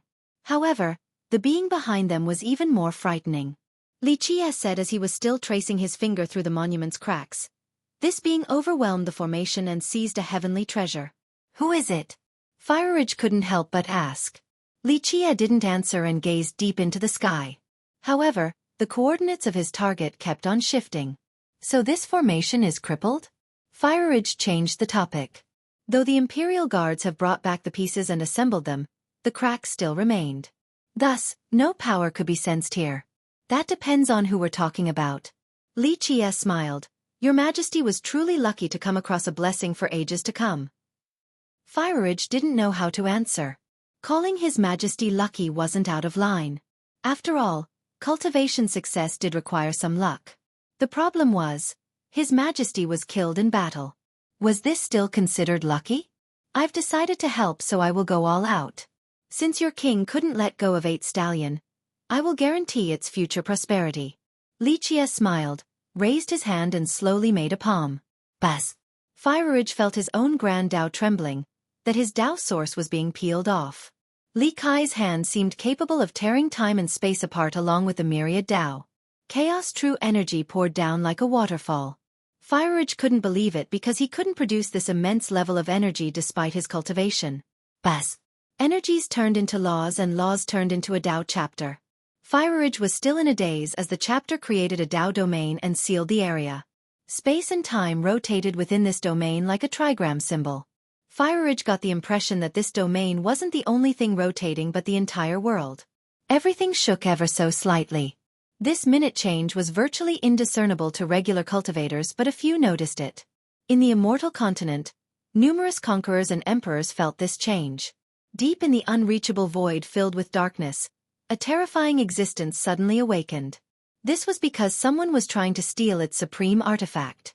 Its eyes alone possessed untold power and destruction. No living being could ever hope to beat it. Conquerors, emperors, and Dao lords would tremble in fear. The mightiest dragon lords would be scared out of their mind. This existence immediately spied on Li Kai's location, capable of seeing through the myriad realms in the blink of an eye. In this same second, other eyes in the void opened as well and gazed upon the world. Alas, the first existence felt something murderous from the world, wanting to end it. Therefore it closed its eyes again, no longer illuminating Li Kai's location. The other hidden overlords did the same. Silence returned to the void.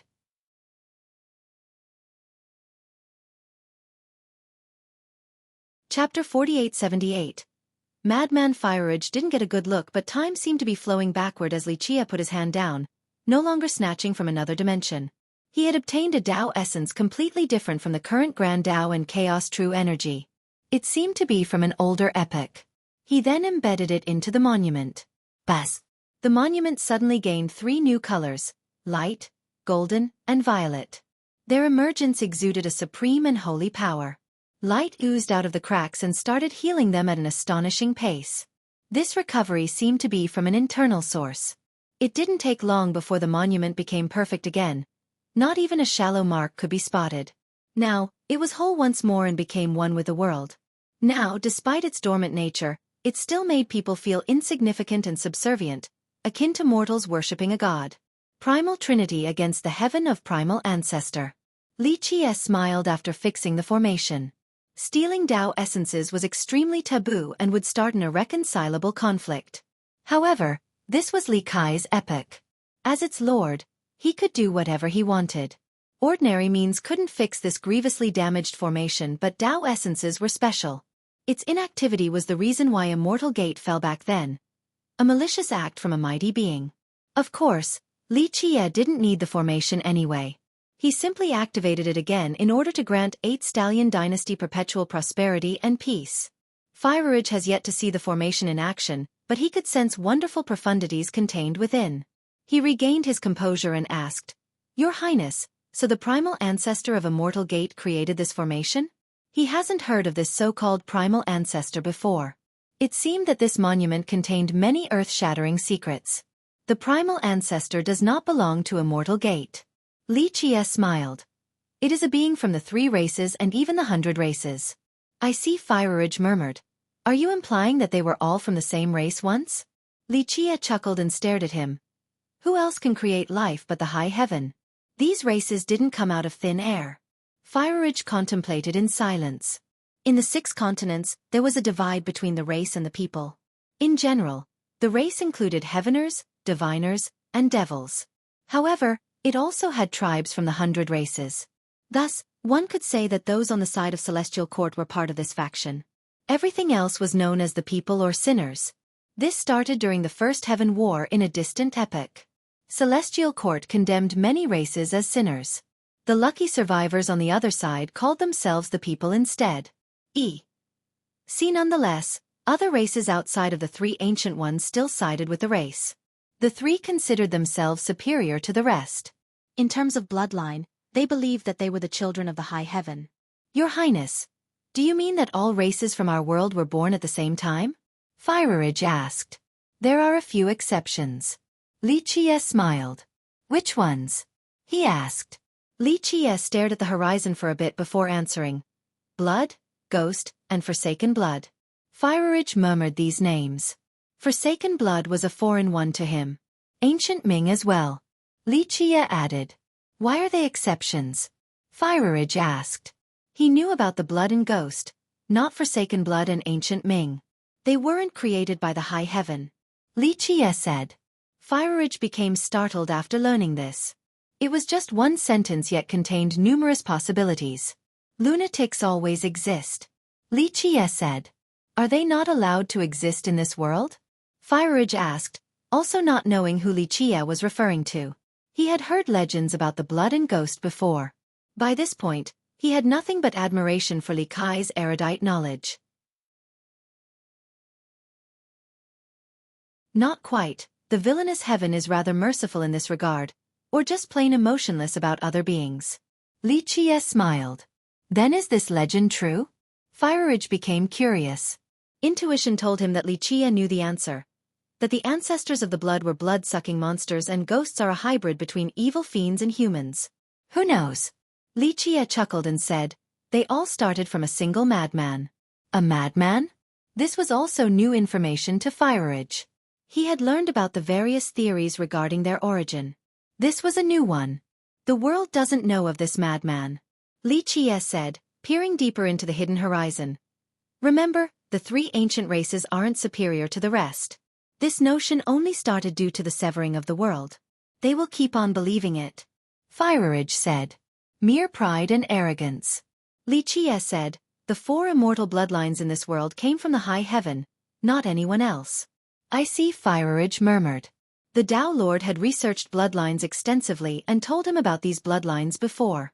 They included human monarch, heaven authority, divine eternal, and devil bestowment. These were foreign concepts at this point since they rarely showed up. They have been around during a time-worn epoch, not a result of regular reproduction and evolution. Just by their names alone, one could see a connection between them and the 4 races' origins. Well, this is all in the past. No need to dwell on it. Li Qie said as he gazed at the monument. It is time to activate this. How? Fire didn't understand the monument at all. We're missing one thing. Li Qie said. Your Highness, we have excavated all the pieces and brought them here. Fire said.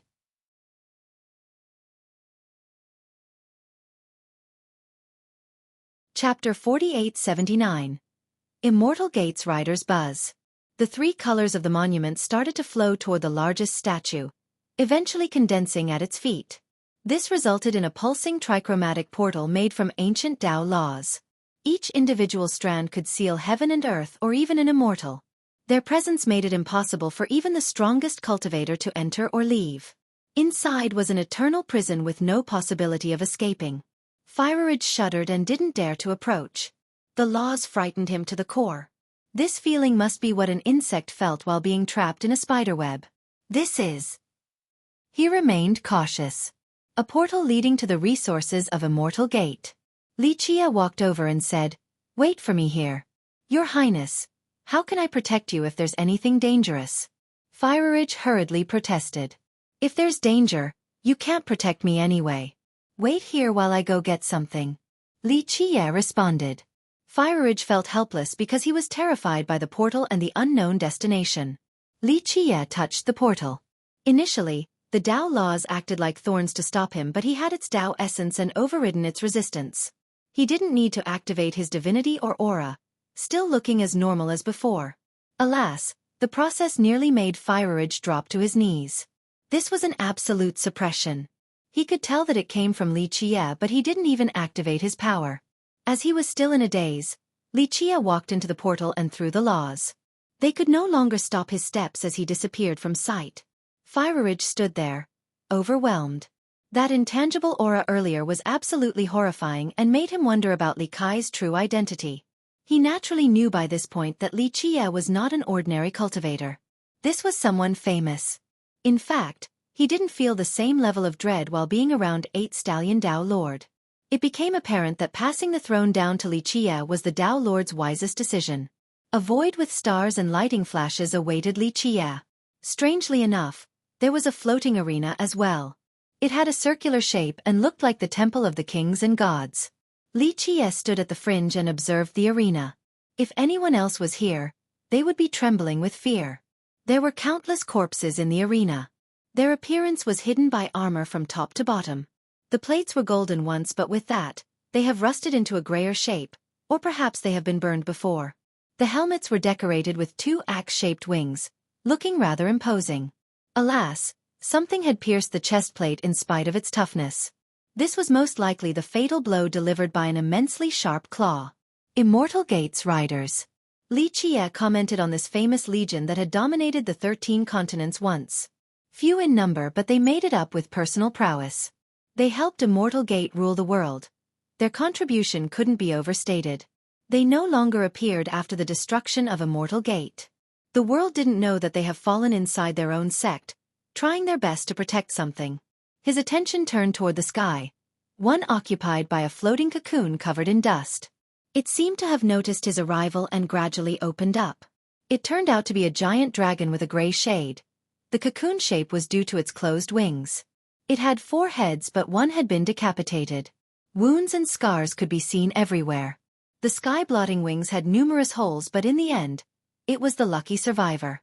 It embraced a huge brazier with immemorial runes. It once represented the pinnacle.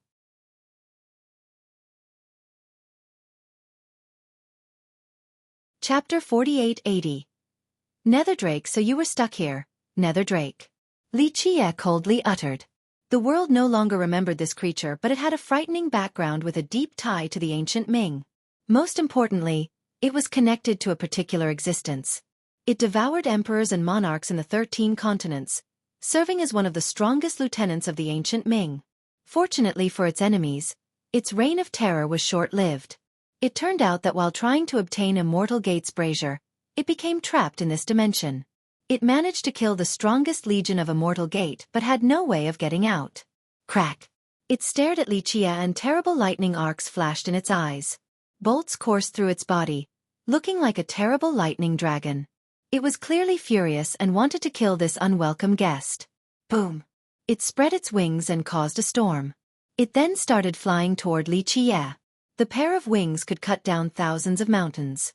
More and more lightning bolts appeared to form an ocean, wanting to reduce Li Qiye to ashes. Nonetheless, he easily evaded the dragon and appeared above it. Whoosh! The massive dragon somehow disappeared and teleported in front of Li Qiye. Its hands held 2 lightning spears with loud crackles. The area around them became engulfed in this affinity. Hiding became impossible. Li Qiye snorted and stomped down with a force beyond anything else in this world. Even an immortal couldn't stop him, let alone this creature. Crack! Its lightning bolts became extinguished. All of its bones crumbled from a single attack. Boom! It smashed into the arena and caused numerous cracks. Ah! It bellowed from both pain and rage. I can kill your master, let alone you, puny worm. Li Qiye looked down and said. The emperor-devouring dragon had never experienced this much humiliation before. Its master was a frightening being, virtually matchless in the mortal world. How could this guy ever think about beating the master? Rah! The furious dragon roared and gathered all of its red lightning bolts. They came together to form a single beam, causing the celestials to lose their brilliance. Time came to a halt. The yin and yang stopped flowing along with the reincarnation cycle. The only thing that mattered was the red beam. Nothing in the mortal world could stop its penetration. This move alone could obliterate the lower continents. Li Qie swung his hand and released a sword slash. This beam might be at the limit of speed, but Li Qie was even faster, causing the beam to look slow in comparison. Time flowed backward with the swing. As the slash came forward, the beam actually receded all the way back to the dragon's mouth. Whoosh! Tribulation's sword was at the apex of this world and cut through eternity itself without stopping. The dragon was split into two halves starting from the head. This was the real Li Qie when he didn't hold back, killing Netherdrake without breaking a sweat. Buzz! The two halves of the dragon suddenly connect again. It was coming back to life. This is my epic. Ancient Ming will not revive. Li Qie smirked and reached into the sky, pulling down a primordial light. He threw it and crucified the dragon into the ground. Rah! It tried to struggle to no avail since the primordial light has invaded every inch of its massive frame. It started inflating larger and larger like a balloon. Boom! Finally, it exploded into scattering dust and ceased to exist. The brazier fell into Li Kai's hands. Charcoal seemed to be inside, as regular as can be. He could still sense its heat. There was something like a fire seed within, twitching and squirming. A flame could start if someone were to fan the pieces. Primal patrimony fire. Li Qie said softly, infused by primal blood, a true gesture of love for the world. He sighed softly afterward. This fire was part of the monument, serving as the toughest barrier in the 13 continents. The monument and fire managed to stop the ancient Ming. However, they were betrayed internally, leading to the severing of the monument and Immortal Gate's defeat. This was the only reason the ancient Ming made it into the 13 continents. Things have changed completely at this point. The Trinity was no longer the same as before. These legends of sacrifice were lost in the past. Favorite.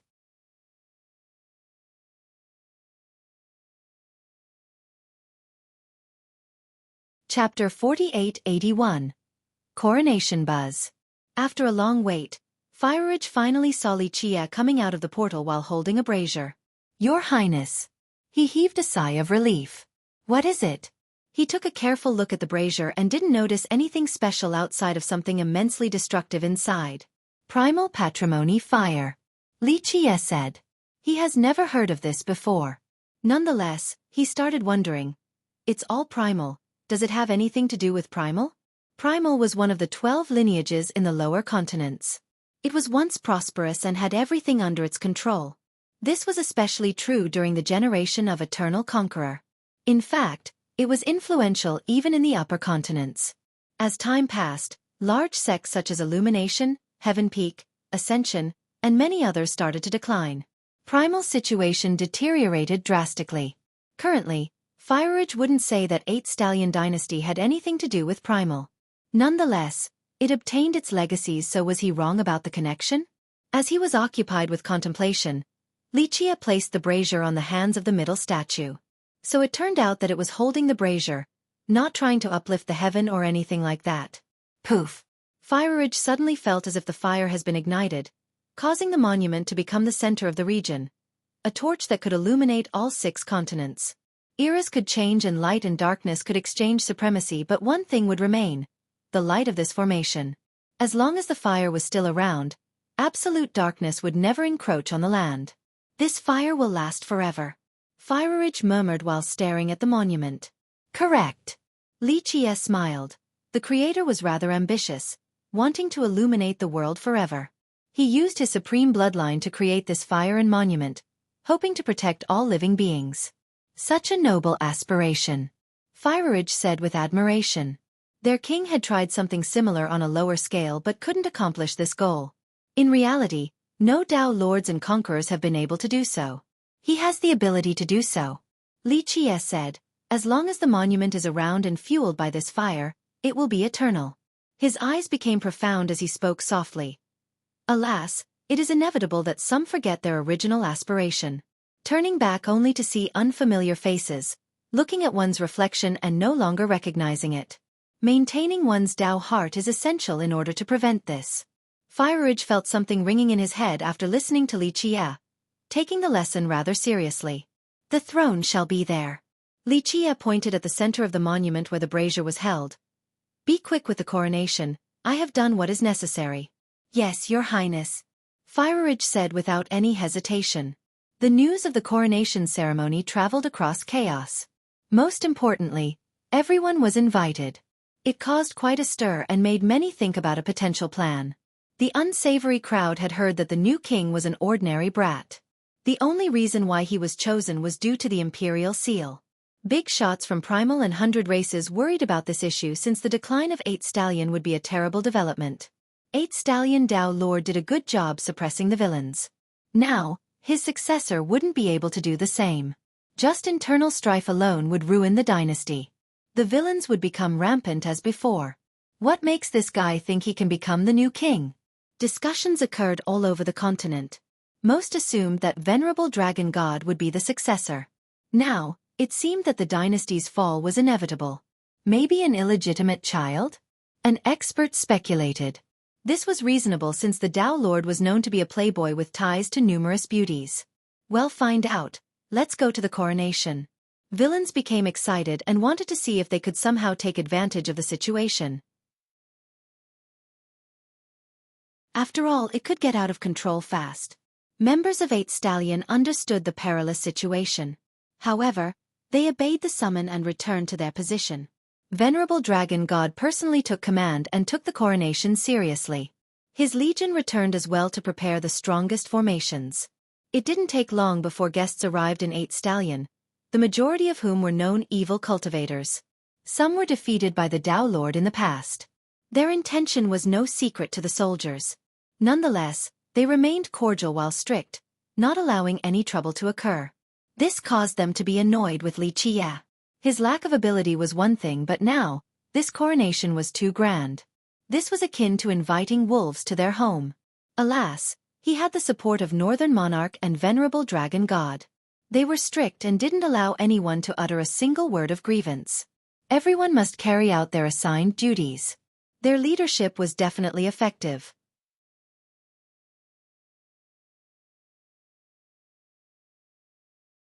Chapter 4882. Demonis. The coronation was as grand as can be. All the gates were open for incoming guests. Putting aside those wanting to fish in troubled water, some still came with sincerity. Though the Tao Lord was dead, a lean camel was still bigger than a horse. It still had Northern Monarch, Venerable Dragon God, and other powerful cultivators. The legion known as Soaring Stallions was back as well. Many lineages sent disciples here to congratulate 8 Stallion, even if it weren't the high-ranking ancestors or top cultivators. Today, clouds suddenly billowed above. The phenomenon made the guards enter a state of alert. Once they dispersed, a shadow as large as a city appeared. This turned out to be a great warship that was as long and wide as a mountain range. The outer layer was reinforced with ancient black metals, looking like the impenetrable scales of a dragon. Other blessings were embedded, such as runes and Tao laws. They brimmed with the aura of emperors, allowing this warship to become an unbeatable fortress. It's ceaseless, so Demonis has arrived. The disciples heaved a sigh of relief after seeing the ship anchoring in the sky. A guest minister of the dynasty. Everyone knew who it was. CM Ceaseless was a famous ship that has been traveling across 3 continents. This was virtually a traveling sect. Rumor has it that several emperors and monarchs worked together to create it. The most impressive thing about the ship was its stealth ability in spite of its size. Recently, it has been staying at only chaos. No one knew the reason why. Its current master was also famous with the title of Demonis, the 9th-ranking member of the 10 monsters. She was a dragon lord with 1 sacred fruit. True to her moniker, she was a merciless person who enjoyed the sight of blood. Moreover, she never knew when to stop, always killing down to the root. She eventually lost a bet to 8 Stallion Tao Lord and had to contribute to the dynasty, the same for the warship. No one knew how many disciples were up there due to their nomadic nature. Nonetheless, the fact that it was still around after many eras was an indication of its strength. Today, they were back to celebrate the coronation of the new king. 8 Stallions' top dogs were all present, meaning that the hyenas wanting to take advantage of the situation must be patient and law-abiding. The horns started blaring to signal the start of the coronation.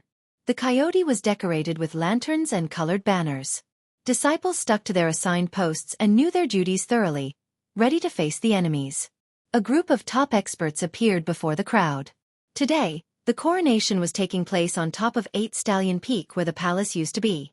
Now, it was replaced by the monument. Monochromatic Master as the civic deputy led a group of experts onto the stage. Next was Demonis and her men. She wore a black dress made of thin silk. One could faintly see her fair skin beneath. Her hidden cleavage in particular made men want to look twice. Her veil had a special spell placed on it, preventing others from seeing her true appearance. Nonetheless, everyone assumed that she was a supreme beauty who could make hearts beat wildly. Thus, the moment she appeared, some villains couldn't help whistling and shouting, wanting to provoke her. She merely glared at them. The coldness in her eyes made them shudder and stop, having remembered her notorious reputation. Northern Monarch has arrived. An official announced while the horns blasted. Northern Monarch appeared before the crowd, wearing a royal regalia with a golden cloak. She resembled a phoenix among men, intimidating members from prestigious sects and villains as well. They wisely bowed in her direction to show respect. She was the Tao Lord's capable assistant on top of being a great genius. Although younger than Monochromatic Master and Demonis, her fame exceeded theirs. In recent years, her conquest made many kingdoms and sects join 8 Stallion dynasty. Morale immediately soared with her presence. Everyone knew that she was loyal to the Tao Lord and his dynasty. Venerable Dragon God has arrived. The same ceremonial calling happened for the Dragon God. Guests immediately quieted down. Even their breathing became subdued. He wore his battle armor today, looking unstoppable. Others didn't dare to look straight at him. He also had his shiny 3-fork blade at the ready. This was his famous weapon, Draco. It was a spear with a blade side as long as a saber with 3 forks, looking like the tongue of a dragon. It had accompanied victoriously him to numerous battlefields.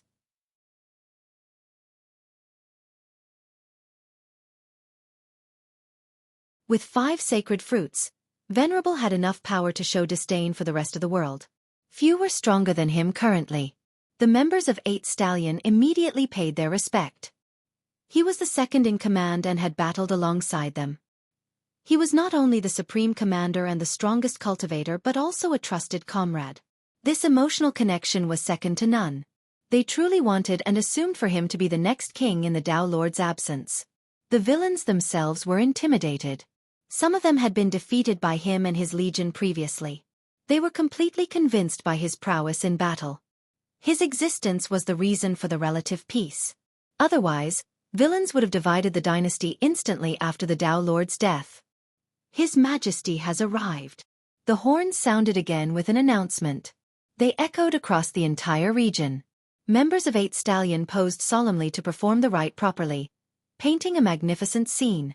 Court soldiers, civic officials, the legions, and the top cultivators all kneeled in that direction.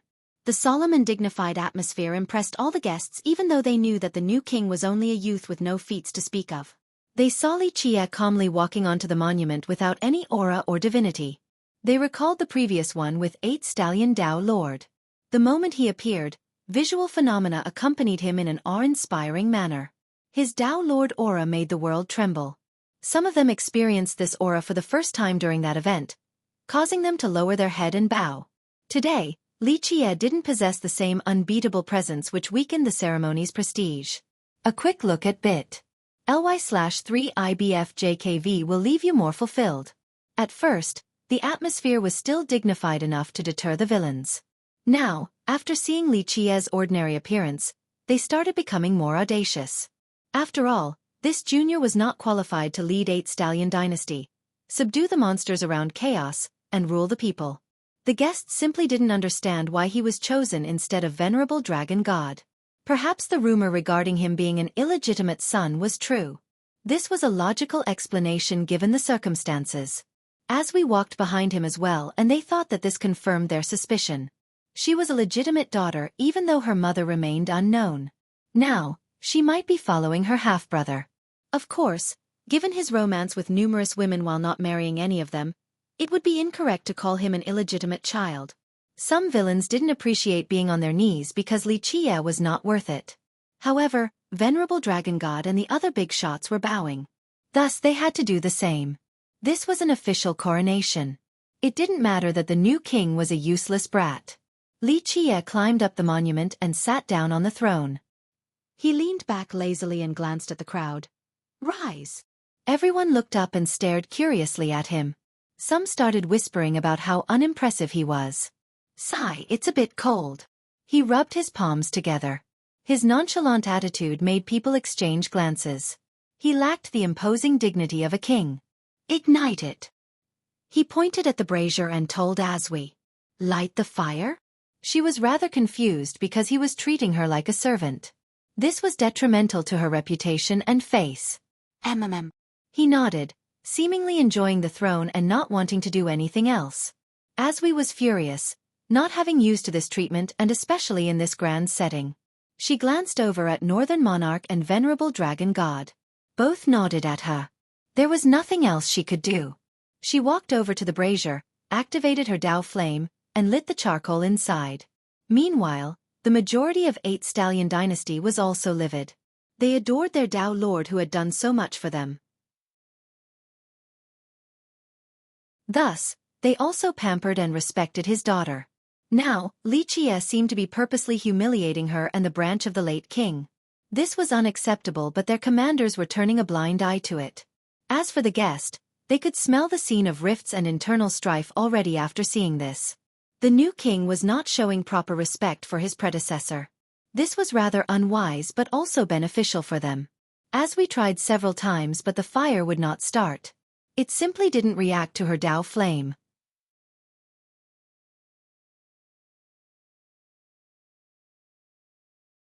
Chapter 4884. Carefree. This made her rather anxious. Though her Dao true flame was not comparable to top cultivators such as her father, it was still hot enough to refine metals and mountains.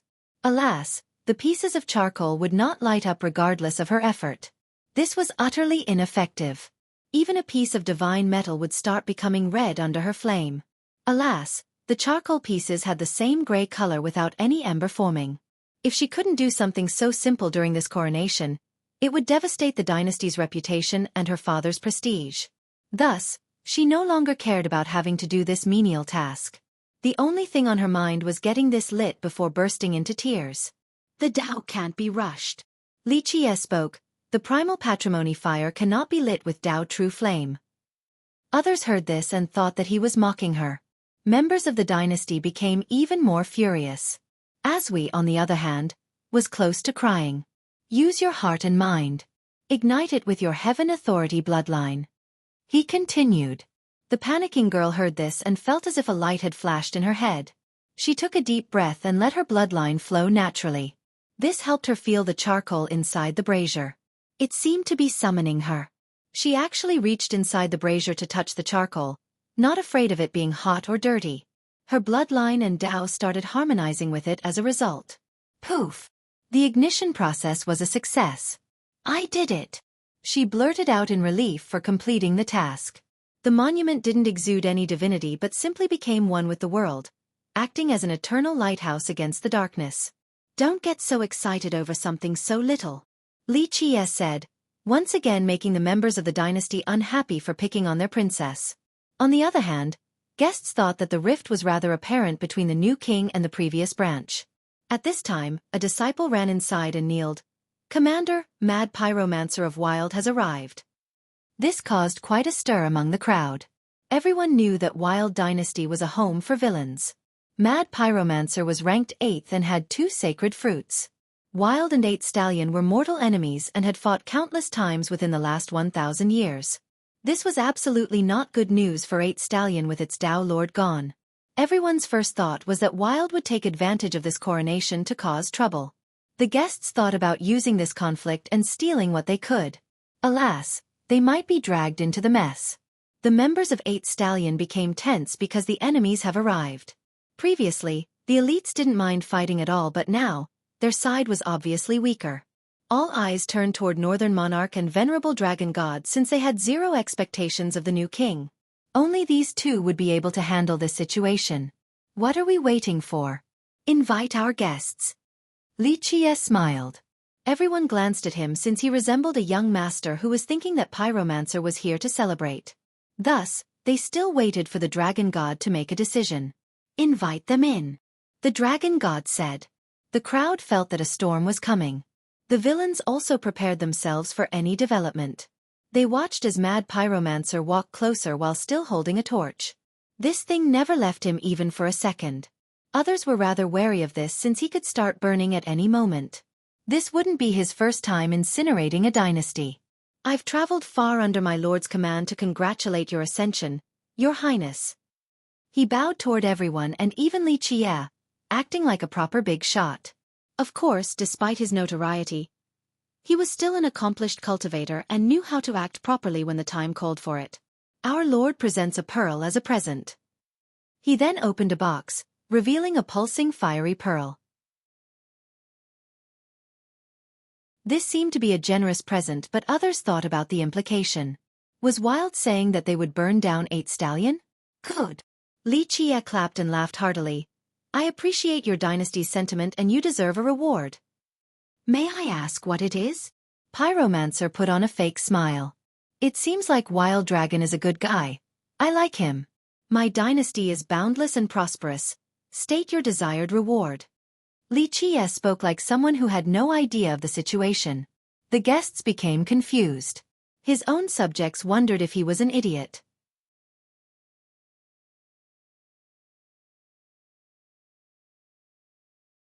Chapter 4885. Rewards for all wanting to reward wild dragons sounded ignorant. Even 8 Stallion Dao Lord wouldn't do something like this.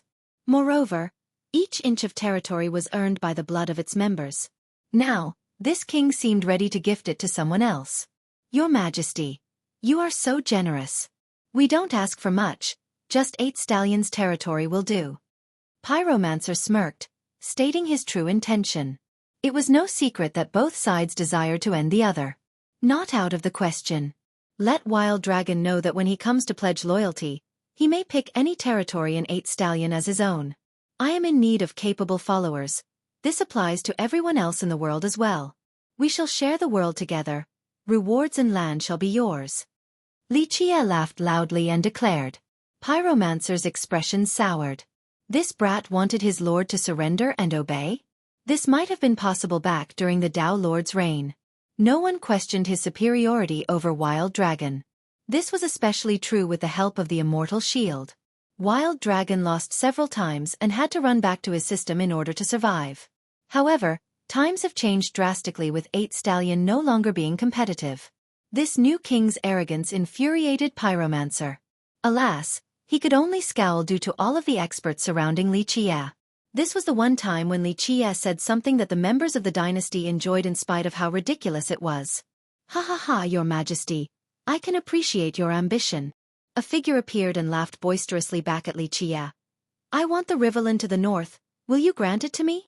This turned out to be a large toad with a crown. Its body pulsed with evil mist and fog, culminating into a type of death energy. His appearance caused the guests nearby to immediately back off.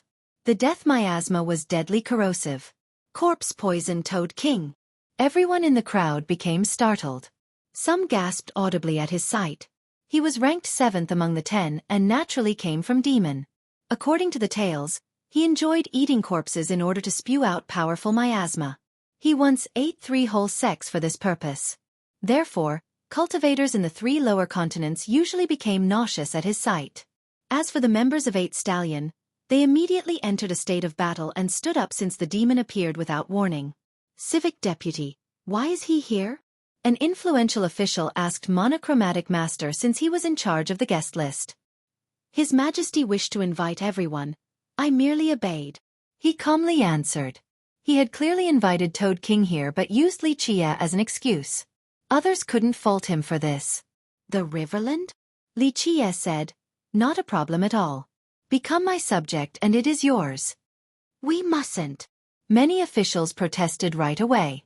It is fine to recruit powerful and famous cultivators to increase our dynasty's strength. Xueqi smiled. Others couldn't quite disagree with this logic. Though they disliked the monstrous demon, he was indeed powerful and could deter other villains.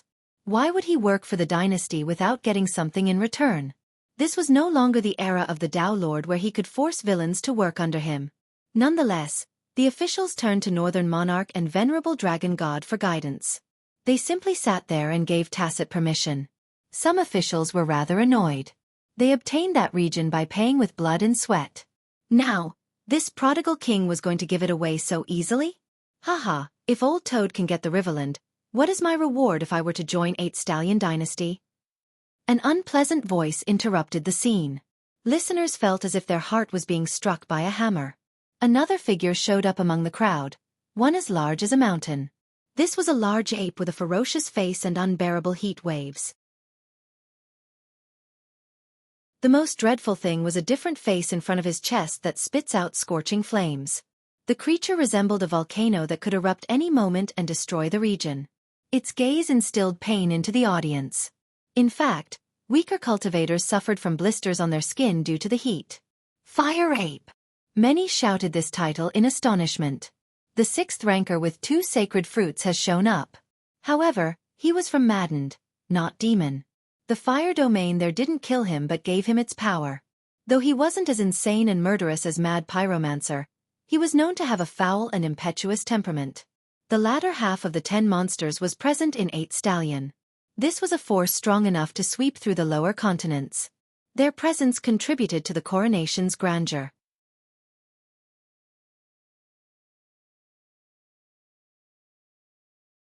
Chapter 4886. Demonis demand. All eyes were on Xueqi now. An ineffective king who wouldn't be able to handle these notorious villains. Monochromatic Master smirked since his plan was working. Fire Ape walked forward and the crowd naturally made a path for him in order to avoid the heat. Xueqi wasn't intimidated and said, "What is your desired reward for joining our dynasty?"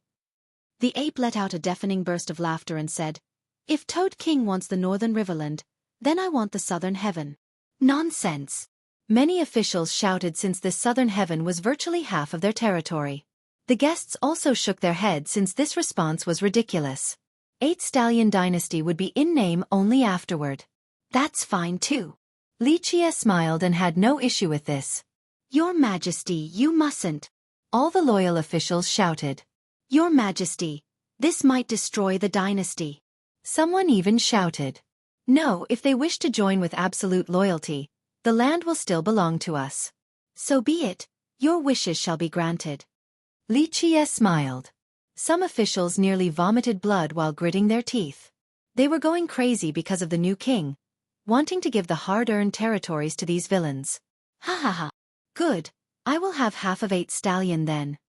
Fire Ape laughed boisterously. People stared at Xueqi as if he was an idiot, handing 8 Stallion to other people right away. Putting aside the citizens and soldiers, even the guests shook their head disapprovingly. They had no idea why the Tao Lord gave the throne to someone so unworthy and foolish.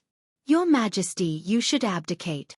Demonis, who has been watching in silence, finally spoke. Her voice was alluring yet imperative. The serious statement surprised everyone. A guest official wanting the new king to abdicate already? Oh, why is that? Xueqi stared at her. "I had a pact with the late king that if the successor ever causes a rift, my warship shall take over instead." Her eyes were bright and enchanting. "Your Majesty, you have shown your incapability during the coronation. Your actions will only widen the rifts in the dynasty. Its members do not respect you," she added. Many agreed with her statement after seeing Xueqi's decisions so far. Is there such a pact? Xueqi glanced at the crowd. Northern Monarch and Venerable Dragon God nodded in confirmation. Meanwhile, the villains in the crowd became rather excited. This was exactly what they came here for. This applied to Fire Ape and Toad King as well. They hoped to see the top officials of the dynasty fighting each other. "Rest assured, Your Majesty, warship will do a commendable job of reigning the dynasty," she concluded. "I'm all right with abdicating, but I wonder if they will agree. After all, you might not be as generous." Xueqi smiled, not minding this at all.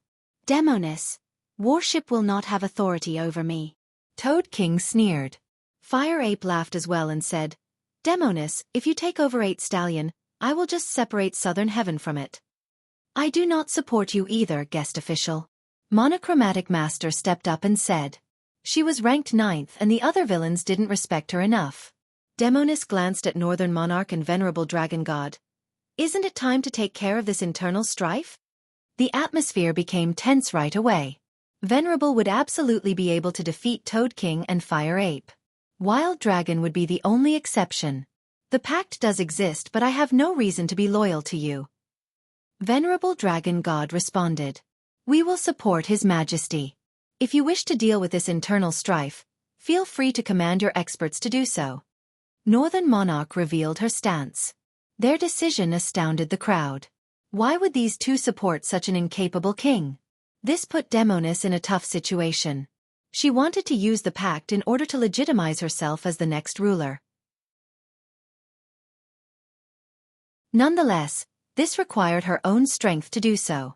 She was strong and her sect was mysterious. Alas, they would lose considerable men to deal with this tough situation. She initially was glad to see how ludicrous Lichia was.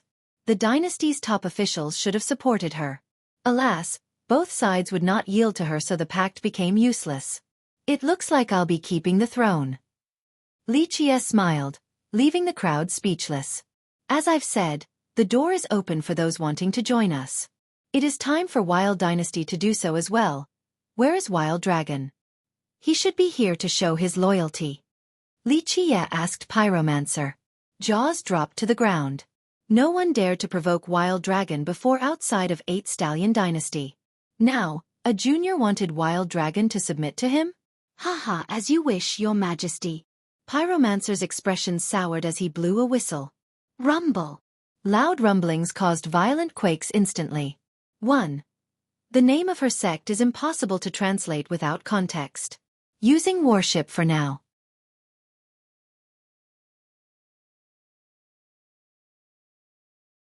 Chapter 4887. Wild Dynasty. The sudden quakes frightened everyone. This was due to a floating mountain range coming closer. Numerous buildings were built on top.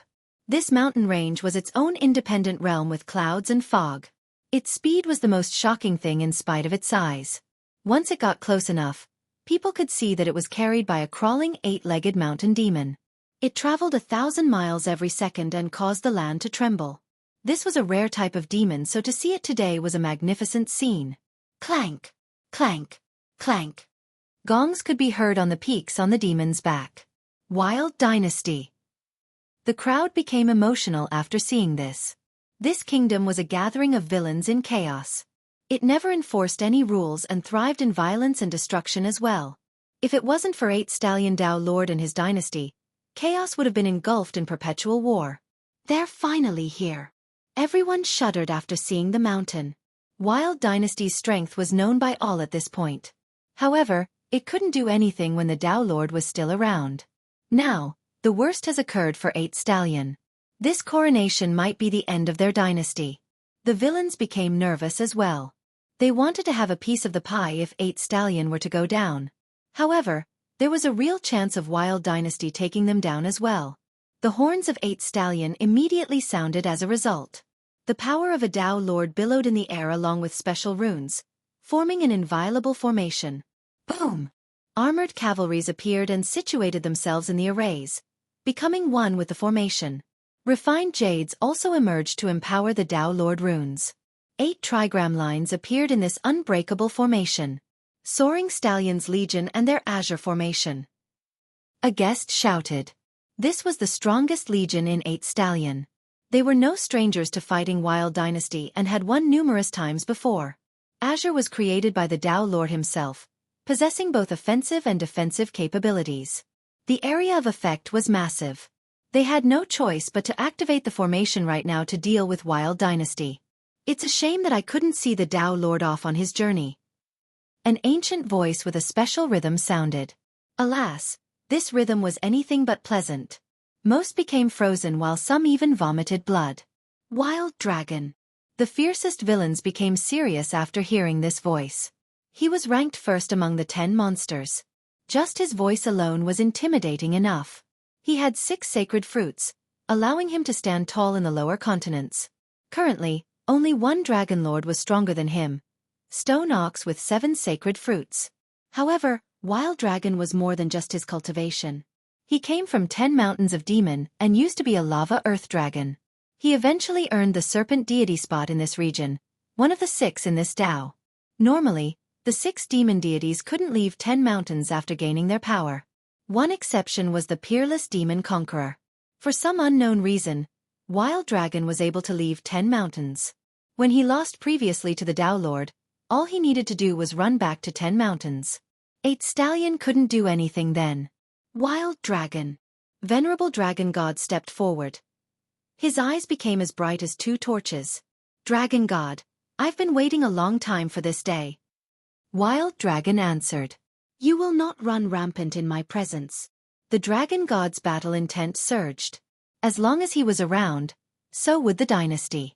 This raised everyone's morale and impressed the guests and villains. In reality, many of the victories over Wild Dynasty were led by him, not the Tao Lord personally. Then I shall walk over your corpse. Wild Dragon domineeringly said. Your death and the destruction of 8 Stallion shall start the change in chaos. Bring it. The Dragon God didn't relent. Good. Wild Dragon didn't show up, but a portal appeared over the mountain and out came a black flood. Rumble. This turned out to be a great legion. Condor Legion. The crowd became afraid. This was a force that could devour everything above ground. It had ravaged chaos before and only lost to 8 Stallion Dynasty.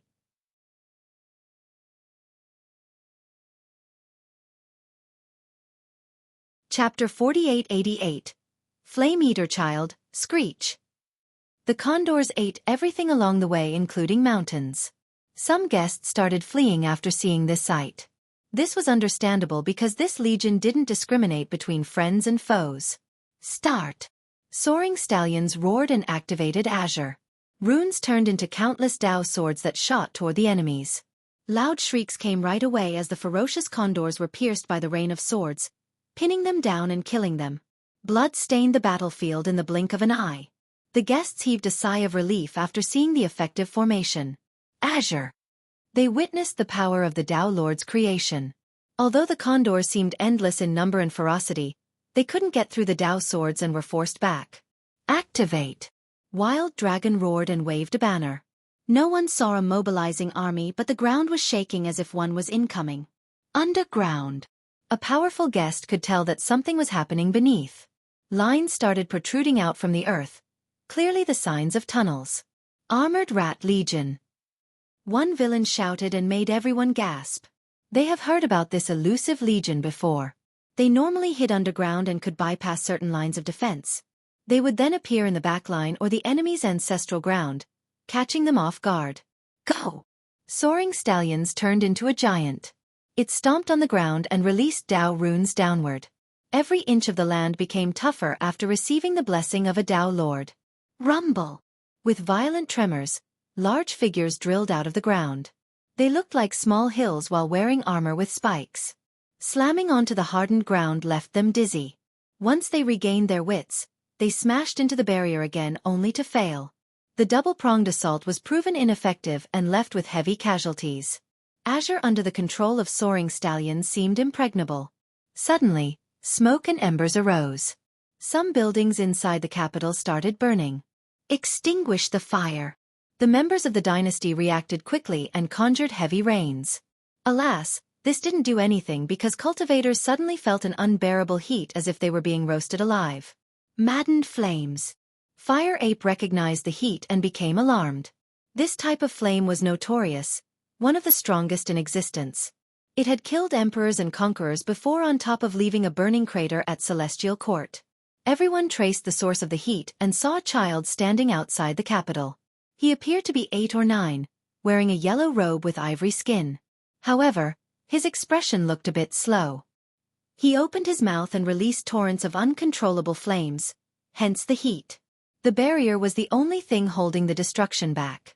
Layers of runes focused on the affected area, as thick as can be in order to stop it. ZZZ. Alas, they started turning red from the frightening heat. Flame Eater Child! Fire Ape shouted. Those who heard this title became startled. This was the fourth ranker who had 3 sacred fruits, far stronger than Fire Ape or Toad King. Even the famous Blood Sea Blade couldn't beat him despite having 3 fruits as well. He was different from other heinous villains. The latter killed premeditatedly, but he had a mental deficiency. It was interesting that he was able to absorb the flames of Madden despite the innate disadvantage. Keep in mind that Fire Ape was nearly killed by it despite his cultivation. The successful absorption boosted his cultivation and made him a powerful dragon lord, nothing short of a miracle. A fool was able to become a Tao lord. This puts all geniuses to shame. His flames were far stronger than Fire Ape's. Unfortunately, he himself had no idea of his destructive capabilities and merely enjoyed playing with fire. Whenever he spat one wave out, 1,000 miles of territory and its inhabitants would turn to ashes. Strangely enough, he only listened to Wild Dragon as well, the only man who could communicate and give orders to the kid. Therefore, he served as an ace card for Wild Dynasty. Azure was mighty, but due to the absence of the Tao Lord, a hole was finally opened and the soldiers behind it were obliterated right away.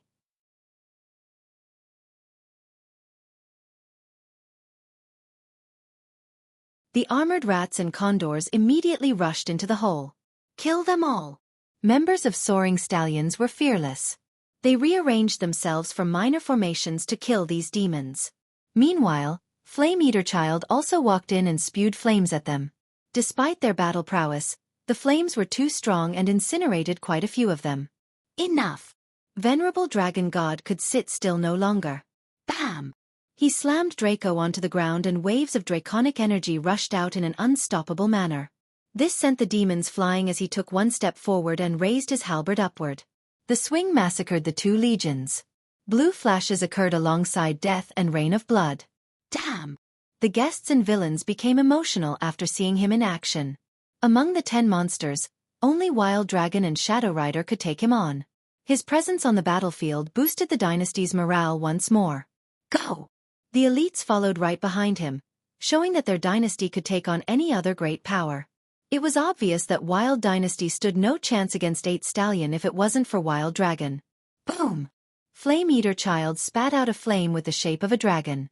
It raised its claws and soared toward Venerable.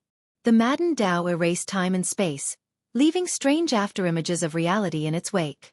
Die! Venerable roared and utilized his draconic energy. Dragons were kings of all beasts. Its power made everyone tremble. Coiling Dragon. He utilized his supreme Tao while swinging his halberd horizontally. The slash looked like a dragon laying on the ground, capable of cutting down all existences and affinities. His halberd Tao intimidated the villains and guests in the crowd, causing some of them to shout loudly. Many wanted to take advantage of the situation, but now, seeing him in action made them forget about this. Boom! His slash cut through the fiery dragon and sent Flame Eater Chiel flying. He smashed into the ground, leaving behind a large pit while vomiting blood. Spectators thought that given his childlike frame, many bones might have been broken. Come back, child! Wild Dragon commanded. Flame Eater Child crawled out of the pit and ran back to the mountain, still looking rather lively. Venerable Dragon God didn't give chase. He posed there like a god of war, making sure that the dynasty would remain standing. There was a considerable gap between Flame Eater Child and him. The special flame alone was not enough. Search Tinural. com/2p9mv8w for the original. I will entertain you then. Wild Dragon spoke. Come. Venerable rode the triumphant momentum, ready to fight to the death. This had occurred numerous times in the past. The only difference was that he was on the losing side now. Rah! A draconic roar swept through the battlefield in a destructive manner. A gigantic figure appeared in front of Wild Dynasty and darkness took over. People could see that it was a lava earth dragon with flames inside its mouth.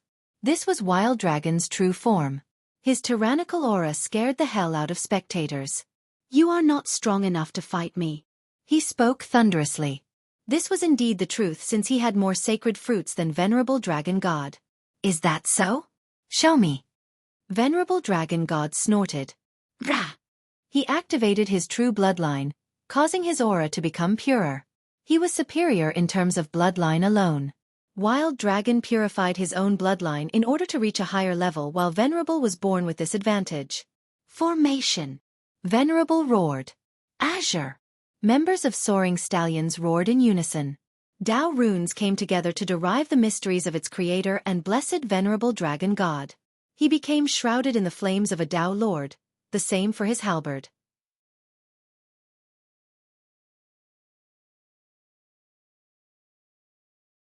Chapter 4890. Ambition. Venerable reached his peak state with the help of the Azure Formation. He has shown his ace card and the dynasty's foundation. Losing to Wild Dragon meant the destruction of 8 Stallion. A massacre awaited them.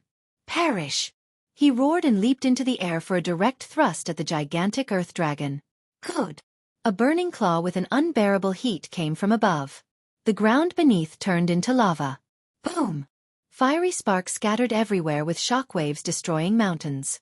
This was absolutely a top-level fight.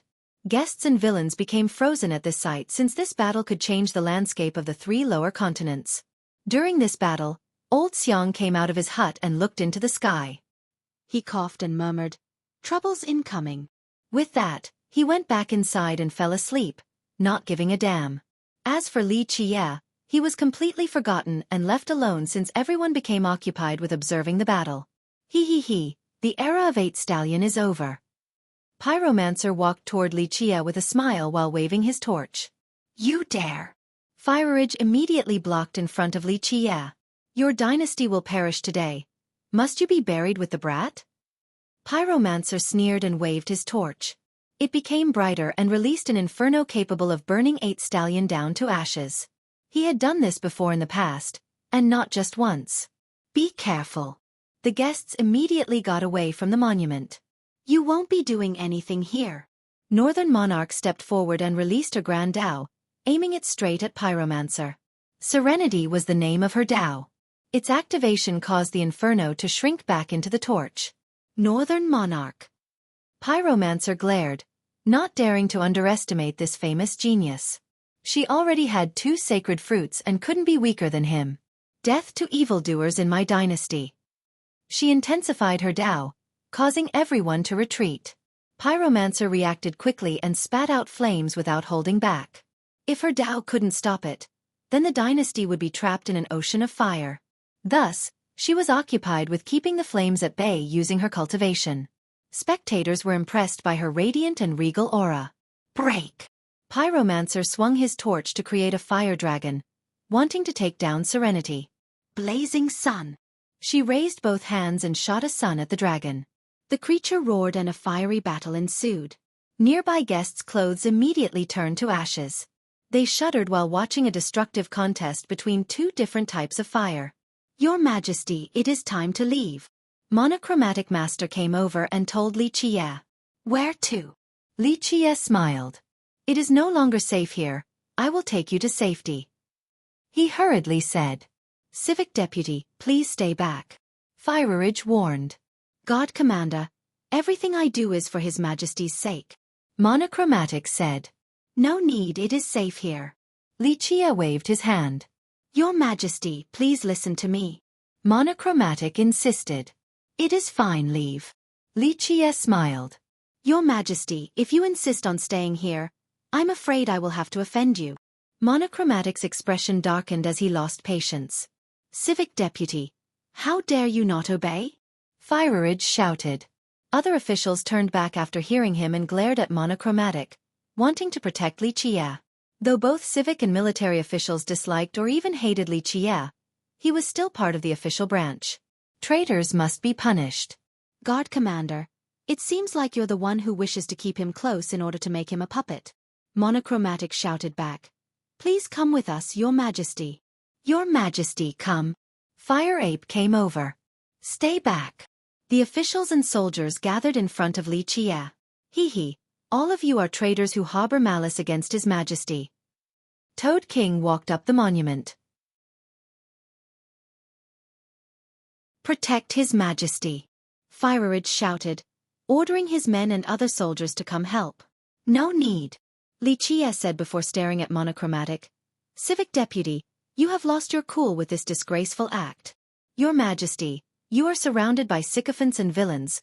We only wish to protect you. Monochromatic said. You and them? Lichia glanced at Toad King and Fire Ape. Your Majesty, you asked me to invite the heroes of the world to protect you and kill the traitors. Monochromatic said. I'm afraid all I see right now are loyal subjects, only a few traitors. Lichia said. Monochromatic, don't waste time with this brat. Seize the seal and then we can leave. Fire Ape shouted. Oh, so this is what you want. Lichia glanced down at the imperial seal hanging in front of his chest. You don't want to be an official in 8 Stallion anymore, civic deputy?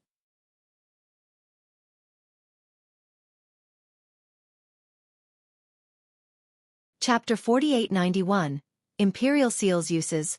Nonsense, you didn't think I was being serious? Monochromatic Master laughed at Lichia. You claimed to be loyal and wanted to purge the dissidents. Lichia said with a serious expression. Your Majesty, I didn't expect you to be so earnest. Well, here, I've invited 2 powerful cultivators for you. He was nearly driven to tears while tapping on Fire Ape and Toad King's shoulder. Well then, I order you all to attack Wild Dynasty right now. Lichia said. Ha ha ha. The trio exchanged glances and started laughing. Everyone could see that they were here to cause trouble. Lichia might be the sole exception. I'm gonna die. Toad King held his stomach while guffawing. There is something wrong with your new king's brains. Does he not know his own precarious situation? Fire Ape told Monochromatic. The latter couldn't help laughing loudly as well. He then said, Your Majesty, excuse me for what I'm about to do. With that, the 3 of them became ready for battle. The guests and villains immediately retreated away from the monument. Only Venerable Dragon God or Wild Dragon could stop the trio. No one else. Your Majesty, I'll be honest. With the late king's death, this dynasty is only an empty shell and I have 0 interest in it. Monochromatic Master thought that he had full control of the situation. He was forced to join the dynasty after being defeated by 8 Stallion Dao Lord. It was either join or die. At the very least, submitting meant being alive and having some authority. 8 Stallion will become piles of bricks soon enough. Why would I want to stay here? His tone became cold. If that's the case, why do you want the Imperial Seal? Lichia acted naive. It seems like the commander hasn't told you. Monochromatic glanced at Fireridge. What? Lichia asked. The Imperial Seal is not only a symbol of authority, it is also the key to the treasury containing the treasures and techniques accumulated by the late king. You had no idea, did you? Monochromatic sneered. Guard Commander, is it true? Lichia stared at Fireridge. Yes, Your Majesty. I didn't tell you because the timing wasn't right. Fireridge lowered his head. There won't be any opportunity in the future. Monochromatic laughed. This treasury will belong to us. He then told Fireridge, God Commander, I am not heartless. Hand the Imperial Seal and I'll let you leave. The implication was clear, telling Fireridge to kill Lichia and take the seal. Though he didn't care about his reputation, he had worked for 8 Stallion Dao Lord before. Killing Lichia meant branding himself as a traitor. He preferred for Fireridge to shoulder this infamy instead. Traitor, I will not let you harm His Majesty even if it's the last thing I do. Fireridge strongly responded. Haha, what a loyal subject. Monochromatic smirked. Well, you will be able to contribute today. He then told Lichia, Your Majesty, will you hand the seal over or do I have to chop off your head first? What a hard decision. Lichia looked around while touching his nose. No need to look around. No one will be able to save you. Northern Monarch and Venerable Dragon God are busy right now with Wild Dynasty. Monochromatic said. It seemed that Wild Dynasty came under his calling. Okay, fellow guests. Do whatever you want since 8 Stallion will be no more after today. He then told the rest of the crowd. Hear that, you brats? Aren't you here to get a piece of the pie? Get started already. Toad King told the villains. Go! Some villains started shouting and attacking the soldiers and officials. Treasures shall be ours. Others shouted and rushed toward the palaces, wanting to rob anything of value. Maintain your post. Protect the dynasty. The captains and commanders were ready to stop the villains. Chaotic battles ensued in the blink of an eye. Screams and cries could be heard everywhere. As for the neutral guests from the prestigious sects, they tried their best to not be dragged into this mess. Some started leaving right away. The dynasty is finished.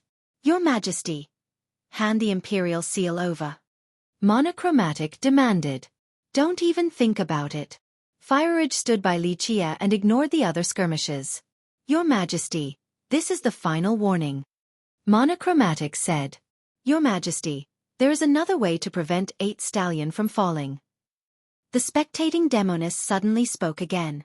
Oh, what is it? Li Qie asked. Let me be the regent and tell Northern Monarch and Venerable Dragon God to obey me. I will protect you from these villains. She suggested while an enchanting and beautiful glint flashed in her eyes. She wanted the dynasty as a whole, not a broken one. It would be meaningless to rule without Northern Monarch or Venerable Dragon God. This was her opportunity to be a rightful regent. Guest Minister, don't forget your role. This is the time for you to support His Majesty. Fireridge chastised. Guard Commander, I have no obligation to do so. In fact, being the regent is my way of showing support. Demoness said. Demoness, don't you know that it's easy for us 3 to kill you and your warship? Monochromatic sneered given the circumstances. Feel free to try, Civic Deputy. Demoness smiled. Her confidence took him by surprise. He didn't know whether she was putting on an act because warship's actual power remained unknown.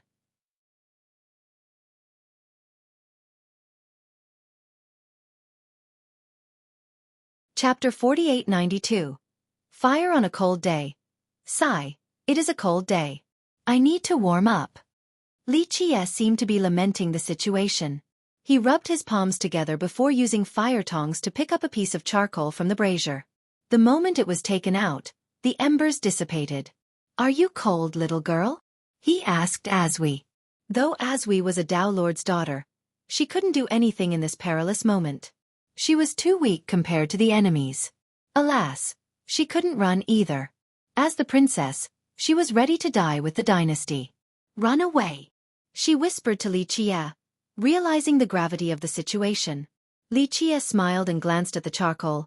Okay, feeling a bit warmer. He then turned toward the enemies and asked, where were we? You are picking death. Do not blame me for this. Monochromatic became annoyed and uttered coldly. He exuded a chilling murderous intent afterward. All 10 monsters were ruthless. His eyes caused members of 8 Stallion to shudder as if they were trapped in a layer of ice. It is not too late to kneel and beg for forgiveness. Li Qie stared at the charcoal as if it was a priceless treasure. Otherwise, today will be your last. Who is going to kill me, you? Monochromatic suddenly felt Li Qie becoming a different person, no longer as naive as before. Yes, it is not hard for me to kill a few dogs. Li Qie didn't bat an eye. This infuriated Toad King and Fire Ape. Others quivered in fear after hearing their title. Some immediately got on their knees upon sight. Being called dogs by a nobody was unprecedented. Your remark deserves a flaying. Fire Ape shouted. That's too merciful. Let me marinade and take my time eating him. He'll feel every bite. Toad King smiled nefariously. Fire Ape was terrifying, but Toad King was even creepier and nauseating. Of course, both of them had done this before. The latter enjoyed eating humans. Appreciate your last seconds then. Li Qie said softly. Listeners found this hilarious. A junior daring to threaten the 10 monsters? Die, brat. Toad King sucked in and his mouth became larger. Shit. Many immediately fled after seeing this. Whoosh. He then spat out a liquid miasma of cyan color. It brimmed with death energy. Even the palaces nearby turned into fluid. The ground was next. Ah! Weaker cultivators had festering boils, unable to stop the corrosion regardless of their merit laws and treasures. Watch it! Fireridge shouted and unsheathed his saber. He swung it to release 6 slashes, creating a fiery domain to stop the miasma. Alas, the saber domain capable of burning everything couldn't stop the miasma and started melting. Zzz. One particle touched him and his body started corroding right away. He used his Dao flame to burn that part to no avail. He then decisively cut off a piece of flesh, finally managing to rid himself of the miasma. Your Majesty, retreat. He could only help Li Qie run away from these mighty foes. It's nothing. Li Qie said and blew on the charcoal in the direction of the miasma. Little fiery sparks blew in that direction and burned all the miasma at an incredible pace. Boom! After a loud explosion, all the miasma in the air and on the ground disappeared from sight. Ah! The sparks then fell on Toad King, causing an inferno to engulf him. Destroy! He spat out miasma from his mouth and all other potential holes. This poisonous fluid could destroy a kingdom. For example, the domain of an immortal sovereign couldn't stop it earlier. Therefore, it could extinguish flames as well. Alas, it only intensified the inferno ravaging him. Only 1 second passed before his physical flesh was reduced to ashes. Whoosh! His true fate, protected by the 2 sacred fruits, escaped into the horizon. Alas, the inferno caught the true fate as well. The Tao fruits exuded their power and chaos energy, but this was useless. All 3 entities became trapped in an ocean of fire.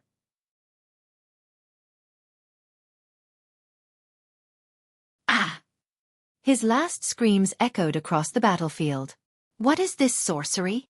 Fire Ape was shocked and went on the offensive, spewing out a beam of fire from the head on his chest. Madden Tao! The entire capital became subjected to unbearable heat.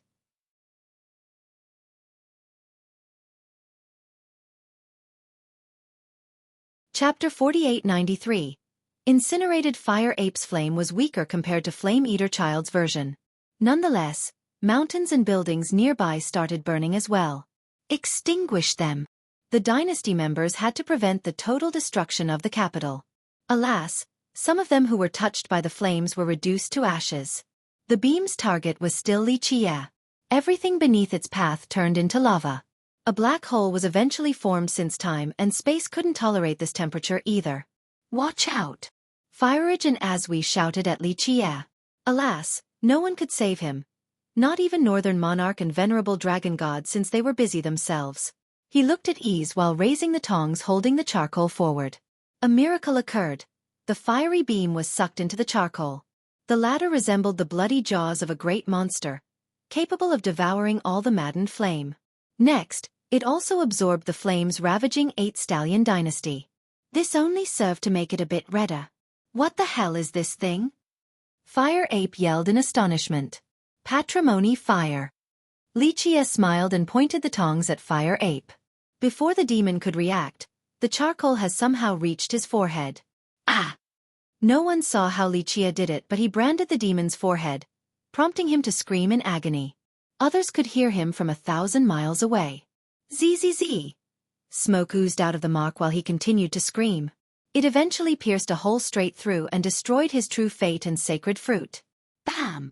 His huge frame fell backward to the ground.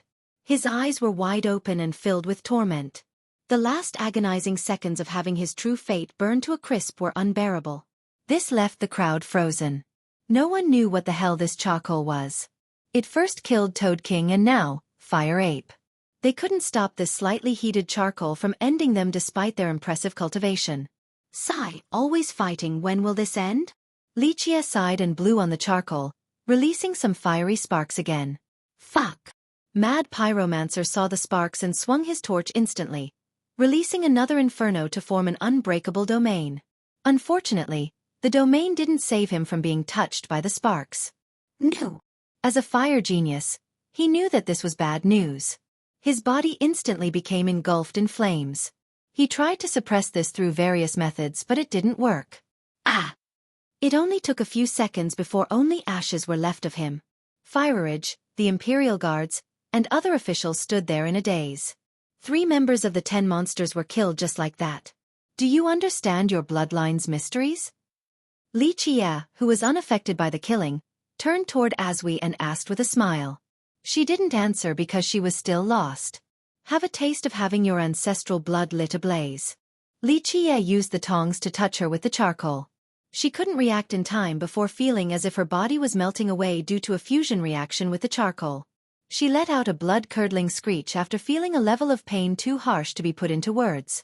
Every inch of her flesh was roasting. Normally, this excruciating process would knock someone out or kill them in no time at all. Alas, she remained alive and fully conscious. Her veins and meridians started burning as well, causing her to twist in agony while screaming. "Princess!" Fireridge ran over but Lichia stopped him while shaking his head. Boom! The power of a Dao Lord suddenly erupted as if 8-stallion Dao Lord was still here channeling his might. This carried the mark of heaven authority. 6 Dao halos rushed upward and crushed the stars. Her bloodline blossomed in a magnificent manner, turning her into a being similar to her father. Everyone in the lower 3 continents became alarmed. What an incredible method! 8-stallion couldn't pull this off. Uncle Xiang was astounded after looking at the sky. 8-stallion is returning to life? The other Dao Lords and Dragon Lords became startled and gazed in the direction of the dynasty. Boom! The halos rotated around her but couldn't stop the flames from invading her. Ah! She opened her eyes and shot out 2 fiery beams, incinerating the sky itself and all high peaks along the way. What the hell? Wild Dragon saw the beams flying straight for him and his floating dynasty. It instantly pierced through him and the mountain, leaving 2 large holes. Ah! Go! He bellowed before leaping into the air. Rumble! All of chaos shook violently. Meanwhile, inside the 10 mountains of Demon, a divine tablet floated up into the air. Chaos suddenly turned dark as a figure of a serpent appeared above. It coiled around Wild Dragon and teleported him away. Serpent God Tablet. Many big shots recognized it right away.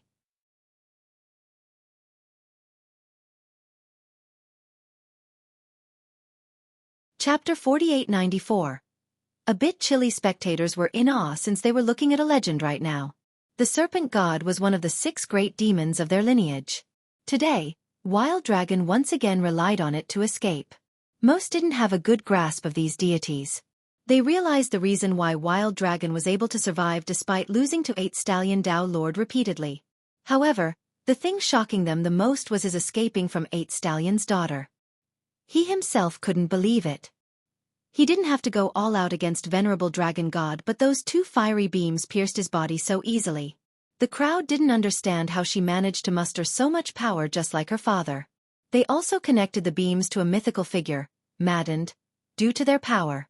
Of course, this was not related to Maddened in the slightest. Ah! Meanwhile, the girl was still suffering from the burn.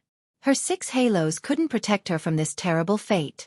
On the outside, no one saw any flame ravaging her. This was an internal process.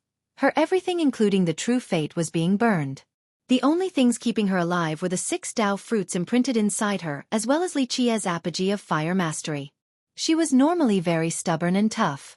Alas, her blood, Dao, and true fate were all being roasted.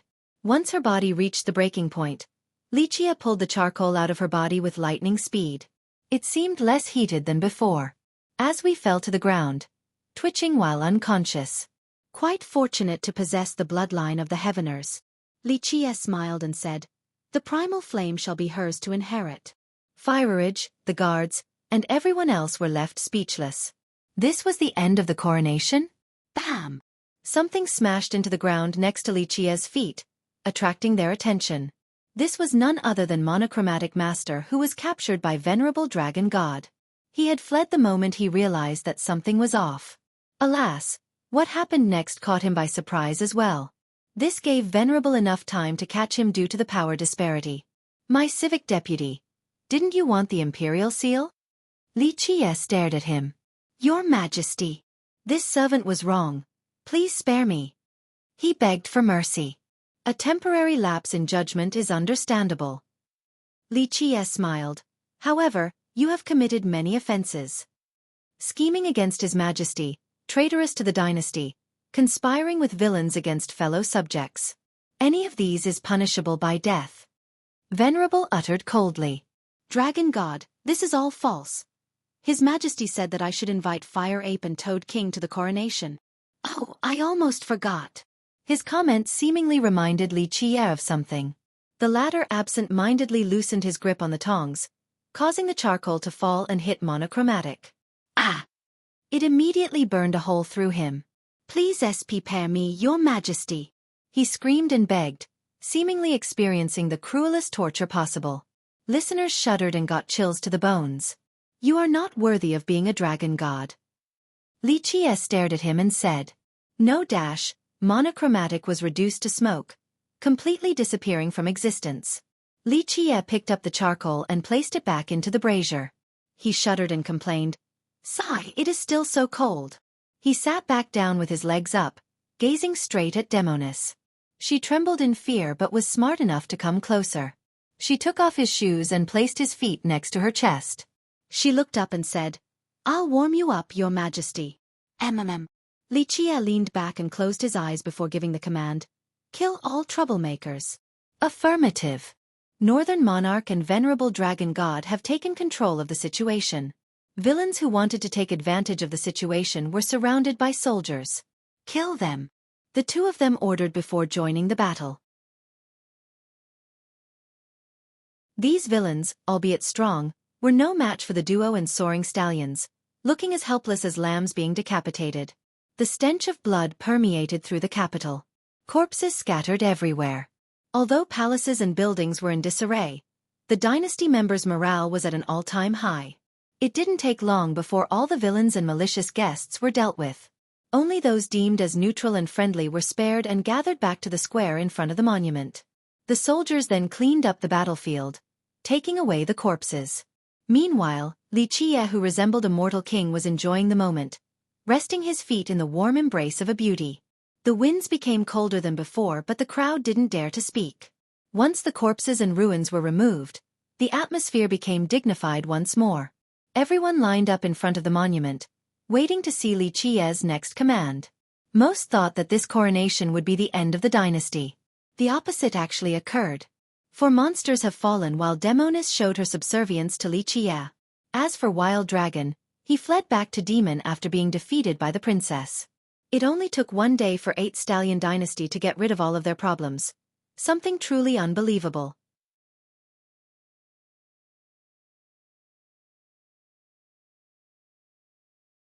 Chapter 4895. Coronation. All eyes were on Li Qie. The members of the dynasty didn't know how to feel either. At first, disappointment and anxiety overwhelmed them after the Tao Lord was replaced by an unknown junior. None of them was convinced of Li Qie's ability to reign. They believed that declination and even a total collapse were inevitable. Who knows if they could even survive? As for the guests, they felt frightened and astounded. Some came to be polite, but most were here to watch the show. They thought that 8 Stallion was a slanting pagoda on the verge of collapse. Perhaps the coronation would trigger the fall. Alas, this new king somehow managed to kill 4 monsters in one go and injured Wild Dragon. Most importantly, he didn't reveal an unstoppable cultivation or special technique. He was neither a Tao Lord nor a Dragon Lord, just an ordinary person. He utilized a pair of tongs to pick up a piece of barely heated charcoal. However, it was strong enough to burn Dragon Lords. Calling it an immortal stone or the greatest of the fire affinity wouldn't be an exaggeration. The crowd and dynasty members stole glances at the brazier, wanting to see the charcoal inside. Many recalled 8 Stallion Tao Lord's unique and unbreakable immortal shield. Now, the dynasty also had this brazier. Was its treasury this frightening? Just one brazier was enough to take on the whole world. Of course, the members of the dynasty knew that it didn't belong to them. In fact, they were livid at Li Qie for wanting to destroy the imperial palace. Who would have thought that this would end up saving them? Chaos will have stability henceforth. A knowledgeable big shot sighed and said. Most of the active villains in Chaos have been slain in action. This was something 8 Stallion Tao Lord couldn't do.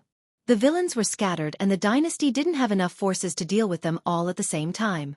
Moreover, Wild Dynasty was always lurking as well. However, the coronation attracted many of them. They came hoping to share a piece of the pie and to see the fall of 8 Stallion.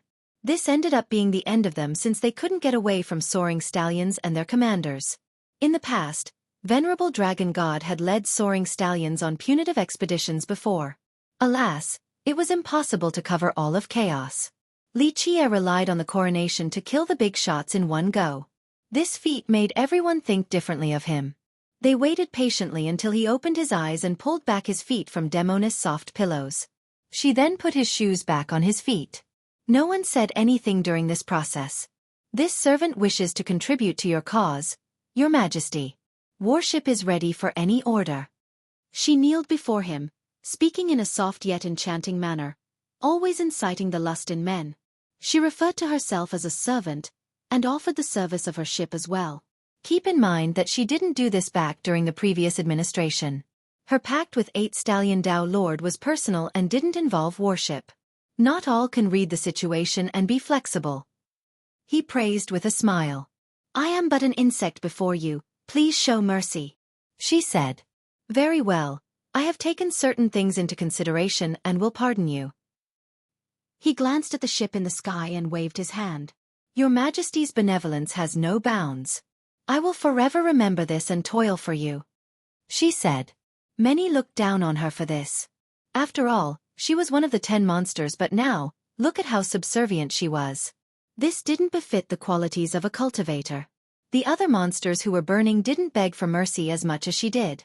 As for her, it looked as if she considered being stepped on by him the greatest honor. Rise. He smiled. She kowtowed again before slowly getting up and standing next to him. No one could connect this new woman to her previous self. Members of the dynasty were vexed as well. She didn't do this for their Dao Lord nor lowered her status purposely in the past. They found this rather shameful. All right, let bygones be bygones. Everything ends here. Li Chia chuckled and suddenly took off his imperial seal, placing it on Aswe's neck instead. He then carried her to the throne and let her down. He patted her small face and said, What a joyous occasion, the coronation of the next king. The young girl woke up from being moved around, completely confused by the situation. She was now sitting on the throne and her father's seal was hanging around her neck. Your Majesty! Northern Monarch and Venerable Dragon God shouted. Everyone else felt the same astonishment. The coronation was supposed to be Li Chia's, but now, Aswe became the main character. She's your new king now. Li Chia smiled and walked away. Fireridge instinctively followed him, but he smiled. Guard Commander, your mission is finished. You should be protecting the new king, not following me. Fireridge stopped in his tracks, not knowing what to do.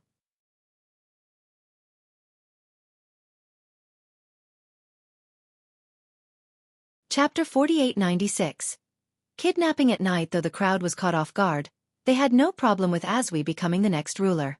After all, she was 8 Stallions' daughter and the dynasty was more than glad to have her. The problem was the suddenness of the situation, and how Li Chia willingly passed the throne down to Aswe. He had changed everyone's mind by superbly taking care of the enemies. This solidified 8 Stallions' reign once more, so they accepted him. Now, the dynasty's top officials were at a loss. If they were to convince him to stay, then it would be offensive to Aswe, implying that she was not a good fit for the throne. However, letting her take over felt strange as well. Li Chia didn't even have time to warm the throne before abdicating. Aswe herself was confused since she was unconscious earlier. Fortunately, Li Chia didn't leave right away, so Venerable Dragon God and Northern Monarch could breathe easily. Serenity visited the capital tonight. Its inhabitants finally relaxed for a second since they have forgotten what it was like to have a good night's sleep recently. Now, there was nothing threatening 8 Stallion dynasty, so it was time to rest. Li Chia also slept well on a tasseled bed tonight, so deep that even a falling sky wouldn't be able to wake him up. A figure appeared by his bed and observed him, completely shrouded in a brown uniform from top to bottom. The only things visible were the eyes. Judging by its appearance and brightness, this was a woman. She seemed to be peering deep into him but looked rather confused at what she found. Li Chia himself had no idea that there was an intruder. Good dreams must be keeping him occupied. Her uniform was thin, but it didn't depict her figure. For some strange reason, when it fluttered to the wind, so would her body. She could meld into the night, completely imperceptible to guards and patrols. She blew out a bubble that surrounded Li Chia. He still didn't wake up as it lifted him into the air. She waved her hand and her outfit also coiled around the bubble. Both disappeared into the night and no one in the dynasty had any idea. A chilling night at a remote valley demanded a bonfire. This place was shielded from the loud winds. Only the sounds of insects and the occasional beast roars could be heard. The mysterious woman stared at the fiery sparks and embers in silence. As for Li Chia, he was still sleeping inside the bubble. It took a while before he woke up and yawned. She stared at him and became tense. After all, she didn't know whether she could actually stop him since the observation yielded nothing. He seemed to be a regular cultivator, but given what he had accomplished at the coronation, he was at 8 Stallion Dao Lord's level, at the very least. He relied on the charcoal, but clearly, he was unfathomable as well. Where is this place? He looked around and calmly asked. A valley far away from 8 Stallion. She took a deep breath and clenched her fists. He rubbed his eyes and yawned again before staring at her. Taking me here late at night, I believe an explanation is owed. After a moment of hesitation, she gritted her teeth and popped the bubble, releasing him. Taking me hostage? He sat down by the bonfire and asked. I had some questions during your coronation yesterday, Your Majesty, so I've invited you here. She gazed at his face illuminated by the bonfire and answered. I'm not the king of 8 Stallion anymore. He waved his hand and said, What questions? She heaved a sigh of relief because he didn't become angry at all. There was no power fluctuation. My name is Jian Yunyun. I hail from the Alliance. She introduced herself and took off her veil. The night suddenly became brighter due to her extraordinary beauty and fair skin. Her eyes were gentle like limpid autumn waters. Deep inside was also determination. When she spoke, it could make hearts beat faster. She had a combination of both femininity and unyieldingness. Others wanted to pamper her but didn't dare to get close. The Alliance. Li Qie sighed and said, You were a guest from Primal Dao yesterday. He became slightly emotional but didn't show it. Yes, the Alliance and Primal Dao. She admitted that she represented Primal Dao yesterday. Though she was shocked by the reversal, this was not the reason why she kidnapped Li Qie. This is a declaration of war against 8 Stallion. Li Qie smiled and played with the bonfire. She shuddered because this was indeed risky. If 8 Stallion were to pinpoint this to their Primal Dao, they would immediately go to war. 1. I don't remember this name or if it has been used before. This name has too many potential meanings. It might be changed once there is more context.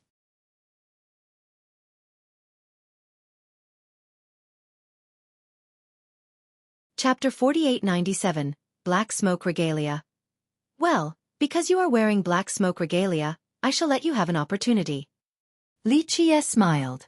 You are aware of it? She became startled. Of course, it was passed down by a certain someone. Li Qie said. Jian Yunyun became emotional because not even those from Primal Dao knew about it. Only 1 or 2 from the Alliance had an idea. She thought that she had found the right person after seeing his knowledge. It is one of the few secret treasures that our Alliance still has. Fewer than few know about it. She stared intensely at him. In Primal, a few ancient ancestors were aware of its existence. However, they didn't even know its name. Therefore, she became perplexed. It is from a distant past, too far away to remember by those from the present. Li Qie said while staring at the bonfire. It is a supreme treasure left behind by our progenitor, the creator of Primal Dao. She said. Then do you know who this person is? Li Qie asked. Well, she couldn't answer right away. Primal was one of the 12 supreme lineages in the lower continents. Primal had numerous branches under its jurisdiction. Most of them had a good idea of their history. Alas, the same couldn't be said about the first progenitor for both Primal and the Alliance. They lacked a single scroll containing information about this mysterious being. For example, 100 Races Dao didn't have one progenitor, but they knew their past. They started from a gathering of great powers after the immemorial Epoch War. They were a direct branch of Imperial Alliance from the upper continents. Since it was made up of various great powers with no initial ties, their sources were also different. This was different for Primal. Illumination, Heaven Seal, Ascension, the Alliance, and many others were all connected to a single progenitor. Their merit laws and old treasures were still related, branches from a single stream. The lack of records regarding such an influential progenitor simply didn't make sense. No one could answer Li Qie's question. Who is our progenitor? She blurted out. Is this the only reason why you brought me here? Li Qie smiled and asked a question instead. I represented Primal to participate in the coronation. I heard that you named the monument Primal Trinity against the heaven. Since the characters are similar and are often used by our lineage, I was wondering if it has anything to do with us. She took a deep breath and inquired. That's it? Is this worth kidnapping me and risking being pursued by 8 Stallion? Li Qie chuckled. She opened her mouth but hesitated. She naturally knew the risks, but this matter was important to her. It has no relation to your lineage nor its origin. Just think of it as a coincidence. Li Qie smiled. That's why we should get to the point. Take out whatever you have. How do you know I have something to show you? She couldn't believe it. I sense something that I haven't in a long time. Li Qie said. Yes or no? She saw his eyes becoming profound and frightening, just like 2 black holes. She felt herself losing control of her body. She tried her best to remain calm before solemnly taking out an item. This was her goal in the first place, but 8 Stallion Dynasty wasn't the right place to do so, hence the kidnapping. This was a small box with numerous blessings and seals. Just the wrapping alone was made from priceless cloth. She respectfully presented it to him with both hands after moving the cloth. It appeared to be a bone around the size of a fingernail. It no longer had any color or divinity. Upon first inspection, it seemed to be useless due to old age. Alas, a meticulous pair of eyes would be able to sense something special even though it lacked luster and power. A charm belonging to the olden days. This is the ultimate secret of our alliance, known as the ancestral bone. It has been passed down for eras and never revealed to any outsider. I have it with me this time due to an unexpected circumstances, and it somehow reacted when you took the charcoal out of the brazier. It exuded heat, only for a split second. She said. So there's a connection. Li Qie stared at the bone for a bit before holding it. It seemed heavier than any divine metal in spite of its size. The density must be out of this world. He rubbed it and found the surface to be smooth as if it was polished numerous times before. He could tell that something unimaginably sharp had severed it. The required speed must have been brilliant as well. Most wouldn't be able to imagine this. Only characters of Li Qie's level were able to envision the force of that strike. 1. Note. I'm spending a lot of time checking for previously used names from chapters 1000 to 3000 during the 10 Worlds arc. I might not be able to catch all of them, but I'm aware of potential problems and will edit chapters when necessary.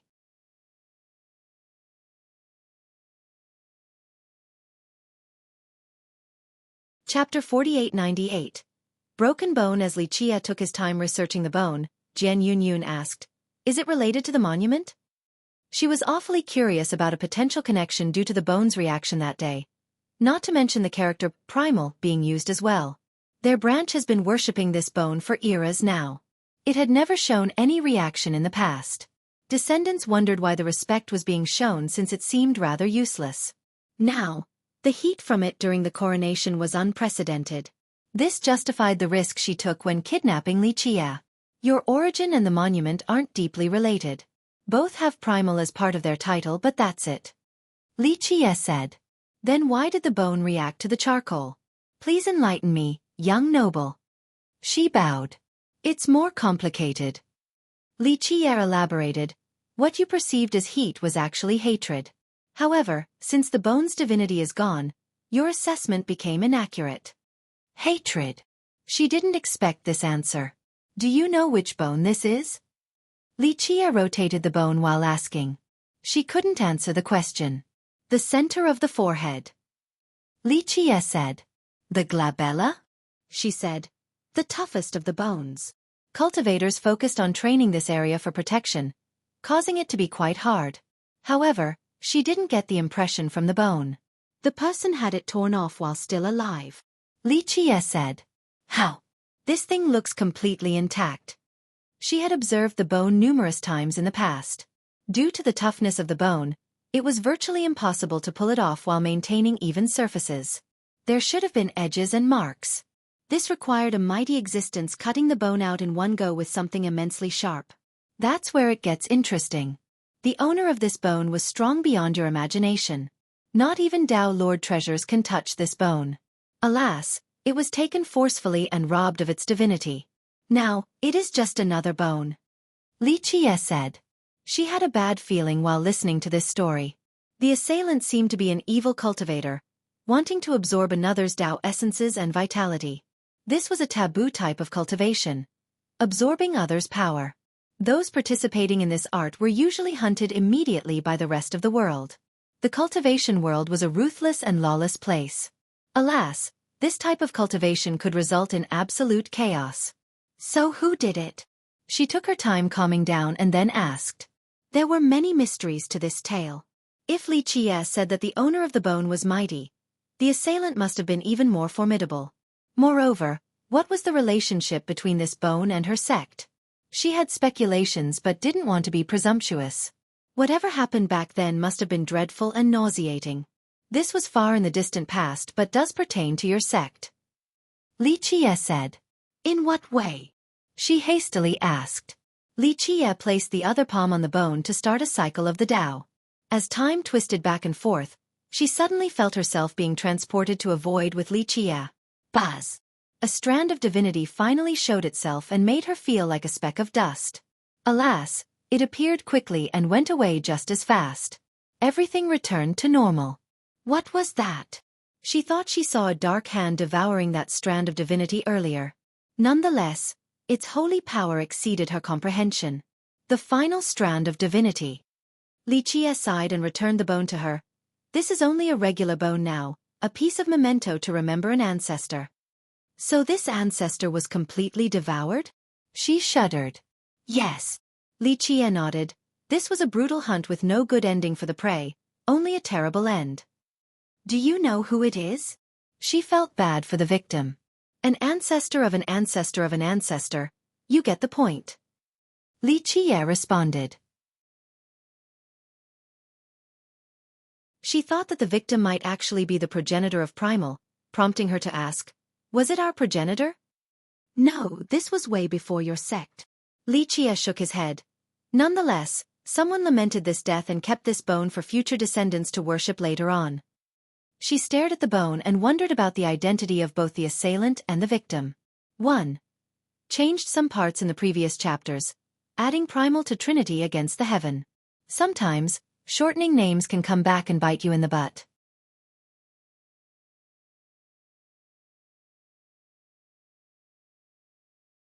Chapter 4899. Primal Tao. Is this all you wanted to know? Li Qie stared at the dazed woman. Jian Yunyun regained her wits but clearly hesitated from speaking more. I guess not. Li Qie chuckled. I don't know. She stared at the bonfire while replying, I've only heard about it. He used a stick to move the wood around for the bonfire, patiently waiting. How do you know all of this, young noble? She eventually asked because the top masters from her branch had no idea what the bone was. However, Li Qie deduced many things after holding it for just a short period. Due to his average appearance, some might think that he was spouting nonsense. Alas, she personally witnessed the coronation and saw what he could do. Plus, as the conversation progressed, she figured that his comments were virtually truths. How could someone who knows all of this not be world famous? A little reading, a little traveling, that's all. Li Qie smiled. She remained skeptical but still took his word for it.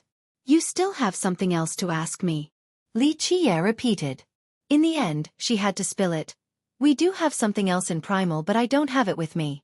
I've only read about it in the scroll, hence my limited knowledge. What is it? Li Qie smiled. She hesitated again, prompting him to say, It's all right, I won't force you. I only wanted to help out of consideration for your ancestor. You know our ancestors? She was surprised because he didn't appear old enough. Do you? Li Qie chuckled. She didn't actually know very much about the progenitor and the early forefathers of Primal. How do you know them, young noble? She asked. His eyes tilted down at her regalia, causing her to feel uncomfortable as if every inch of her flesh was exposed. This made her shudder and blushed. He stopped and said, Black smoke regalia is a peerless treasure. Though its owner didn't rely on it, it was still worn and favored for a long period. I see. She became emotional because Li Qie knew too much about the outfit. Do you know about Primal's origin, young noble? She took advantage of this opportunity. Primal was most likely created in the lower 3 continents as a sentimental remembrance. Li Qie shook his head. Your alliance is absolutely older.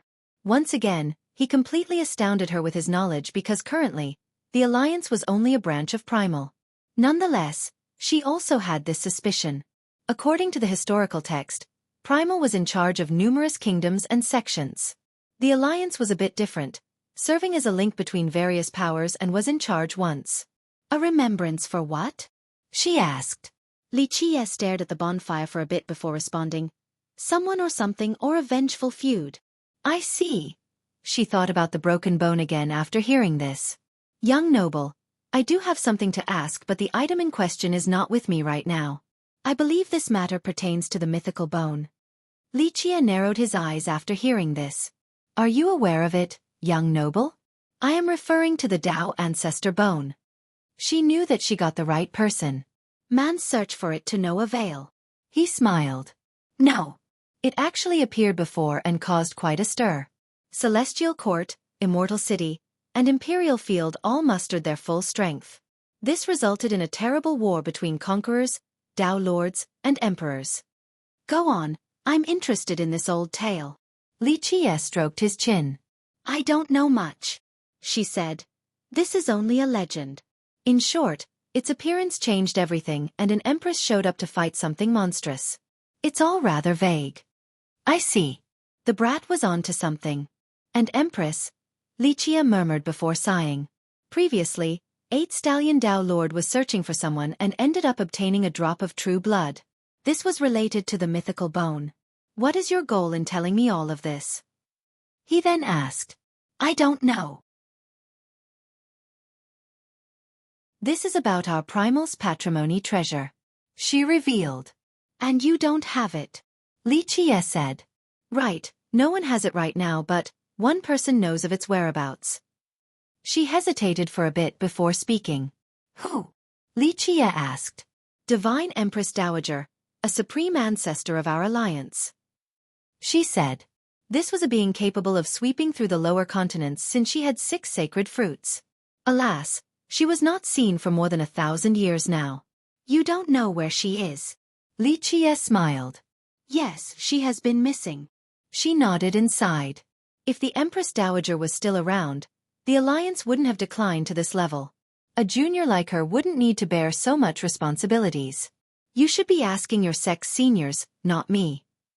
Lichia said. She opened her mouth, wanting to say something. However, she noticed something and got up. Who? She roared. Her eyes gazed deep into the wilderness. Whoosh! A radiance illuminated the area with the force of a tsunami. The trees nearby were uprooted instantly. The gales made it hard for cultivators to stand still. A middle-aged man came closer. His aura had preceded him.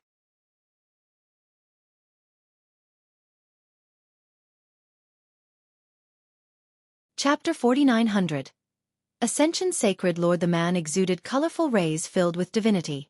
Halos made of Tao runes also emanated behind him. Each rune had the weight of a mountain.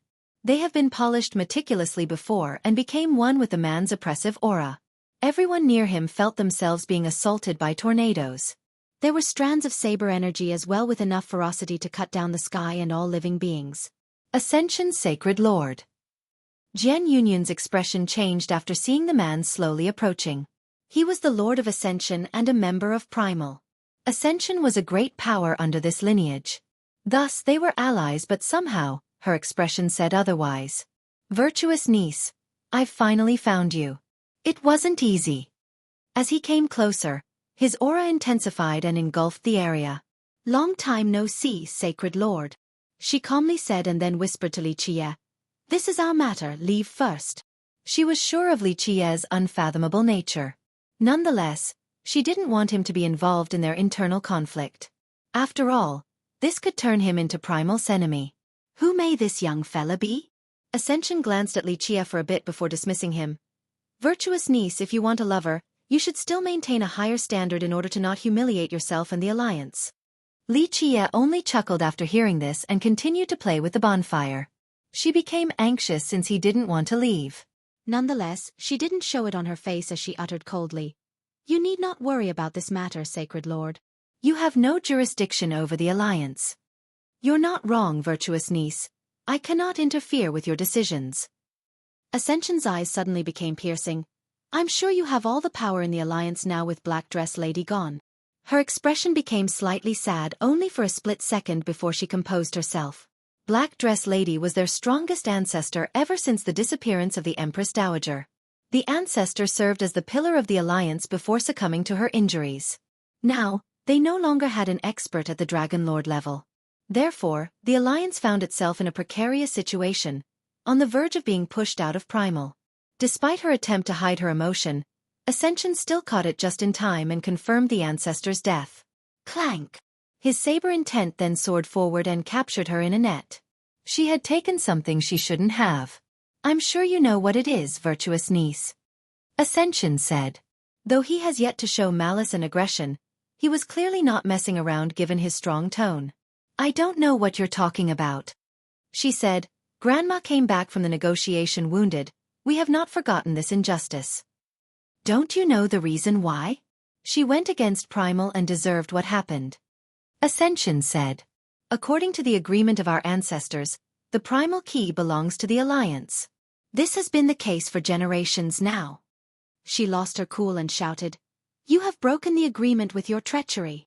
As the successor of the Alliance, she lived with Black Dress Lady her whole life. This old woman, despite only being the Empress Dowager's maid, had done so much for her and the sect. She escaped from the previous negotiation with heavy injuries, eventually dying in front of Jian Yunyun. The hatred and indignation inside her have been boiling. I see, so you have it right now. Ascension smiled, capable of garnering information by provoking her. Jian Yunyun realized her mistakes and stopped speaking. Virtuous niece, hand the key over. Ascension glared at her. Sacred Lord, the key belongs to the Alliance. You are not qualified to make demands. What you have done is unforgivable and treacherous, going as far as scheming against your own sect members. The ancestors are ashamed. She chastised. This was true in the past, not now. Ascension shook his head. If your alliance had handed that thing over to us, then you could have kept the key. Since this wasn't the case and Black Dress Lady took the key on her own volition, she deserved it. Strong words from a treacherous man. She responded. Is that so? Then let us ask the Empress Dowager to arbitrate this matter. Ascension said. When the Empress Dowager was around, the Alliance could even order Primal. Now, she had disappeared and even her maid didn't know her current location. The Alliance has been keeping this a secret, but walls always had holes. Within the last 1,000 years, she didn't show up despite the death of Heaven Peak Conqueror. Therefore, the great powers of Primal speculated about her disappearance and thought that the Alliance was no longer fit to lead. Putting Her Highness matter aside, either hand that thing over or give us the key. Ascension demanded. I do not have it. She denied. Virtuous niece, this is rather unwise. You have two choices. First, hand the key over and I'll let you leave. His eyes turned cold as he spoke. However, he paused for a bit before continuing. Actually, there is a win-win scenario without you needing to give us the key. What is it? She was wary of his sudden change of heart. Ascension's sacred ground is missing a queen. If you are willing, the Alliance and Ascension shall become in-laws. You may keep the key then. He stared at her lustfully. How ambitious. She sneered. You want the Alliance as well. 1. Changing Heaven Seal to Heaven Peak. I misread the similar characters.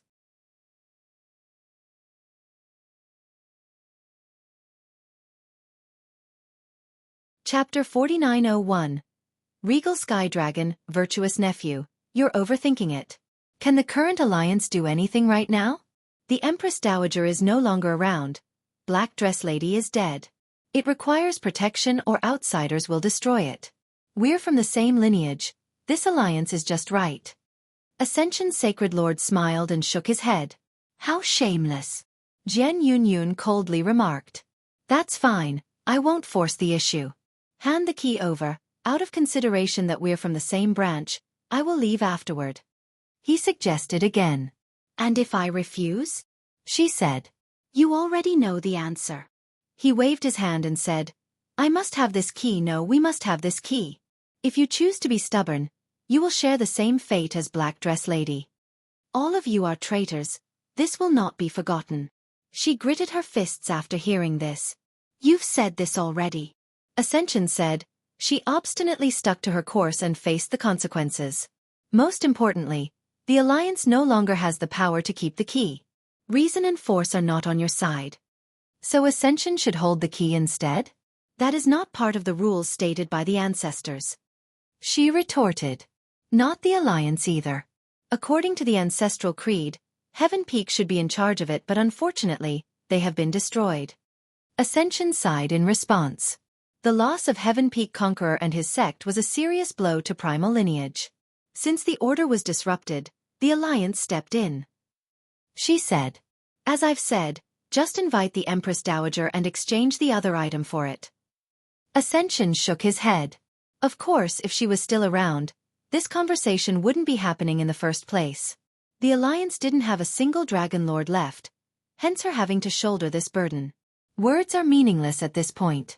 Give me the key now. He glared at her. Over my dead body. She didn't relent. Then I will have to kill you. What a shame, dying at such a young age. He chillingly said. Clank. A saber hummed and the intent surrounding her erupted into the air. They formed a heavenly saber for a direct slash. Just his will alone was majestic and endless, capable of splitting the sky. This was the power of a Dragon Lord with one sacred fruit. She was not in this realm, so the saber intents alone suppressed and immobilized her. The power disparity seemed impossible to overcome. Boom! In this crucial moment, a greenish-black aura emanating from her expanded for 1,000 miles. The roars of dragons could be heard inside this illusory paradise, and a greenish-black tree appeared to block the saber intent. Not bad, regal sky dragon. Ascension shouted in response. So this is a secret technique from a progenitor but virtuous niece. This is still not enough to stop my blade. The technique was among the best in Primal Tao. However, only the Alliance had access to it. Its mystical nature allowed her to stop the saber intents despite being grossly weaker. Clank! Ascension finally raised his saber. The glint from it was incomparably sharp and could kill mighty cultivators. Ugh! She vomited a mouthful of blood. Her secret technique was not enough to stop it.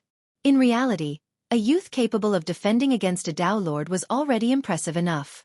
There was no way she could handle the actual slash. In this crucial moment, her robe became illusory and teleported her next to Li Chia. She then carried him and disappeared from sight. Clank! The slash finally came. Ascension did not hold back and knew that she might try to escape. This slash was enough to catch her no matter what. Alas, Black Smoke Regalia was indeed special, capable of saving her and Li Chia from the strike. Anyone else beneath the Dragon Lord realm would have been decapitated. The robe brought the two of them deep into the mountain, traveling 10,000 miles in the blink of an eye.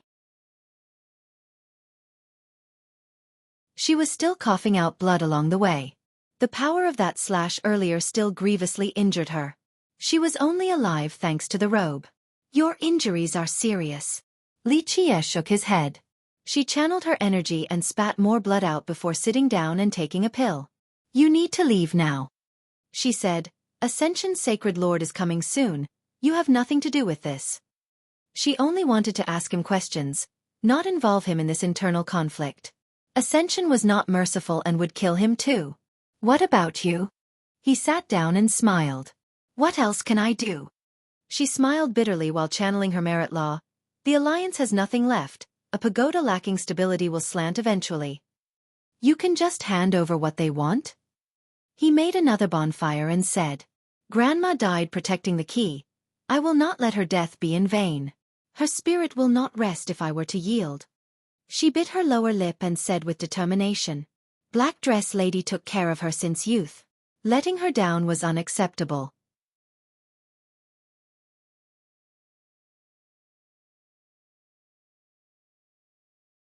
Chapter 4902.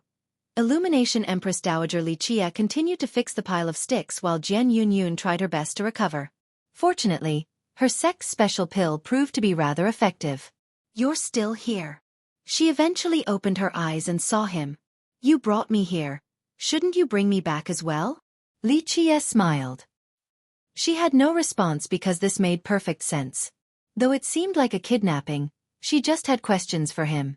Therefore, she should also bring him back. Alas, she worried about 8 Stallion Dynasty finding out. Moreover, Ascension's Sacred Lord was trailing her as well. If she were to reveal her location by coming to 8 Stallion, it might end with death. I hope you do have a plan. Otherwise, just acting rashly means that you're not worthy of your position as the successor of the Alliance, he said. She let out a soft sigh before answering. I have thought about letting you see that thing from Primal. Perhaps you will see through its mysteries. It has been in Primal for eras now, but none was able to figure it out. Since Li Qie could deduce the broken bone, perhaps he could repeat the feat. I'm a little interested in your ancestor's remnant item. There should be a reason for it. Li Qie stroked his chin. Sounds like you know so much about our ancestor. She stared at him. A little bit. For example, what you called Regal Sky Dragon wasn't its name. Li Qie smiled. No. She didn't believe it. This is our sect's secret. No one else knows how to use it. Ever since the very start, it is known as Regal Sky Dragon. It is up to you whether to believe me or not, but its real name is Heaven Razor Tree. Your alliance must have changed its name. Li Qie smiled. Heaven Razor Tree. She had never heard of this title before, and this went against the historical scrolls. The technique was heavily guarded and only given to elite disciples. He shrugged, not really caring about the matter. Someone's coming. She suddenly stood up and turned around. Sure enough, she saw figures coming from the forest nearby. It was a group of both men and women in court uniforms. All were powerful sovereigns. The 4 strongest ones carried a palanquin engraved with gold and jade. The main symbol was that of a brilliant and noble phoenix. Damn! Her expression soured after seeing the palanquin. An aura engulfed the area and drowned them. This was akin to being stuck in a quagmire. Escaping was impossible. Though it wasn't as suppressive as Ascension's Sacred Lord Saber Intent, the aura took control of those caught in its domain. This was obviously another top cultivator. Illumination. She knew who it was and wanted to run. Your regalia can't be used right now. Li Qie shook his head. She used it repeatedly earlier in order to run with Li Qie. She lacked the power for prolonged activation. Moreover, the aura coiled around her like a spiderweb at this point. Little Yun, no need to run. The palanquin came close. A noble voice came from inside, clearly belonging to an elegant woman. She sounded dignified yet feminine. A perfect combination. The veil was lifted and a woman came out. She was dressed in a phoenix dress embroidered with expensive jewels and jades. Each piece exuded bright divinity, a clear sign of exceptional quality. She herself didn't reveal her power. Just her dress alone could freeze those nearby. She also had a phoenix crest made from divine metals. The phoenix was depicted with a pearl in its beak. This pearl poured down light and illuminated her oval face. Fair skin, sculpted brows, gentle and moist eyes. Unlike Jian Yunyan's, her eyes had a sexy charm and could seduce others. The years have left their mark on her face. Nonetheless, this somehow only added to her charm and nobility. Empress Dowager. Jian Yunyun bowed after the woman showed herself. She was from Illumination and possessed 2 sacred fruits. Her origin was the divine race. This kingdom was famous once, even superior to deity and Primal at one point. In the past, people may not have heard of Primal, but Illumination was certainly known. Its founder was none other than Eternal Conqueror, who had united the lower continents at one point. During his golden age, even the 3 continents above couldn't command him. This was a rare exception. In history, the lineages in the lower continents always listened to commands from their superiors. For example, deity listened to Celestial Court and Divine Alliance. This wasn't the case when Eternal was in charge. All lineages in his jurisdiction listened to him alone. The upper powers couldn't interfere.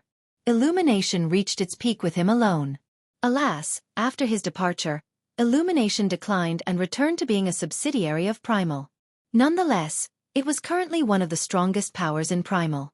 Their Empress Dowager was a great genius during her youth. 1. I searched for a while as well but didn't see this technique in previous chapters.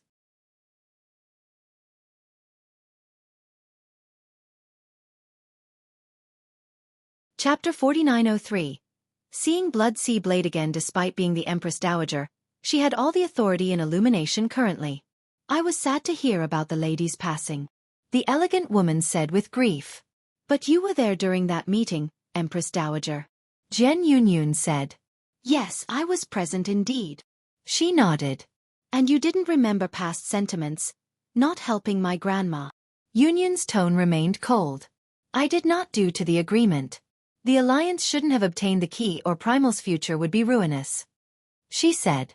The alliance is no longer the alliance without the key. Your insistence on going against the creed will end up severing Primal. Yunyun didn't relent. Everyone has their own stance and explanation. She said, Little one, if you wish to end this storm, you must either hand the key over or get your Empress Dowager to show up. Otherwise, this will tear the alliance apart and you will be buried with it. Not even I can save you. We will never hand it over. Yunyun said and hesitated for a moment before adding, I will let the Empress Dowager know and she will preside over this. Illumination Empress Dowager could read her expression and responded, Others might somehow fall for this, but you are aware of my relationship with your grandma. She wouldn't have been so desperate if her master was still around. The two of them were as close as sisters. Divine Empress Dowager has been missing for more than 10,000 years, yet her friends still had no idea of her master's whereabouts. There was no reason to be fearful. If she didn't know, neither do you. She concluded. Yunyun gritted her teeth and said, I'll have you know that I have clues about her location.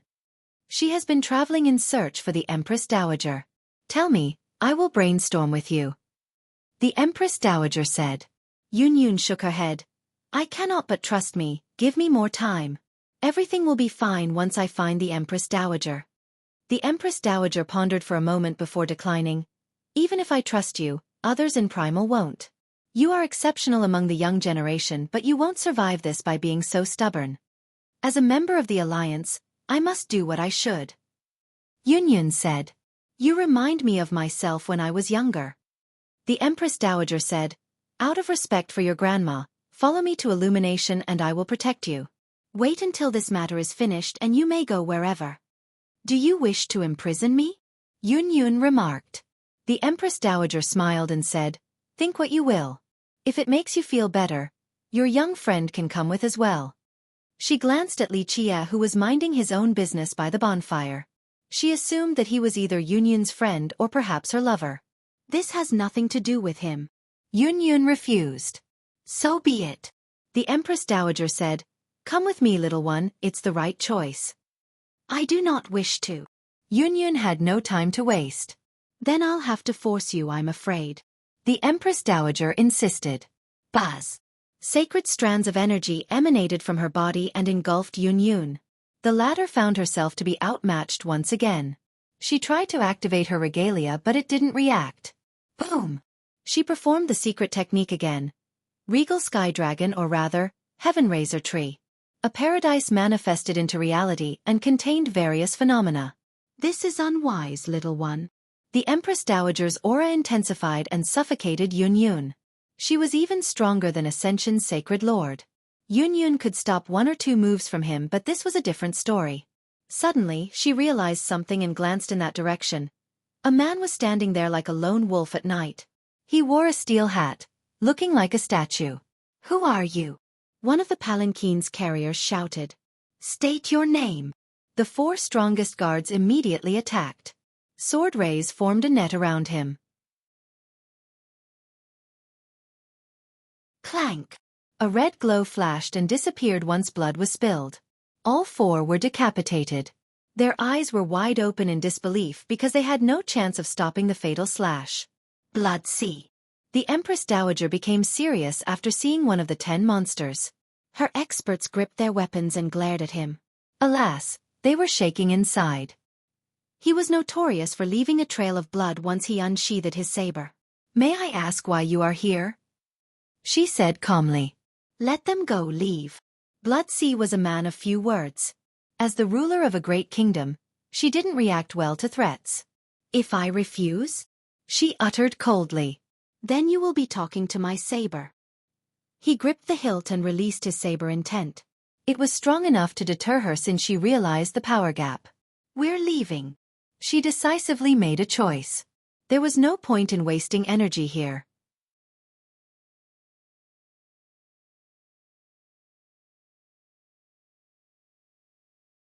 Chapter 4904. Solitary Journey. Li Chia found a wild animal and roasted it with the bonfire until it was golden and salivatingly fragrant. Blood Sea Blade didn't hold back and sat down. He tore some meat off and started eating as if it was his meal. Li Chia cut a piece and gave it to Yun Yun. He picked half a thigh for himself. Blood Sea finished his large piece and still wasn't satisfied. He grabbed another piece from Li Chia and continued. Yun Yun ate and stared at the flames, occasionally stealing glances at Blood Sea.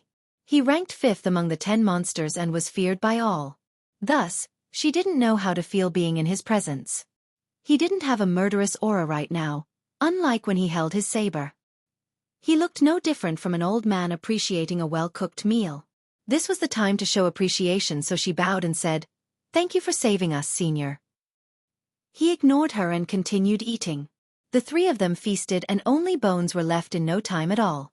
"Why are you here?" He then asked Li Chia because he saw Li Chia with the Imperial Seal back in 8 Stallion. He didn't know about subsequent events since he couldn't care less about the dynasty. "Why not?" Li Chia smiled. Yun Yun became nervous because she didn't know their relationship, wondering if Blood Sea might kill her after finding out about the kidnapping. Blood Sea couldn't believe a junior was talking to him like this. Youths were usually pale after hearing his title, let alone sitting so close to him. "Don't you want to be a king?" Blood Sea asked. "What's the point of ruling a declining dynasty? I've quitted." Li Chia waved his hand, once again surprising the old man. Blood Sea noticed that the Imperial Seal was no longer there, meaning that there was someone else in charge now.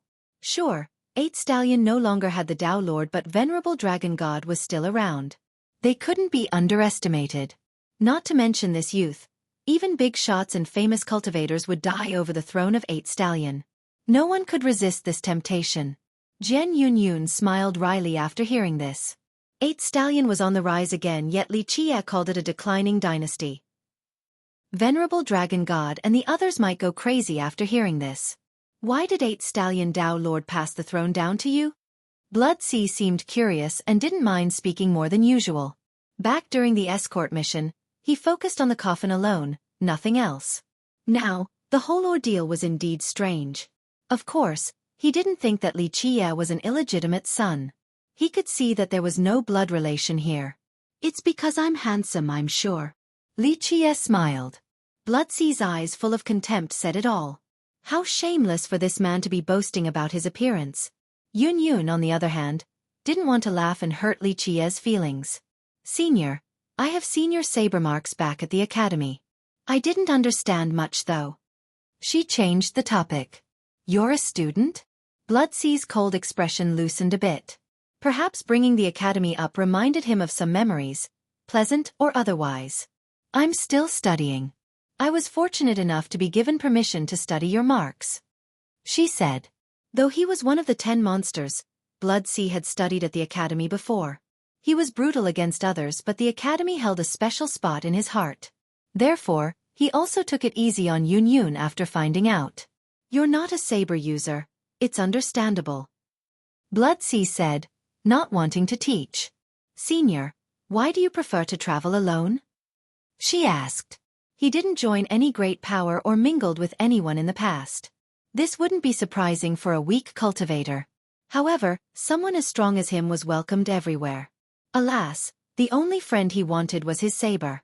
"This is part of the Grand Tao, a solitary journey." Li Chia smiled. "The longer the journey, the more ruthless the Tao is. There is nothing but loneliness at the end of the path." Blood Sea was impressed that a junior was able to discern this sad truth. "A solitary journey." Yun Yun repeated and thought about this issue. In her case, no one was able to help her after Grandma's passing. She was also alone. "What are you seeking with the Tao?" Li Chia asked. "No returning after seeing my blade," he answered after becoming slightly interested in Li Chia. He resembled an ordinary mortal right now, yet the comment painted a carnage for Yun Yun. She envisioned a slash capable of massacring an army in the blink of an eye.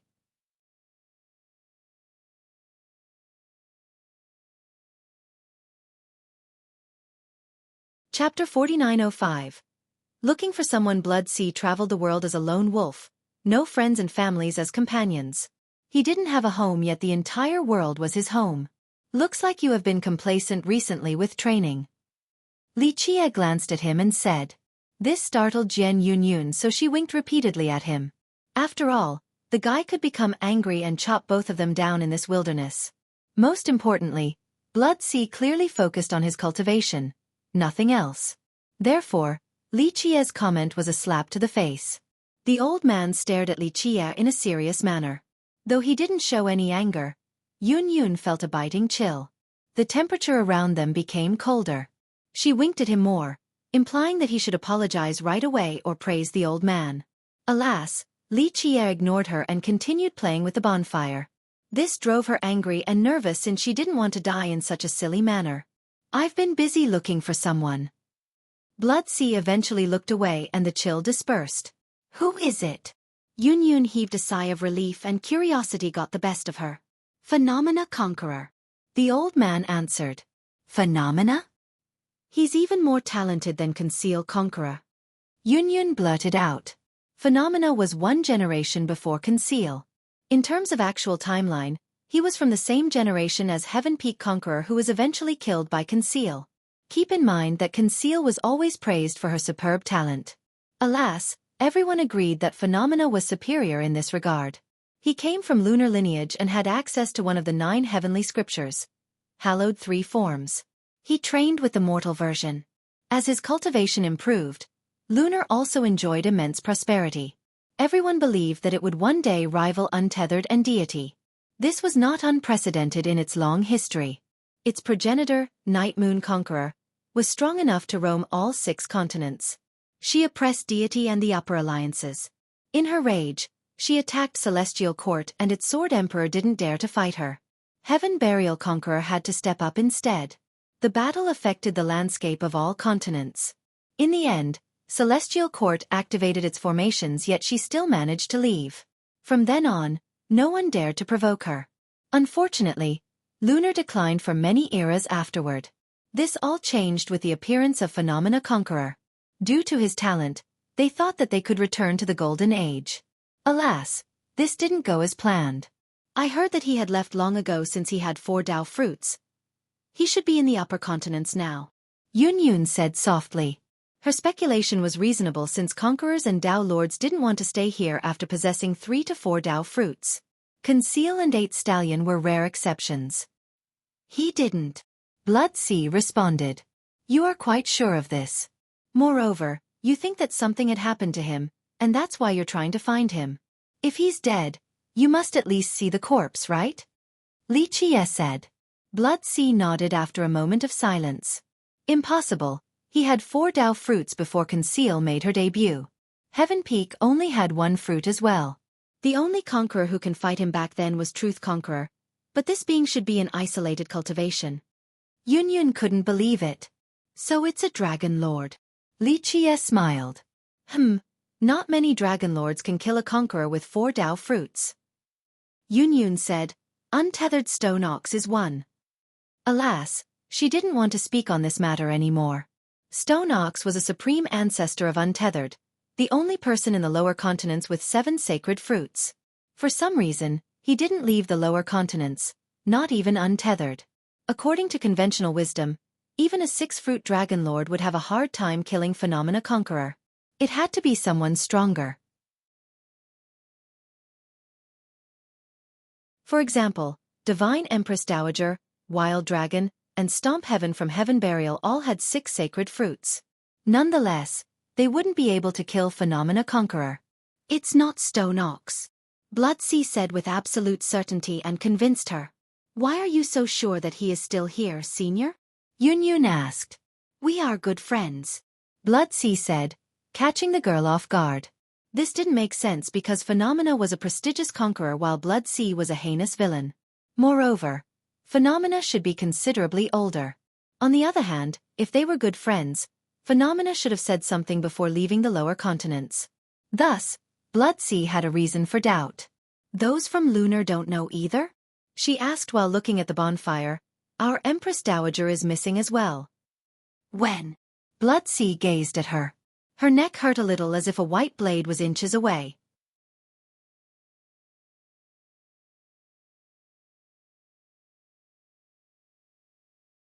Chapter 4906. Missing people, I do not know, and I don't think anyone else does. The only person who might have a clue is my grandma. Unfortunately, she is no longer around. Yun shook her head. Bringing this up made her sad. She respected the Empress Dowager for being the protector of the alliance. Alas, she loved Black Dress Lady far more. The Empress Dowager was more of a legend. She's missing too? Blood Sea murmured. Another six-fruit dragon lord was missing? Such a prestigious character rarely just disappeared from thin air. They normally either went into isolated cultivation or still presided over their sect. I wonder who else is missing. Yun said. Blood Sea paused for a moment before adding, there is another. Who is it? She asked. Xueqi. Blood Sea said. Sword Lord. Isn't he in isolated cultivation? Yun was surprised. She had heard of this person before since he was also from the academy, serving as a protector. He had great mastery over the sword art along with 5 sacred fruits. Phenomena himself had nothing but praises for his expertise. When she was there, she heard that he lived in isolation and didn't want to see guests. However, Blood Sea was a very trustworthy source since they were fellow students during the same period. Most importantly, he spoke with conviction and surely had gathered evidence. Interesting if all of them disappeared at the same time. Xueqi smiled. Blood Sea's expression became serious while Yun was stirred emotionally. It is a possibility. Blood Sea said. No way. Yun didn't think so. All 3 were top masters in the lower continents. Phenomena had 4 fruits, the Empress Dowager had 6, and Sword Lord had 5. What in the world could be strong enough to potentially make all 3 disappear? If this is indeed the case, things bode ill for them. Xueqi said. Who is strong enough to do so? Conceal dash, Yun said before abruptly stopping. There was no proof, and if anyone from deity were to hear this, she would be punished for spreading false rumors regarding their conqueror. It's not conceal, Blood Sea said. She carefully pondered and agreed. Though Conceal Conqueror had 7 Dao fruits and enough power to do so, the timeline didn't match. She had only obtained the last fruit recently while the trio has been missing for a long time. The exact time of the incident was unknown, but Conceal certainly couldn't be strong enough back then to do so in a secretive manner. Remember, it was quite a commotion when she ambushed and killed Heaven Peak Conqueror. Everyone found out about it in no time at all. I can't think of anyone, Yun said. As for Blood Sea, he knew that this was an earth-shattering event. How did no one in the lower continents know about it? It's simple, the assailant is far, far stronger than them and wanted to keep this a secret. Xueqi said. This was Blood Sea's conclusion as well. There's no one like that in the lower continents. She shuddered. Wait, the 10 mountains. She thought about the mysterious and most dangerous area belonging to demon lineage. They might have the power to capture the trio. Alas, the problem was that this would still result in a conspicuous battle. It should be a mighty cultivator that no one knows about, lurking in the shadow. Xueqi smiled. Blood Sea's eyes flashed brightly and his saber intent surged, fully immobilizing Yun. It's someone from above, no? She speculated. For example, a conqueror or Dao lord with 8 Dao fruits or a dragon lord with 10 sacred fruits. That should be enough to kidnap them. The 5 alliances of the 2 upper continents won't let anyone come down without communication or fanfare. Blood Sea said. She also agreed. A mighty character from the upper continents should belong to these 5 factions. They would then report any guests to their subsidiaries below. How amusing. I wonder if we will find out. Xueqi said. Blood Sea was sure that something terrifying was going on in the background. He stood up, ready to leave. Are you returning to 8 Stallion? He asked Xueqi. Yun became nervous again, not wanting him to find out about the kidnapping. No point in returning to that shoddy dynasty. Xueqi shrugged. What is your relationship with 8 Stallion Dao Lord? I owe him a favor. Blood Sea coldly responded. I see. He must have saved you from pursuers. Xueqi smiled. Blood Sea didn't respond. A drop of water should be repaid with a gushing spring, let alone a life-saving favor. Xueqi understood why Blood Sea tried hard to escort the coffin back to the dynasty.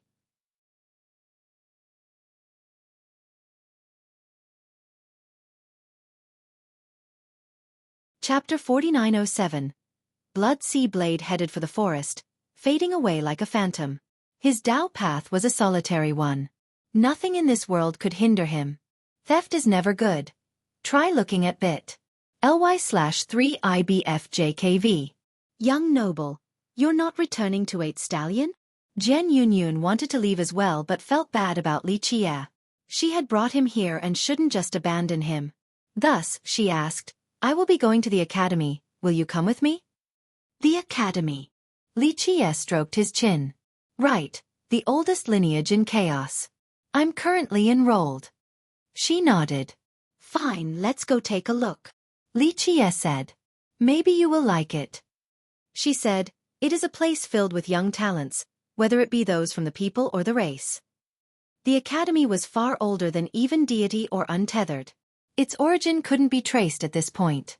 Moreover, it accepted everyone as well, not picking a side in the eternal conflict. Some believed it to be the leader of 100 races, the oldest and most influential branch in this faction. Jian Yunyun came from Primal and was the successor of the alliance. However, she still studied at the academy since it didn't discriminate. Li Qie smiled and waved his hand, extinguishing the bonfire. She heaved a sigh of relief because this was perfect. He would have a place to stay and most importantly, she still had more questions. Why are you heading back? He asked. I want to ask someone there a question. I've heard that the Supreme Ancestor came to see this person before disappearing. This might be the last person to have seen her. Supreme Ancestor, in this case, referred to the Empress Dowager. Off we go. Li Qie stretched and said. Jian Yunyun checked the direction first before starting. However, they suddenly heard a clicking noise, not too loud but still clearly heard by both. An old man approached from the forest, walking at an orderly pace. This startled Jian Yunyun because first, it was Ascension Sacred Lord then Illumination Empress Dowager before Blood Sea Blade. This remote region was far from being remote. He was frail, thin, and dressed in a tattered robe with patchwork that was shoddily done. He was blind, with puffed-out eyelids that only had a tiny gap in the middle, giving him a limited vision. His cheeks were caved in and his bones were visible. Children might cry at his sight. She thought that he must be freezing due to the thin robe, not to mention the lack of flesh. His bamboo walking stick was worn at the bottom. Who knows how long it has accompanied him? The old man gripped a battered bowl in his hand. It seemed that the bowl was found on the street and had several cracks, yet he cherished it, as it was spotless, wiped clean every day with the sleeves of his tattered robes. The sound of the 5 coins rattling in the bowl, in conjunction with the tapping of his bamboo walking stick on the ground, announced his presence. Why was he here? Was he lost? Yunyun didn't have time to think because she started shuddering and had to wrap her hands around her body. The old man stood before Li Qie and raised his bowl. The sound of the coins hitting each other was akin to a rich man waving his coin pouch in front of a beggar. However, he was the one begging, "Please give me something to eat." Li Qie only stared at him. "Please, I can't remember my last meal." The old beggar didn't give up. Li Qie still didn't respond. Yunyun couldn't bear to watch this and placed a bottle of nectar and chestnut into his bowl. "Here, this will keep you full for a long time." After eating this, a mortal would be satisfied for years to come. He wouldn't need to beg for food anymore. "Please, sir." The old beggar seemed to not see the food in his bowl, still raising it in front of Li Qie repeatedly. Yunyun was surprised at first but she was no fool. She realized that this old man came specifically for Li Qie alone. "I got nothing." Li Qie shook his head and waved his hand. "I haven't eaten anything in a long time." The old beggar looked miserable and pitiful. "Then die." Li Qie smiled. Only a bastard would smile like this at a blind beggar. How evil and wretched. "My little plot of land was so fertile and the crop was almost ready for harvest. Now it's flattened." The old beggar lamented. "Oh," Li Qie remarked nonchalantly. "There's nothing left, I can't return anymore so please, give me food." He pitifully said and won Yunyun's sympathy. "Nothing left?" "Not true," Li Qie chuckled. "I should take one." Having said that, he reached into the bowl and took 1 coin again. This act stunned Yunyun.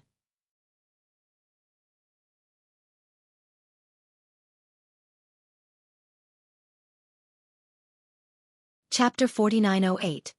It was one thing to refuse a beggar, but to go as far as taking money from his bowl? This was outrageously shameless.